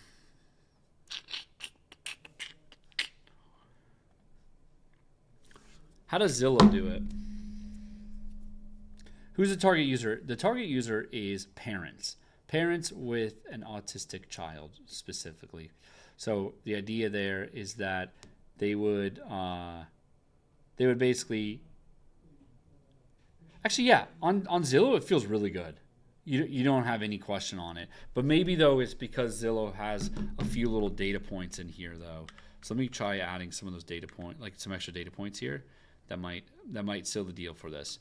But yeah, so the idea is that I'm a parent of with an autistic child, and so I want to be able to create these routines that I can show to help my daughter, kind of transition through all the different things that we're going to do throughout the day, right? And so, that is it sounds easier said than done, to be honest with you, because there's a lot of ways that you can fuck up as a parent. You could miss a step, which is a big one. But bigger than that, you could also you could you could miss a step. Basically, that's the big issue there. And if you're missing a step, then you are going to potentially make it even worse. Whatever transition period that they're feeling stressed about or overwhelmed about, they might feel it even worse if you missed a step, or you skipped a few steps and you're just like all of a sudden there or whatever, instead of like going to the playground, driving for a while and all that. That's where it breaks down. And so that's a big one that we're trying to accomplish here, is being able to just quickly find the routines that you've created already, and then queuing them up kind of in a playlist format of some sort that would say, okay, we're going to, let me find the one for where I need to do, we're at the grocery store, and then we're going to go to the park after. So let me go queue up the park right after. The play button earlier is good because it gave you a softer vibe on the app. This looks like it's a corporate. That's true. Yeah. And I mean, we're still, definitely we have like some gradient vibes and all that. I definitely haven't set any actual UI patterns yet. This is kind of like high fidelity wireframes, I guess, at this point. But yeah, maybe we do talk a little bit about the styling a little bit. So, like we could go colory with it really quick. I've been really into this like yellowish color here. I think that's it's just a nice one. You can't go wrong with it. You know what I mean? Hide in the comments for a sec. Maybe we change all this black to like a mauve. This would obviously get that same mauve. This allows the cards to sit up top, and it still definitely feels a bit corporate. So, maybe we need to kind of adjust the shadow. I think that's the big thing. The shadow on this feels very meh. Like, why do we even need a shadow anymore? So let's bump it up, bring some vibes out of it. I think too, the other side is the border is weird. So we can go brutalist vibe. I'm definitely a fan of brutalism as a design style.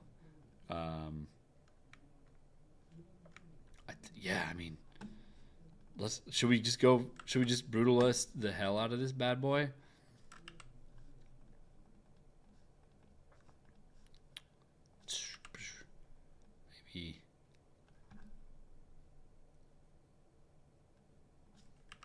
Maybe 16 pixels on that.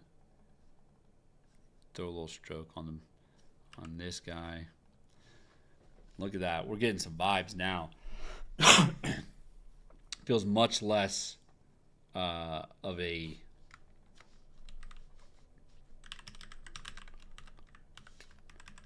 feels much less random, you know? What do you guys think? Do you like this? Maybe we play with those colors a little bit further. I think I'm gonna keep going on the colors.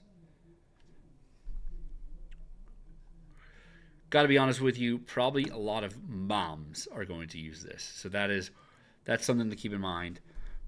Definitely there'll be dads who use this too, for sure. But I do think, you know, if it's gonna be anybody, you know, download and optimize and spend a lot of time on this, probably gonna be moms involved. Oh, this looks so fucking good.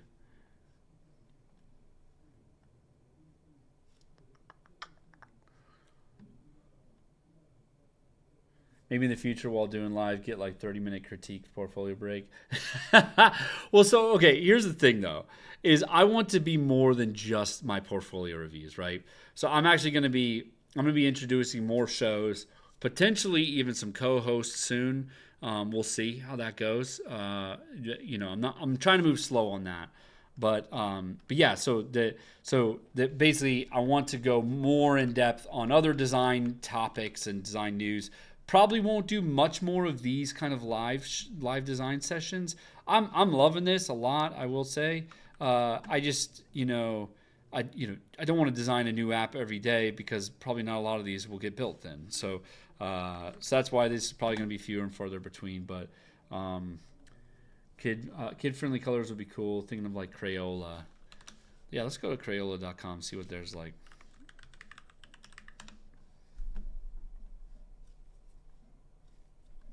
Yep. Okay. Let's try it. Yeah, definitely did just stick Brutalist Lane really quick. I don't know. Timelessness is still a thing. You know what I mean? Timelessness is still what we desire, right?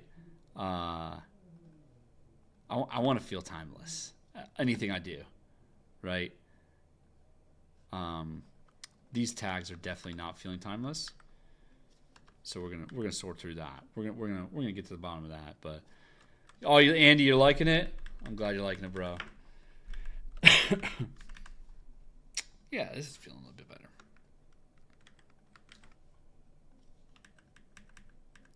Sometimes you just need to get a little, not too crazy, but pops of color. Yeah, okay. So yeah, maybe this is where we get colory, right? Ba-boom. On the night shift. Kid-friendly may not be good for autistic kids. Need more calming colors. Yeah, I mean, there's something to be said about like, they're definitely going to be likely to press a button just because it looks cool, which is not necessarily what we want out of it. Not to say that it's a bad, design or a bad reason. Like sometimes you want them to press it so we can beef up the colors and prettiness and all that. I think though that I think this is a good spot for it. It's reserved enough. You know what? I gotta fucking fix my keyboard. Use Via. So I've been working with the Figma Creator Micro, and there's one key that is fucking off on my layout because I'm on a what do you call it? There you go. Because I'm on a PC instead of a Mac, and because of that, I'm losing my mind over here. That's fine. Should go to 1. What's 1 now? Oh, that's why. Damn it. There's no way to fix that without going back and forth. Yeah. It's hard to explain, but... yeah. Shoot. Yeah. All right. There's no way to fix it. All right. It's on me. I just need to get 2 of these then, really, so that I can make a desktop or a PC and a Mac. I like this, guys. I don't know about you. It feels colorful enough, right? It feels like interesting. and fun, but it's not hitting you over the head with it. I think that's really important. That is, in a nutshell, what timelessness is, right? Right? Probably just looked at you with some crazy eyes. Sorry. Yeah, so maybe parents can choose the colors on their recent collections. I like this though. I think this is good.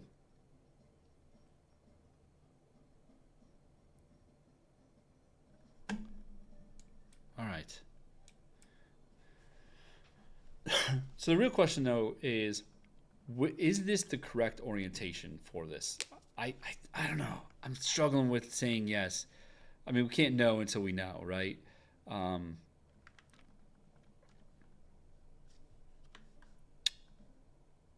Reset size. Okay, cool. So I'm gonna. I feel like we got to go closer to a square. You know what I mean? Like if we're at 175 on the height, we need to be like 175 times 1.6, so 280 at most. 175 times 1.5, so 250 maybe. I feel like that's better, right? That's really better. I'm gonna put this to scale on the side. I'm gonna set this to scale as well. All right, there we go. We're prepping it. We're prepping it. We're prepping the file. Cool.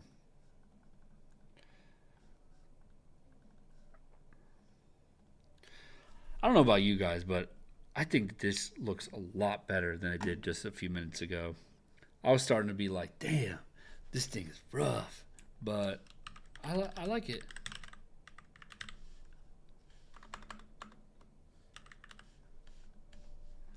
Cool. Do we need a play button? That's the main thing. I don't think so. I don't think it's needed. I think you get the gist, You scroll through, you tap, boom, boom, boom, boom, boom. I'm gonna get cheeky over here.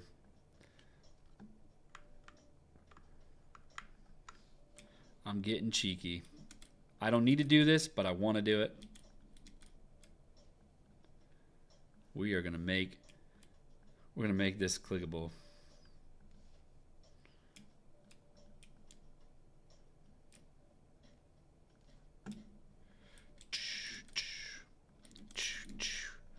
You don't think so? What, Andy? You don't think it's cheeky?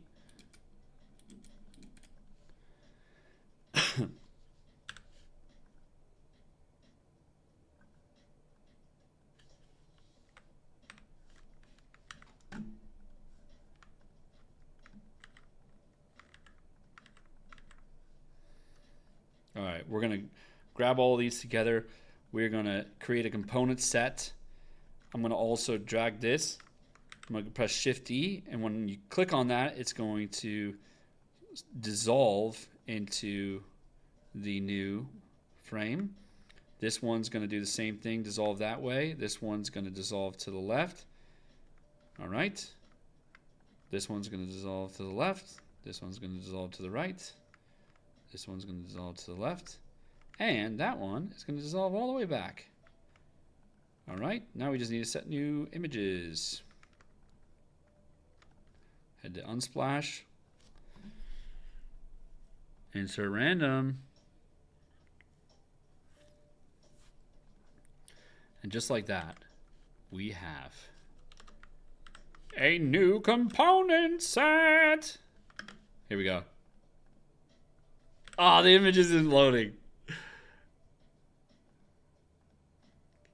Yes, guys. You feeling me, y'all? That's fucking it. Yep. This is money.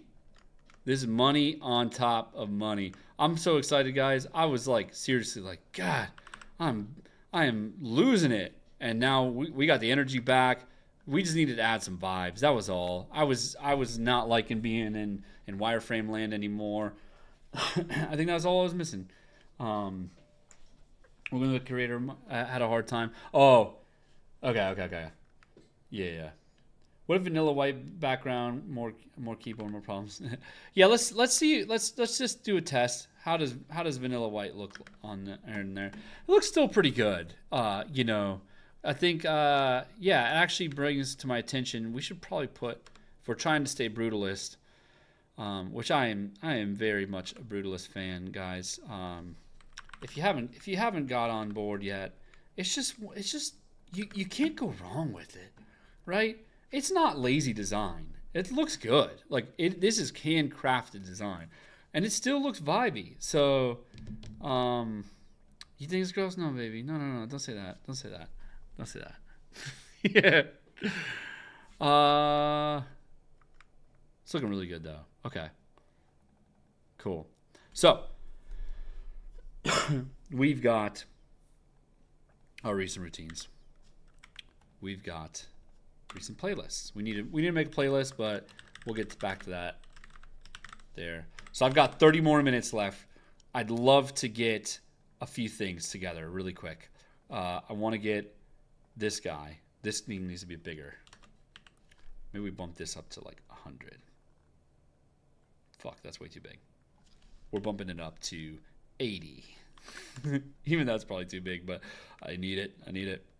I'm gonna put a border. Make this. Actually, let's make it stand out. Let's make it white. Put a border of 2 on that. We're going to make it like that. Okay.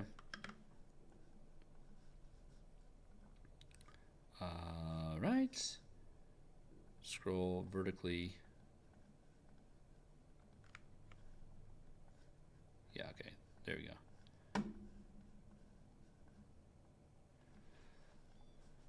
All right. That's going to be fixed. Sticky to top. No. Ungroup that. Make it fixed. Here we go. Maybe desaturate the colors on the collections. Yeah, that's fine. I don't know. I kind of like the...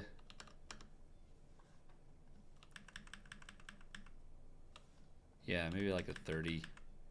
It looks good. It looks really good desaturated. You're right.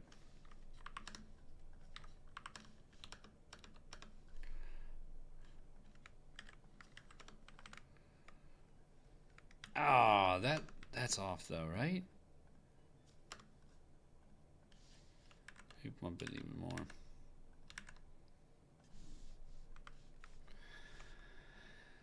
Kind of lost me a little bit there. It's feeling good though. It's feeling pretty good.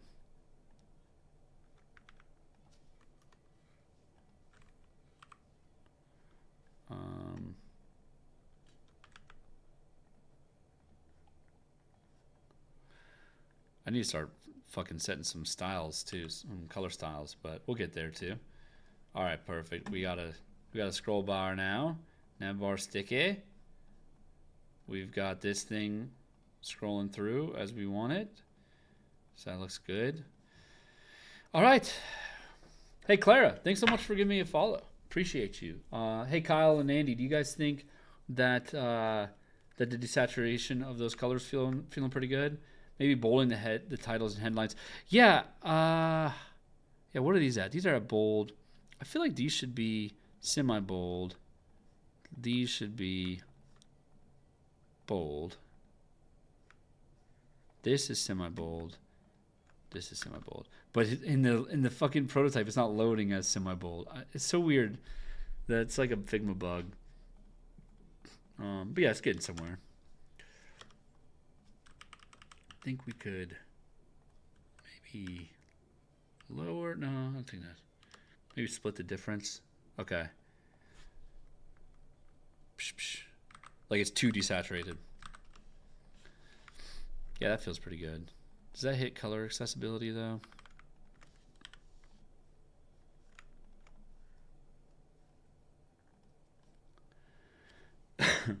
Okay, yeah. AAA. Perfect. This is looking very nice. Okay, so this is going to be sticky to the bottom. fixed.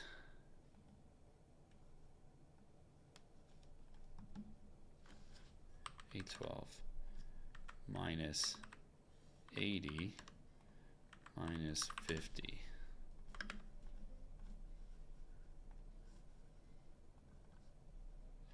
Prototype device needs to be 375 by 812. We are going to draw the border and the radius on this. All right, we've got a phone. It's looking really good.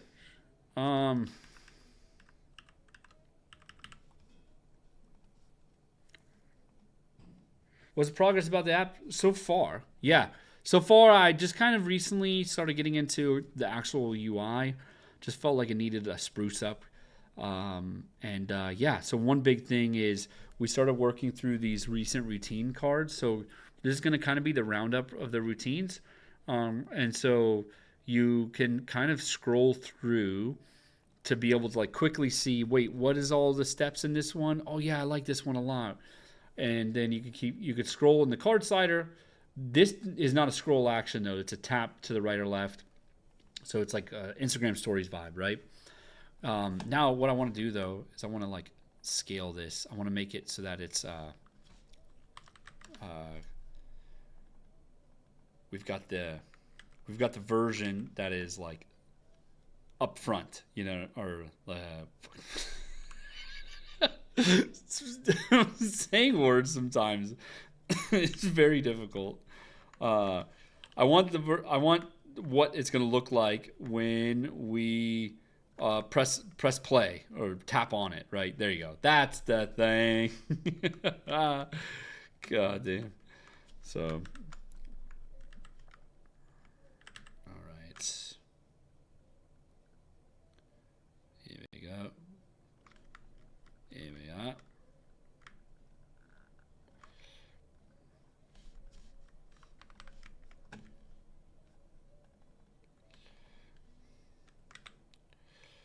We're gonna click Smart Animate.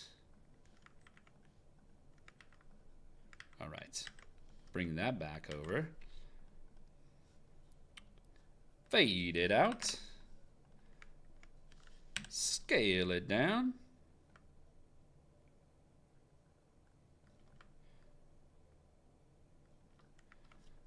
All right, here we go. Let's see. Pshoom. Pshoom. What do you think? Maybe we'll go gentle. Pshoom. That's nice. Okay, that's nice. I also think that we should turn it into a card slider. So I'm going to go ahead and do that. What are you saying, Andy? I like this chunky drop shadow. Ooh, let's see. Ah, I can give that a go. When I use open overlay? Oh, yeah. Well, you can't really animate the overlays, right? Can you? Let's see.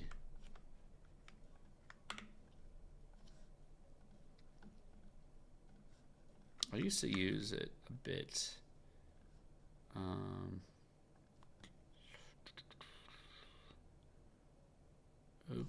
Where the fuck is it? Open overlay. Yeah. Yeah, you see, you can't do the smart animate. So that's why. You can dissolve it. But, yeah. And I don't know, like, ultimately, I probably won't get somebody to animate it like that, like perfectly like I wanted to. But like, we're in the dreamland. Let's just like let me dream, okay? Let me dream. Is my thought, you know. It's definitely not ideal to work with, for sure. Probably would not make any friends with the developers that I work with on this. But yeah, let's go make that chunky drop shadow. Let's see. How do you do that with the spread? Probably zero blur.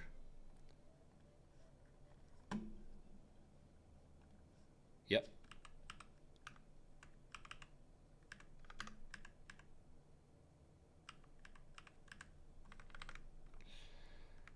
What do you think? Am I planning to get this app developed? Yeah, I mean, there's a chance that I might develop this actually, because it means a lot to me. You know what I mean? I'm doing this for my daughter or whatever, but in general too, like it would help me and my wife a lot, and it would help my daughter as well. So, yeah, this looks pretty good. So yeah, all that to say, I do think, I do think that I'll probably have this developed in some way, either me doing it or somebody else doing it for me. Yeah, let me go add those drop shadows. Probably just make that a style. Chunky.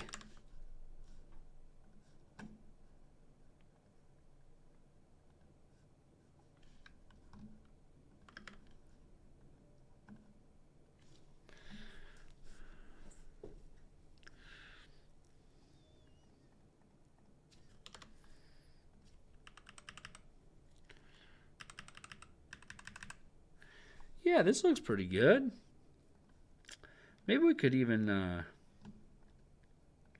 make it even be a bit bigger on the spread.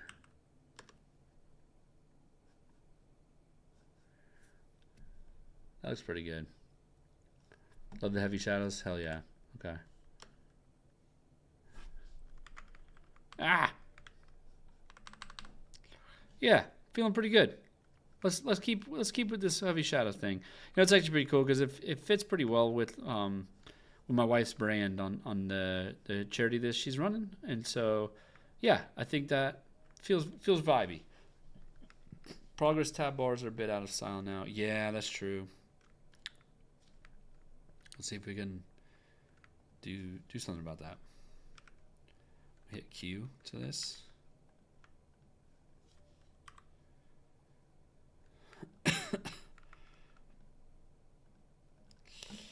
Maybe we could throw some. Maybe we throw some chunk on it. I don't know. That's too much. Right? Right? Is it too much? Yeah, it's probably too much. I think we can get away with just a border.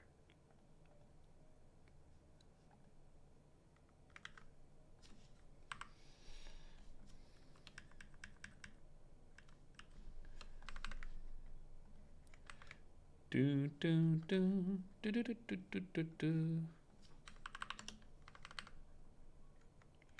No, you're good. No worries. You've been helping a lot. Oh, this looks great. Yeah, yeah. You've been helping a lot all live, so I really appreciate you. Okay. Maybe instead of share, publish would be good to your kids' iPad or phone. That's cool. That's super cool. I like that. I like that a lot. Yes. Yeah, we could probably throw a search like label in there, right?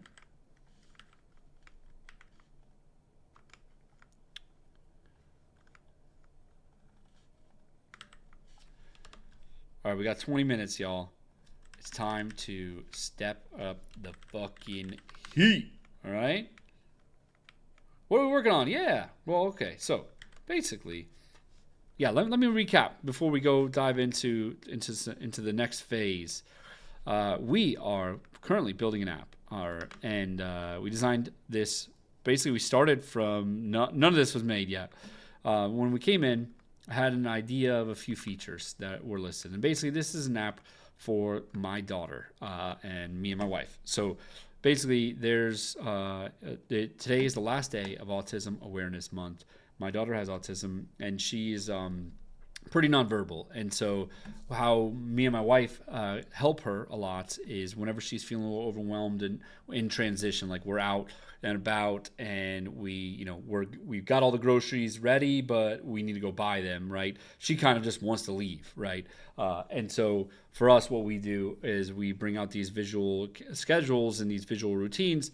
They call them social stories. And basically it allows you to, it's kind of like comic book where it's like, hey, first, okay, we just went and got all the stuff from the groceries. Now we need to go buy them. Then we're gonna get in the car, and then we're gonna go to the playground. So we're gonna go to the playground. Don't worry, but first we got to do this, right?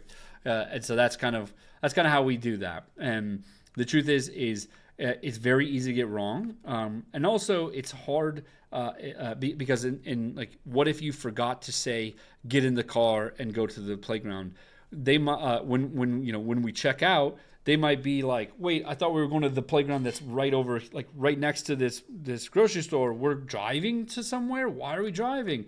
And then just like those little things add up and lead to stress and anxiety. And so that's kind of what this app is going to do, is try to help parents create these visual social schedules, and then allow them or social stories, and then allow them to be able to allow us to be able to pull them up on the fly. And that's the big thing, is like oftentimes it's not ideal conditions. You're not just like, hey, like, I know you're just sitting there doing nothing. Like, here, look, this is what we're going to go do. That happens sometimes, but for the most part, it's, hey, like she's about to have a really tough time.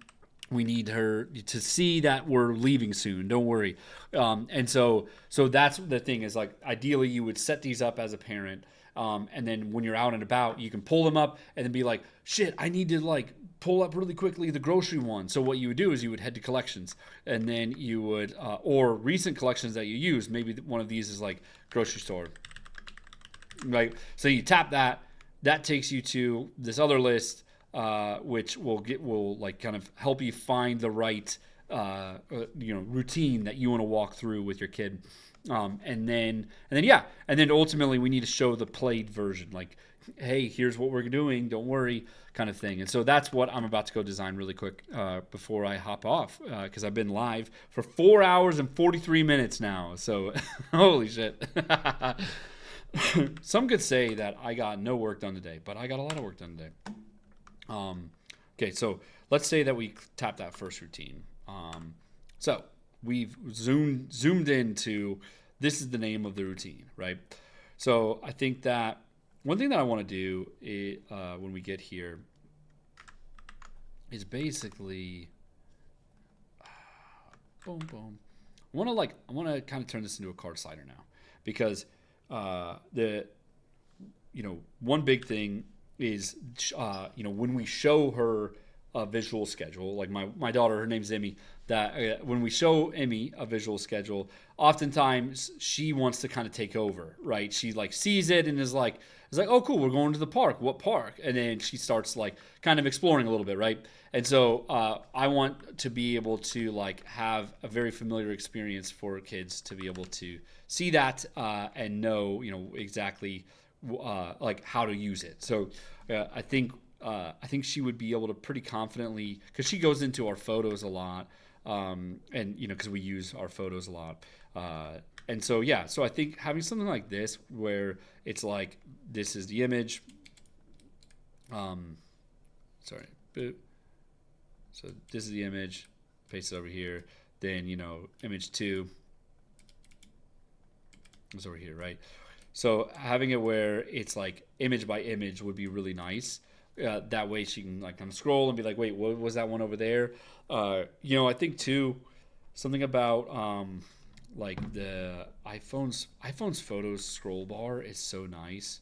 iOS photos.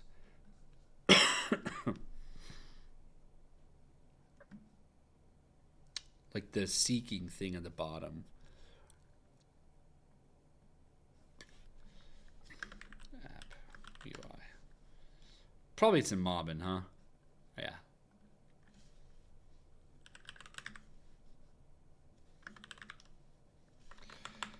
Apple Photos.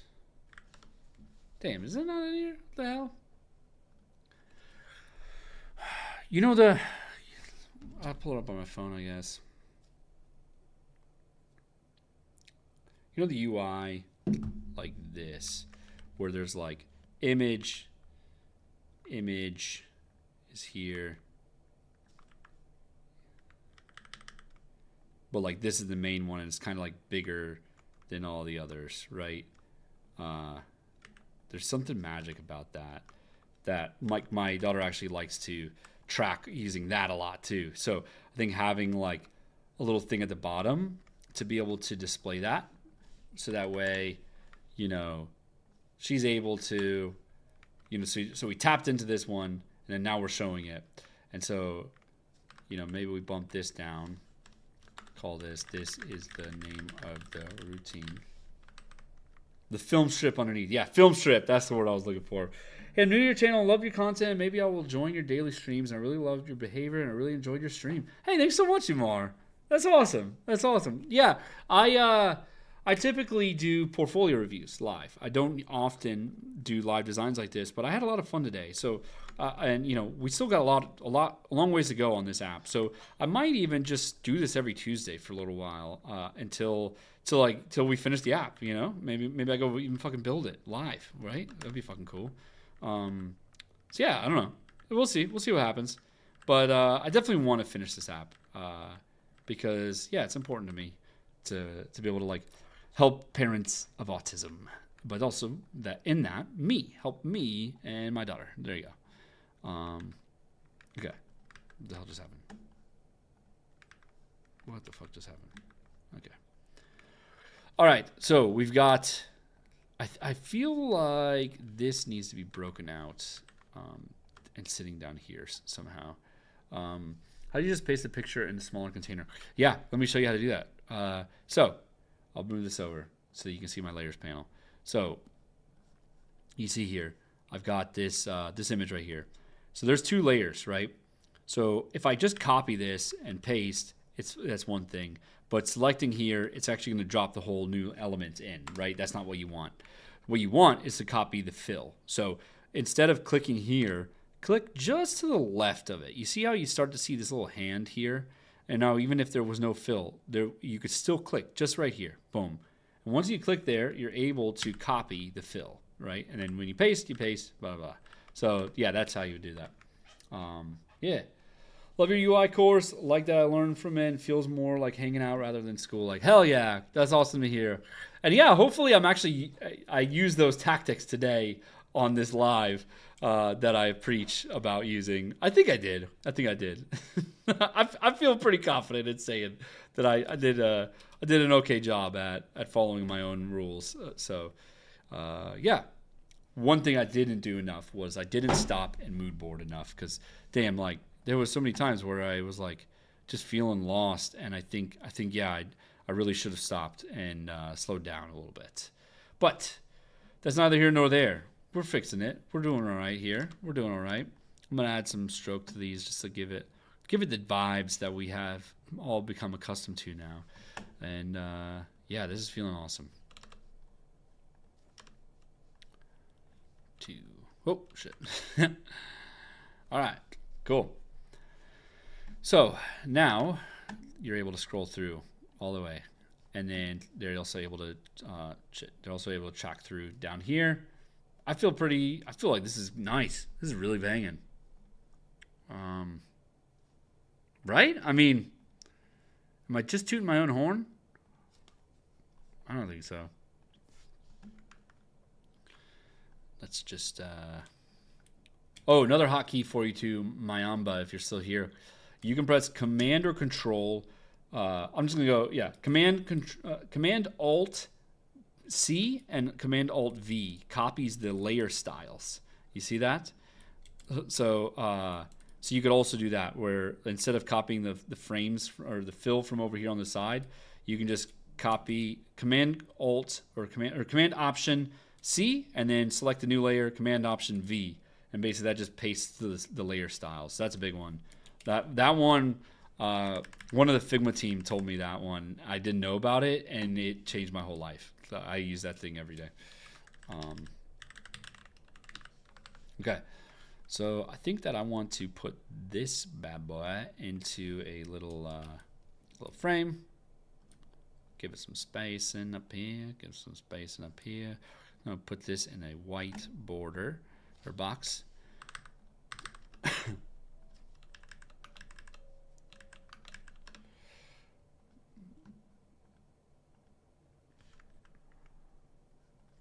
How have I not like color set some style colors? Right? It's ridiculous. Dark. Cool. Been lazy on my styling. Usually I try to do that a bit sooner than what I just did. When I grow up, I want to be like you. Ah, thanks so much for saying that.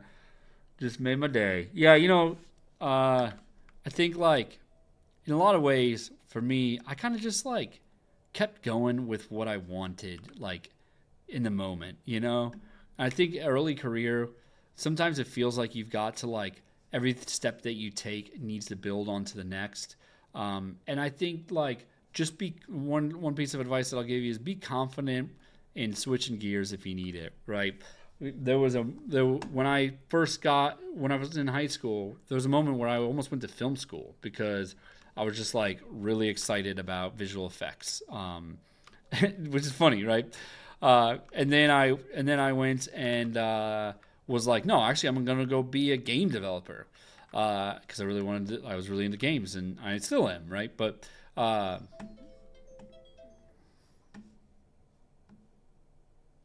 sorry, cut out for a second. Hope y'all were hearing what I was saying. But yeah, so I was wanting to be a game developer for a bit, and then I was just like, well, shit, like the lifestyle of game developers is brutal. Like everything I saw was just like brutal, and so then I was like, okay, well, don't want to do that. Want to have a life, right? So how can I have a life? And that's when I got into design. I was like, okay, I can still design some cool stuff that users use. And yeah, and then I went and built a startup. That was really where I got a lot of my chops. A lot of my design chops came from that. A lot of my design skills, I guess, not chops, just random ass word. But all that to say, that's really where I feel like I grew a lot. And really where I found what I wanted, which was being just like building stuff for people. That's what I love to do, right? And I think that's what a lot of designers do like to do is that they're not in this to like necessarily have their designs used by millions and millions of people, but to like there's something about like I fucking made that and you're using it now. Like hell yeah, that's so cool. You know what I mean? And so anyway, so that's where I started really leaning into that, and then I was like, well shit, if I want to build more stuff, I gotta go learn development because I hate relying on developers, and all that. Finding developers, relying on them, whatever.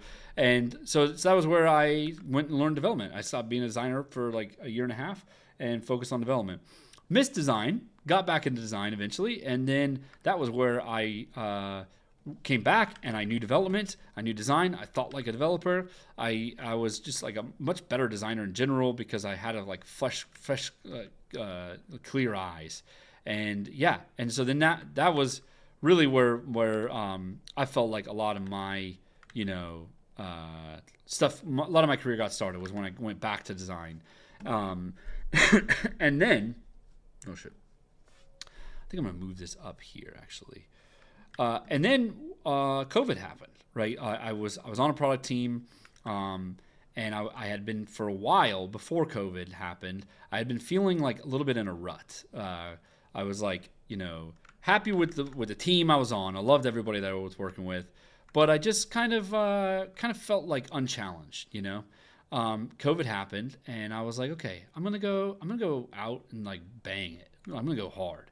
So I went and started working on I started posting. That was literally the first time that I started posting. Was not until then. I never even posted to like my friends and family, and that was like such a period of personal growth for me, personal development for me. But the biggest thing, what was so fucking cool, is I was doing editing. I was doing visual graphics and all that. All of the design work that I did, that I built on my skills, I was using that too. I went and built an app in 30 days, launched that to 6,000 people, and then I used my development knowledge to manage the development team and grew that into 70,000 users on that app. The whole time I learned marketing more, but I was also using the skills that I had built over 10 years that at the time didn't feel connected, but now they're connected, and now I'm able to do this live. Like, I just spent all Tuesday designing this app for no reason, right? And so I guess, yeah, really long-winded way to say as I was going, just don't feel like you have to know what you want to do, and shit changes sometimes, and that's okay. So just, yeah. Hopefully that makes sense. That was a long rant. Yeah, feels a little out of context somewhat, but big ups to just, doing things for no reason, because ultimately they'll come back around some way, Had a similar career path. First did photography, discovered media design, got a job at UX UI. At a scale-up company, learned so much in the last time. Oh, hell yeah. Honestly, I've never worked. I'm wrong. I did work at a company who was like raising for Series A. And that was fun. It was it definitely felt like the hair was on fire a little bit less. Like, you knew they knew what they were and what they weren't. And that's such an important thing. But yeah, so, yeah. All right. That's feeling good. Okay. You're the first designer. Hell yeah. That's cool. That's where you make the most impact, right? Is like, you just jump in and you're just fucking doing everything, I love that. I would never work at a large company because I need to feel in control. It's definitely not like, hopefully in the future I don't regret these words, because yeah, it's such a big thing for me to be able to feel like the work that I'm doing is paying off, and I can see the outcome, right? And in a startup, you can literally be designing something and it's built within a month, at times, not every time, right? But and that's just so much fun to be able to have that control over everything, and feel the fruits of your labor, So yeah, there you go. I'll leave it there. So we got 2 minutes left. Can we get the fucking builder? I don't think we can get the builder, but I feel really good, guys. We just did so much. We started with this empty, we filled that all out. We went and did a bunch of mood boards. I don't think we did enough mood boards. I should have stopped a few times and gone and done some more moods. But then we went and did some initial layouts of our designs on the wireframes. We did that for the dashboard. We did that for the collections. We started with playlists, but we got distracted, went down into the creation flow. We started mapping that out. We decided what we didn't want to do, which was we don't need to lean on the AI too much. We really want to just focus on clean and starting, just make stuff. You choose from the list, the menu kind of vibe. And you upload stuff, creating stuff as you go. I feel like a lot of this still works. I just need to kind of update the UX patterns to fit into some of these layouts that we got. And then that was kind of where I was like, well, shit, what does this card look like? We need to really determine the layout and the orientation of these photos that we're going to be using. And so that was where we went back to the homepage, and then I lost my shit, and I almost thought that I wasn't a good designer anymore, and I needed to go home and just go cry a little bit. And then I figured it out, and here we are. And we just needed to bring some vibes. That was all that was missing. There's a certain point where I just need to start pumping vibes in, and I can go back and de-vibe it later if we needed to. But that really helped me push it across the goal line a little bit further. Got these Instagram story vibes, but still have this really accessible slider. We played with colors, brought the brutalist vibes, and then we took it all the way to the viewport of what the child's going to see when you go share it with them. We definitely need to share icons on these, maybe delete and edit and all that. But it's definitely on the way. It feels really intuitive, and I think that's the biggest thing for the kids who are going to be seeing this on the end result. And so, yeah, I mean, got a lot of work done. So I'm definitely going to keep doing this. I'll probably come back. Yeah, probably next week, probably next Tuesday. We'll just do this again. So, yeah, thanks so much for hanging with me for so long. Was anybody here the whole time? I don't think so, but yeah, it was great. Round of applause. Yeah, hell yeah. Thanks so much, Lee. Great work. Thanks so much, Rogan. Appreciate you. Yeah, thanks to all 9 of you over on YouTube as well. We were up at like 25 for a minute on YouTube. That was pretty dope. So, yeah, next Tuesday be here. Hell yeah. Stepped in 30 minutes after you started. Yo, okay. Hell yeah. You were helping a lot too. So thanks so much. All right. Much love, y'all. I'm going to go lay down on the floor here.